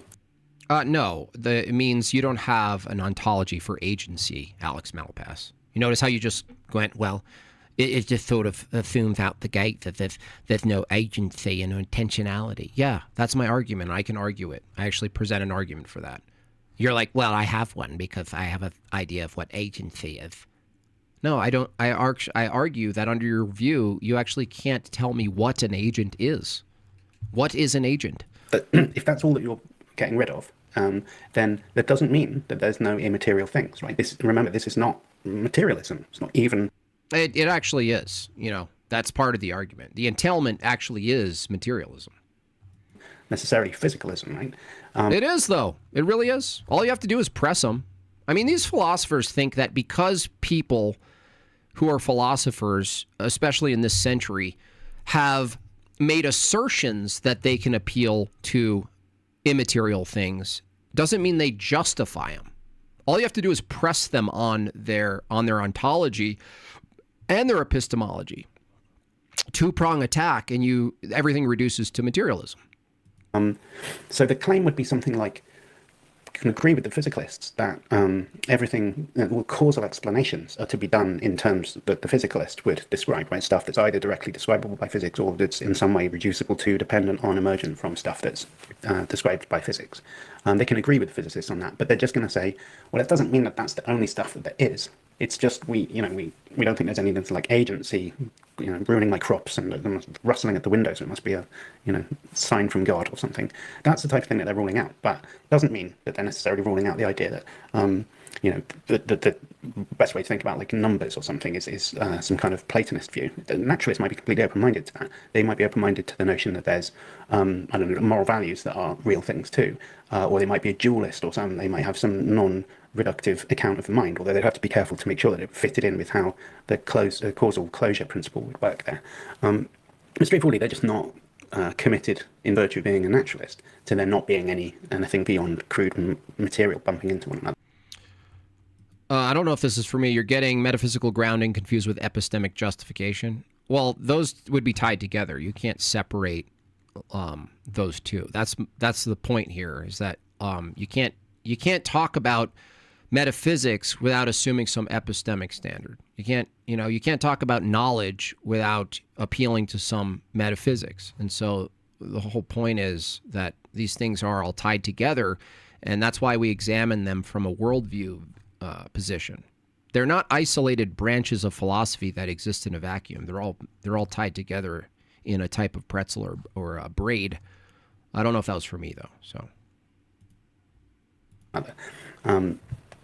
yeah, this is basically the theme of this. Naturalists always grant themselves this category. They grant themselves information. I've never stepped in information. They grant themselves facts. Some propositions are self-evident. No, you don't have self-evident. Sorry, that's all right. I find your conversation interesting, that's all. Facts. In fact, he wrote a book about facts, yet... So, I'm not going to take all night of this, but, here we go, he's saying that naturalists help themselves to a bunch of stuff, as if they're not allowed to do that. What? But that would be kind of illegitimate or something if they had espoused a principle of harsh materialism and then went back on that straight away. But if that's not what they're doing, then it's not fair to characterize it as helping themselves. It is what they're doing. A naturalist holding to naturalism, as it's defined, Alex Malpass, has no ontology for facts. There's nothing justified under their view to say facts exist. I mean, does a theist help themselves to non-material categories? No, he just thinks it's part of this. He's allowed to posit those types of things on his view. Well, same thing over here. I'm positing a bunch of stuff. Let's posit some stuff and then see how good the stuff is I've posited. I mean, that's the game. That's how this actually works. Yeah, that's a debate. That's what we do in the debate, dude. You make some hypothesis to see if there's, make an ontological claim about the way that the world is, and you're allowed to say anything you want, Alex. The question isn't whether or not you can say something. Does it pay its way? Right? Is it worth the ontological cost? Right? Is it pay its way into theoretical? Has he ever debated me? No. Theoretical virtue. He debated Jay, though. Do theoretical work for you. Thank you so much. Both Highway for another big 20. Unscripted running. They're both running and refuse to debate Jim Bob for an easy $100. Well, dude, I offered a $500 to MDD. What's his name? Was it TMM? Not MDD. TMM. Just want to point that out. I guess they refused to do so. Yeah, I'll get the Hyundai instead. Why not? Bring it my way, son. That's a good game. For every refusal to debate for money, the money goes to Jim Bob. That seems to be the right way to approach this. In which case, I can posit anything I like. It's only bad if it's like a form. Do you guys assume logic is true? If you mean true, you mean like absolute, invariant, unquestioned. Logic, the word logic isn't a truth statement. So when you say, is logic true, is that what you mean by true? I have to know what you mean by true, because under your view and most views, when we say what's true, at least in a general sense, we're talking about a proposition, a judgment of a proposition. Saying logic is true, we're not sure what you're referring to when you say that. Logic is true. You mean logic is absolute? You mean universal? Can't be challenged? This kind of thing? Sure. Falling foul of some kind of like a stricture of rationality. Like, is it ad hoc, or is it like a? Does it? Fuck, dude. Let me do my opener, dude. I'm positing something that could be explained by positing much simpler.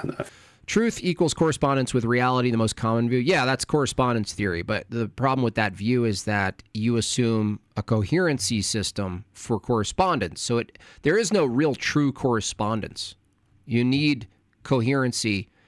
You need other things that don't correspond to reality. So, for instance, in order to determine what corresponds with reality, there's a set of preconditions that need to be true in order for correspondence to be possible. Okay? There you go. So then you just move it back a step and you go, okay, great. Well, I actually agree with that. That there has to be something that needs to be the case for correspondence to be possible. Now, for correspondence to be possible, you need a system of evaluation. You need to assume a mind, observers, propositions, regularity of nature, identity over time, language, math, meaning, information. I list them all the time.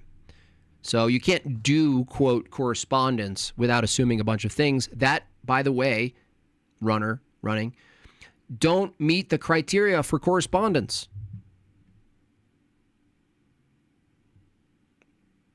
They don't meet the criteria.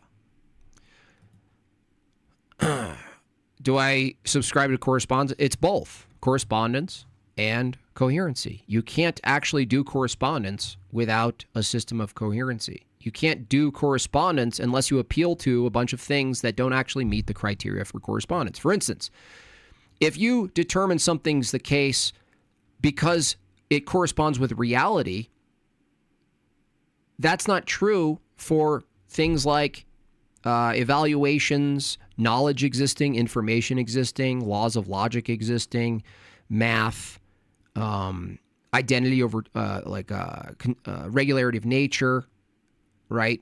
You have to assume a bunch of things to do correspondence. That's what I just said. You have to assume a bunch of things first. And the reason I use the word assume is that they don't actually fit your criteria for correspondence.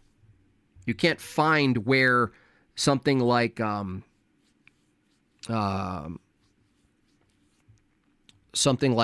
evaluation itself corresponds to reality. You don't find an evaluation in reality. It doesn't map. It's like you're observing the external world and you're using reasoning.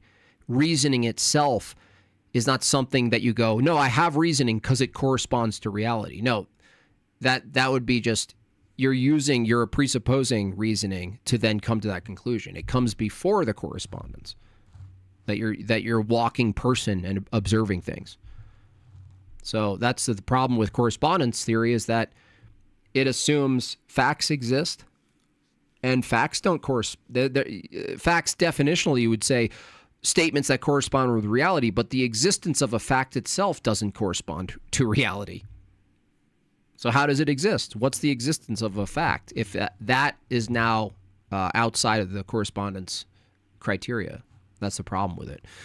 Logic and truth cannot be independent of one another, so it doesn't make sense to say, do you assume logic to be true?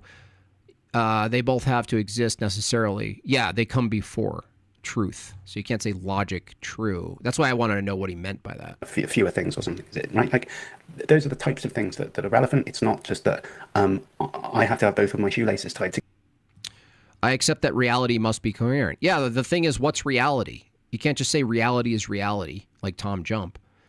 If you say truth is that which comports to reality, there has to be something that's necessarily true about reality before you comport anything to it. It's circular. You're just saying reality. What's reality?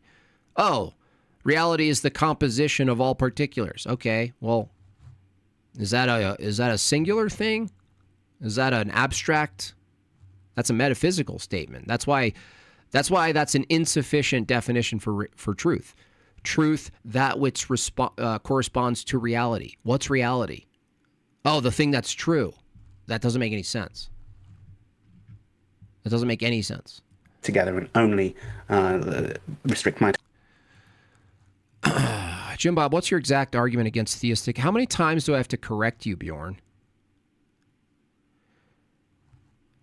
Theistic evolution is not the same as a Christian, especially an Orthodox, as you claim to be, Christian, Orthodox Christian view and evolution. You keep smuggling in theistic. I've already corrected you on this, dude. This is why I don't really trust you as a person. I've already corrected you. Why would it violate the idea of human nature?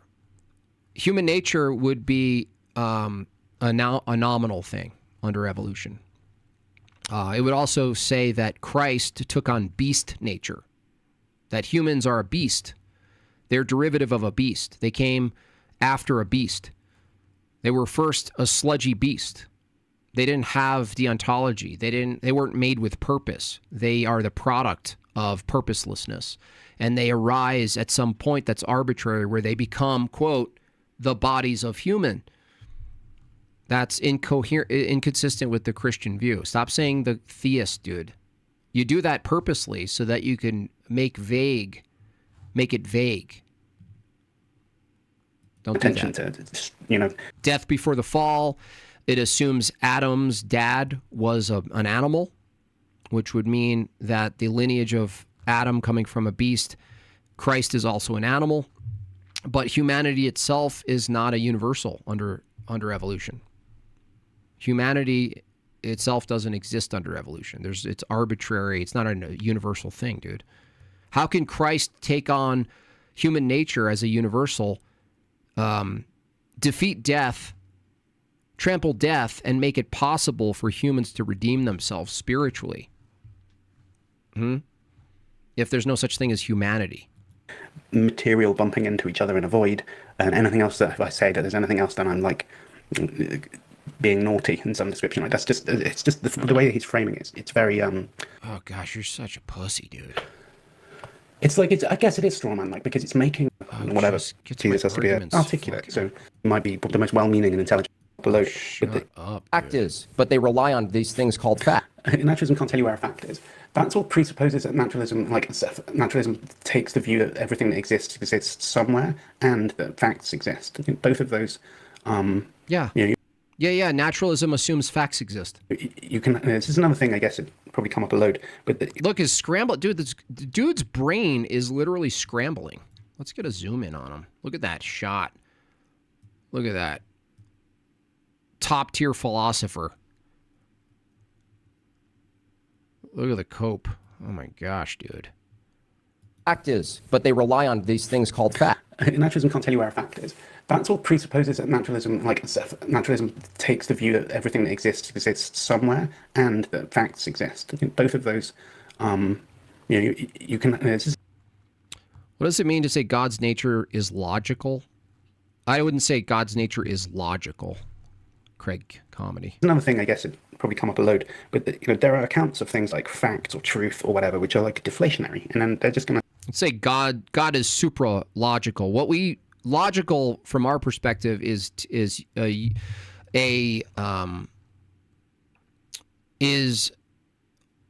thought, an identity rule set that the world operates by. So we're in creation, we are subject to the law of identity.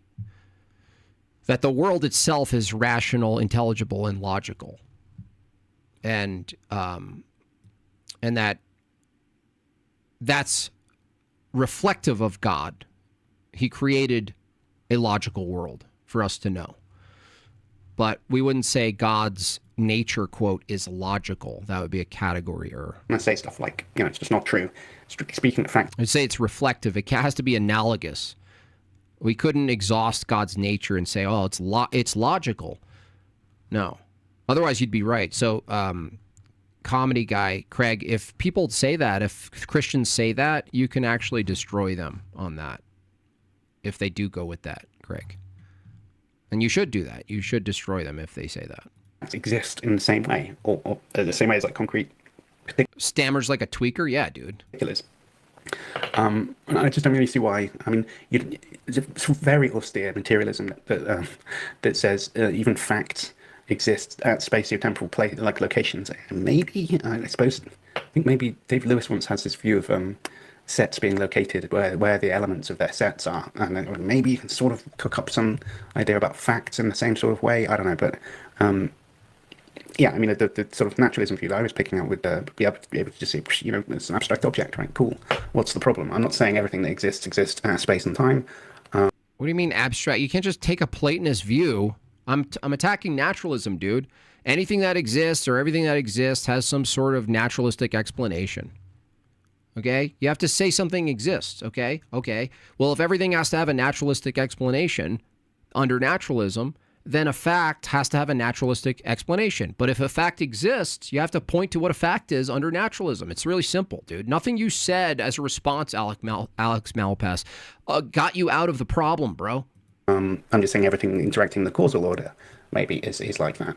Or at least I'll let physicists tell me the right way to think about that. But I'm not going to. Unbelievable, bro. Honestly, this channel makes me want to check out Orthodox. Please do.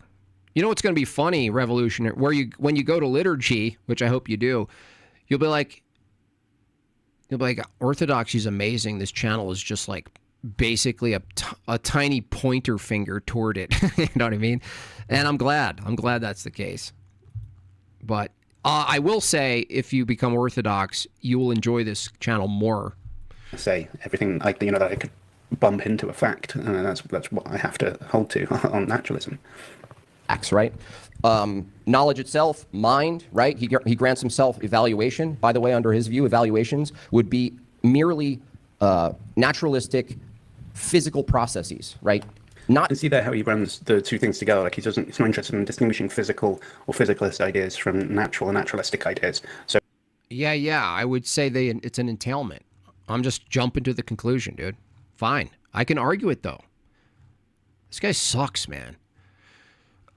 Craig Comedy. So is God's nature a mystery? Ultimately, we could know apophatically something or a collection of things about God's nature, what it's not.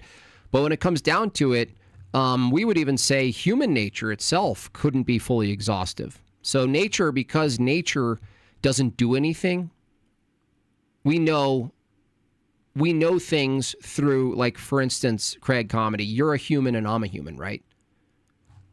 You're a human, I'm a human. But we don't engage with each other's human nature. We engage with each other's energy or personalities, idiosyncrasies, the way we talk, the way we walk, the way we play guitar. There's a whole list of things. The nature itself doesn't do anything. And even from a human position, Craig, you wouldn't be able to know everything about human nature. You wouldn't be able to exhaust every particular thing about it. What we would say is our personhood, who you are, Craig, and who I am, that's proper to being a human being. It doesn't violate being a human being. It's consistent with being a human being. There's nothing about us that isn't consistent with being a human being. It's consistent with the nature. Same thing with everything. An avocado, a lion, all of these things are consistent and proper to their nature. So he says, couldn't an atheist say the ground of logic is a mystery? No, not necessarily, because the atheist has a different system. An atheist has to still say what logic is in a category. So logic, Craig, we would say is conceptual and abstract. If you said, oh, it's abstract, you couldn't just say it's a mystery, because to say it's abstract is already removing some mystery. You know what I mean? So the thing you're referring to, logic, can't be a full mystery. It can't be a full mystery because you actually have a category for what it is. You can list the 3 laws. That's not mysterious. You would categorize it as abstract, not concrete. That's not fully mysterious. And because it's abstract, it has to be proper to something, right? Well, I would say that abstracta points to a mind. I don't know how someone could possibly argue concepts, ideas aren't consistent and habitually tied and associated to a mind. So at least the Christian has a position on the ontology of logic. If you just said it's a mystery, I could just prod you on a couple questions and demonstrate that you don't even fully believe that logic is a mystery. So, I mean, same thing. Distinct from the things he's describing. So to say naturalism can describe anything, right, is to say natural processes describe natural processes. Well, sorry, you're this is dominoes all the way down. So I just genuinely can't follow that. Like, he's saying natural processes describe natural processes. I mean, yeah, under a physicalist naturalist view, the thing that's describing and evaluating is also itself a natural process. How is this hard, dude? How are you the top tier philosopher, bro? Yeah, I just there's something kind of like can't quite get my head around like what he thinks the opponent is about talking about descriptions, other than just simply to say, well, what do you think about abstract objects? And I wish he just sort of made it a bit more. Why don't you just offer it up as a like, here's an idea that would prompt further conversation? Descriptions would be abstract objects, you dipshit. What the hell's wrong with you? Well, you just say it's abstract objects. Yeah. Abstract objects. What is it under naturalism? What is an abstract object under naturalism, dude? This is fucking brutal, man.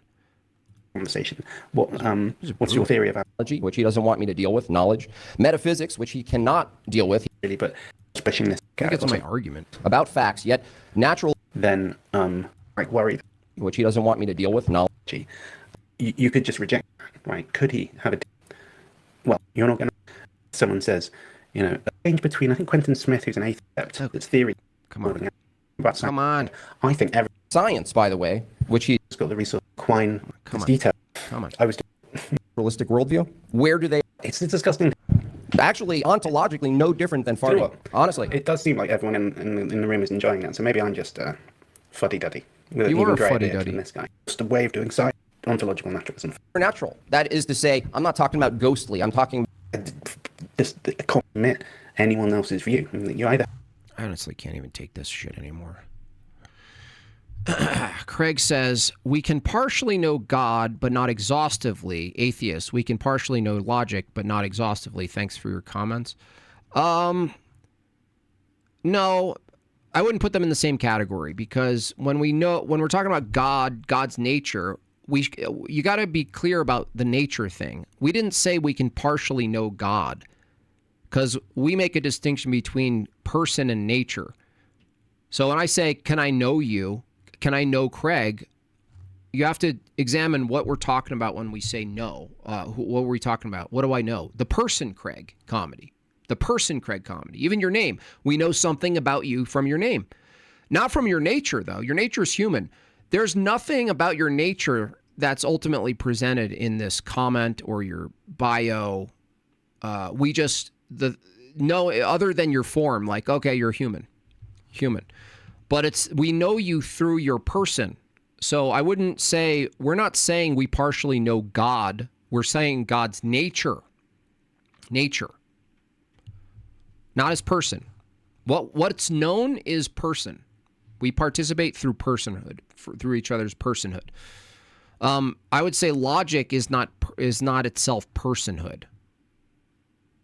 When you say I'm using logic, you're actually arguing that logic has an ontology. So it gets into, I would say, a different category. Like nature, it's not like logic itself's not a person. Logic itself, what are we talking about? Even if we use the term nature for logic, we're talking about like, what is its status? What's the status of logic?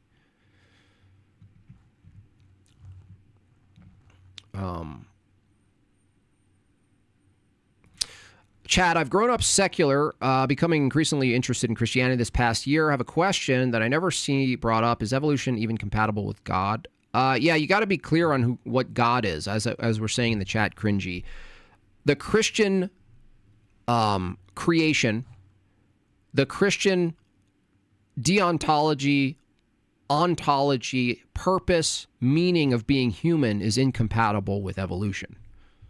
But if you generalize it like that, Cringy, and say God in general, no, but you have to be really rigorous about God. Who's God? Who is God? So you gotta be clear about that. You gotta be really specific with that. Who is God? You could list all the God propositions. Be like, oh, this God, Allah God, Hindu God.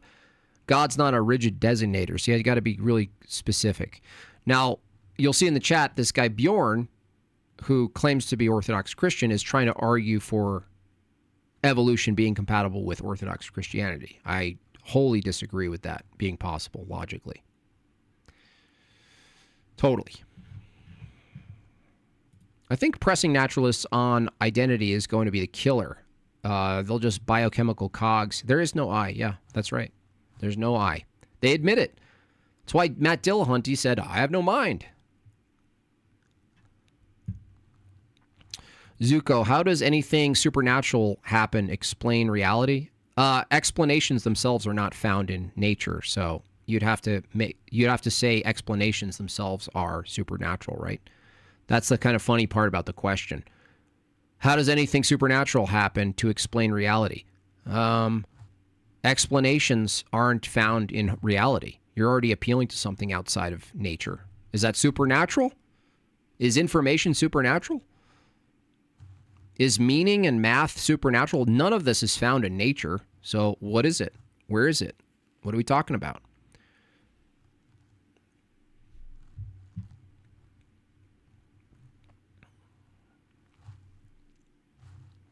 Explanations are post-reality. So I would say it's supernatural that unrelated particulars in reality have relations. That there's any unity. Like Zuko, you just grant yourself that there's unity in multiplicity. Like reality is filled with multiplicity of particulars. And yet your account and experience of it is unified. How is that natural? Like where in nature, where in naturalism gives an explanation of the unity and multiplicity in nature. The fact that that you happen to have a mind that's super compatible conceptually with the external world in a unified way, that it's intelligible. That intelligibility is not something naturalism can explain at all. Not at all.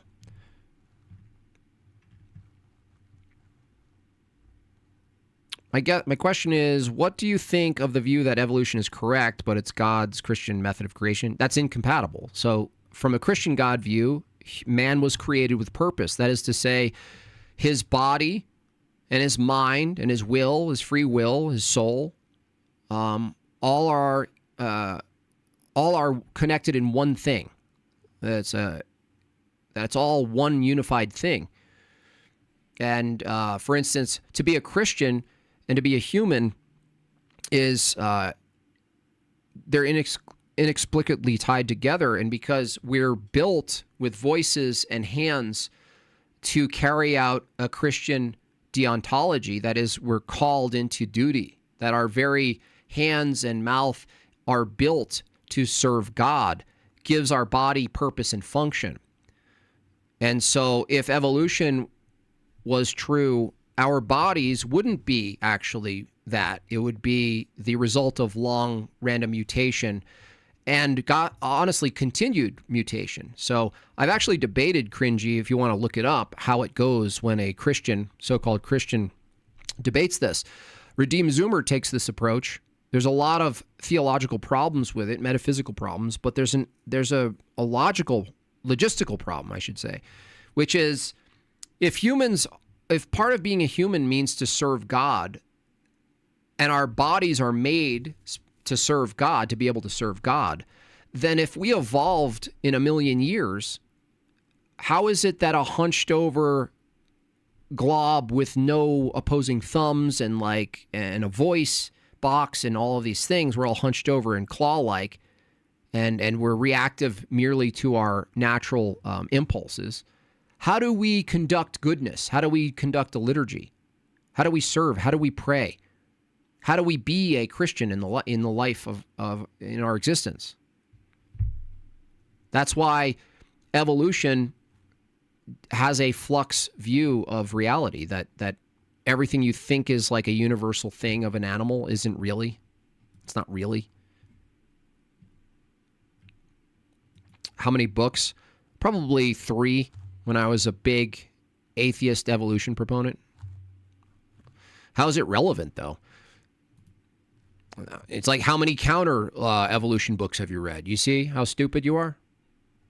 Oh, how many counter books have you read? It doesn't matter. My arguments are solid against evolution. That's why you ask me how many books have I read, because you can't actually counter anything I'm saying. What's his face? It's cowardly stuff. Silly stuff.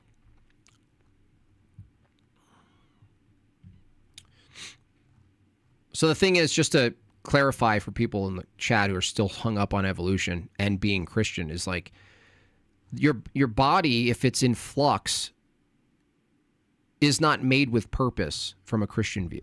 It could be changed. There could be a bunch of platypus-looking things conducting liturgy in the future. That Christ comes back to judge the living and the dead, and the living are hunched over, slobbering beasts who are graping each other. Doesn't make any sense. We are completely. You see it in the chat, dude. Their identity itself is being threatened. Their identity is being threatened.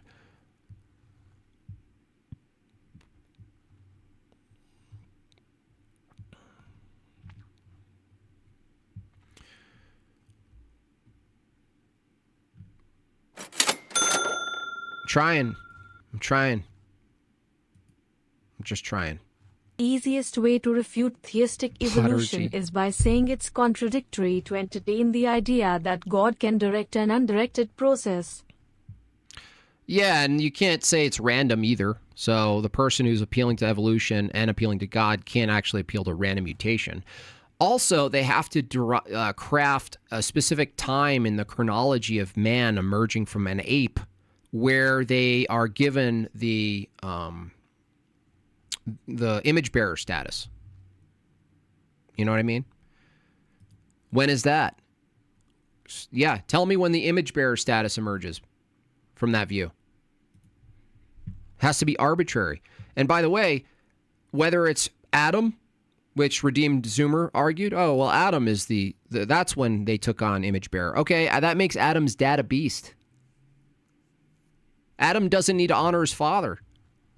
Adam can turn his father into a grazing ox farmhand. You know what I mean? Adam could just kill his dad. Just execute him in the backyard. It was the moment we lost our tails. Yeah, why lose a tail? Do you know how helpful a tail would be? Oh, we gained functional things because they're really advantageous. We also lost a tail. Why?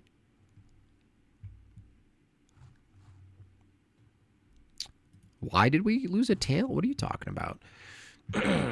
If the shoe was on the other foot, 70% were secular humanists. Christians would feel uncomfortable, so they fixed the neutral system that just happens to align perfectly with my worldview. I know, Dillamonkey. Poor Dillamonkey. He's so roasted. He's over-roasted. Over-roasted.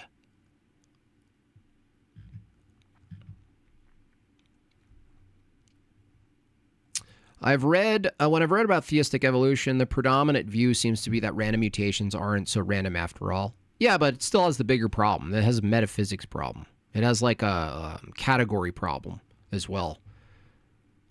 It's like random mutations. Okay, they're not random at all. I believe that too. Whatever you call a mutation, it's not random. If it's like gears toward degeneracy of the body, we would say that these things are a symptom of the fall, that we're in a post-fall world, post-fall physics. That makes sense from a Christian view. But a post-fall physics creating man is incompatible with the Genesis. Evolution, everything you know about evolution, would have to be post-fall. So you got a chronological problem with creation of man. Evolution requires death, sex. It does. You can't look at evolution, grant all of its assumptions, and say, well, it could happen without sexual selection, reproduction, creation, death, consumption, pooping. That's post-fall. So the creation of man is post-fall? That doesn't make any sense. And it has death before the fall as well. Both.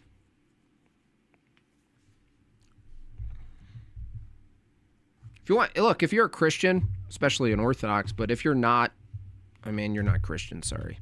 But this is the book I recommend. Genesis, Creation, and Early Man.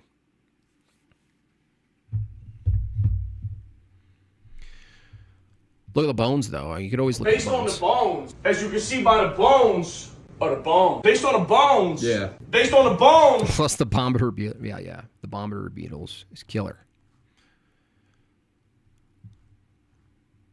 It's just, the other thing is, forget theism, forget Christianity for a second. This is why when I debate evolution, I never refer to Christianity. I never appeal to God. I never appeal to creation. I never appeal to Genesis. I don't care about that stuff when I'm debating evolution.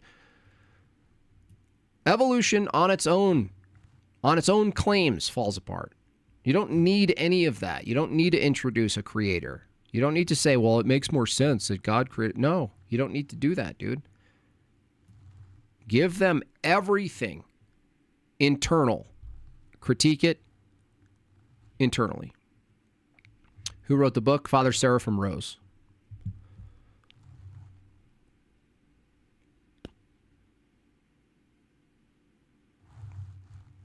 Anyway.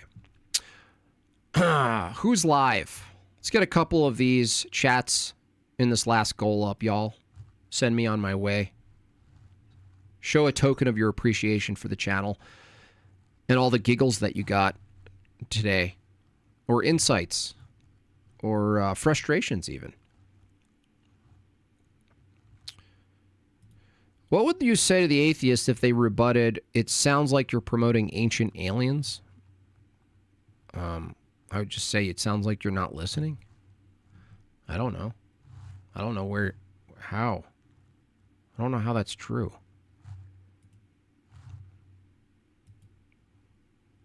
I don't know.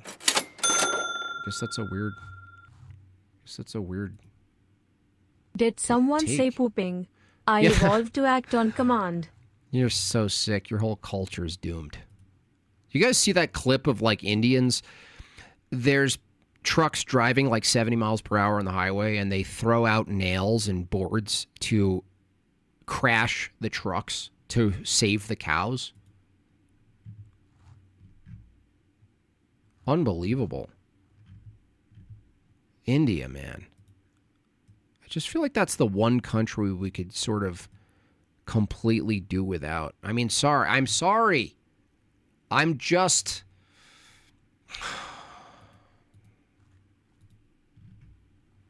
seriously, though. It's like, what would be... Be honest, though. It's like, India's gone. You wake up tomorrow.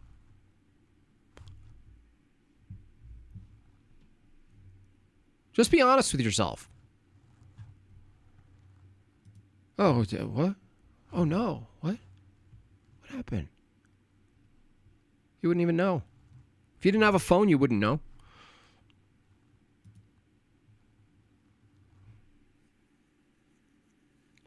Curry is nice. We do have curry. Yeah, that's good, though. We do. That's true. That is true. That is like, isn't that the real defeater to all of it? Butt curry. Did someone say butt curry? Butt curry. Butt curry. I have to poop in the street. I have to poop in the street. I have to poop in the street. Poopy in the street. Poopy in the street. Extra spicy poopy in the street. I've got to go bad. I've got to go bad. Poopy in the street.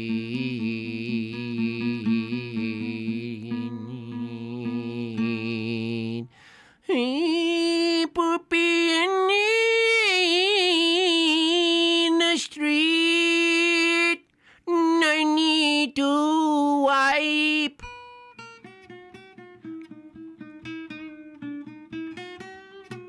I need to wipe in the street. Yeah, that's the British national anthem.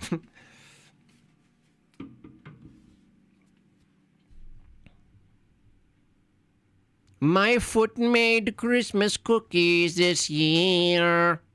All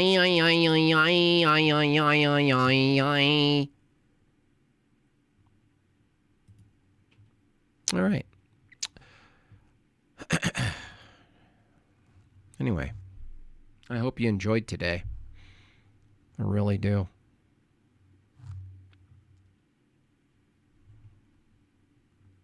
You don't get to ask those questions.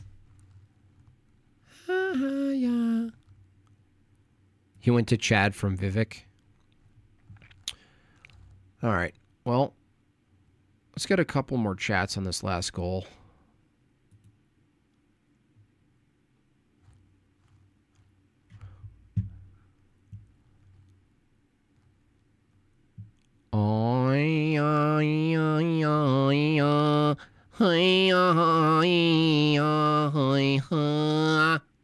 There we go.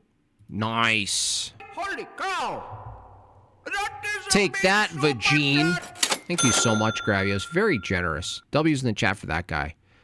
Next time you're walking around and you get a tickle in your nose, it makes you squint. Just know it was me. Ew. You're just, dude, who's the good writer for Vagine, by the way? Thank you so much for that. Thank you for carrying that too. You know, because you did offer them. I like that model too. You know, to be fair, if they take the bait, they get the 100. If they don't, I do. I like that. Very generous, sir. Thank you so much. Very generous. Jason, I know Jason, but you know who could use the support? Tonti. That's who gets the viewers. Tonti. Especially if he's mad, if he's on a rant. If he's on like a white power rant today, especially, that's where y'all going.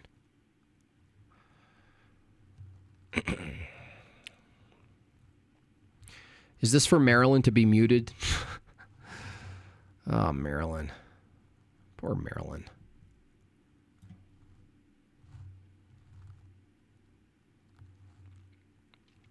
White powder rant. You're banned from Tony's? Yeah. He has a strict policy, honestly. He really does. He has a good bouncer. He's a really good bouncer for his channel. You know what I mean? I just get so mad! I just get so mad! I just get so mad!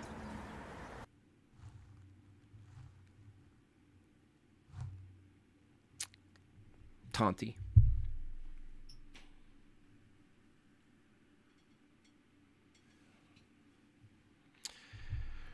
All right. I was looking at my guitar, but, not today. Gotta rest my voice. All right. That's it for me. God bless you all. Thank you so much for the support. and for the commentary and for the engagement and for the debates in the chat and out of the chat. Appreciate all you atheist tards who came over, all of you Evo tards. You're always welcome here. Okay, it's not personal, but we think you're dumb. Okay.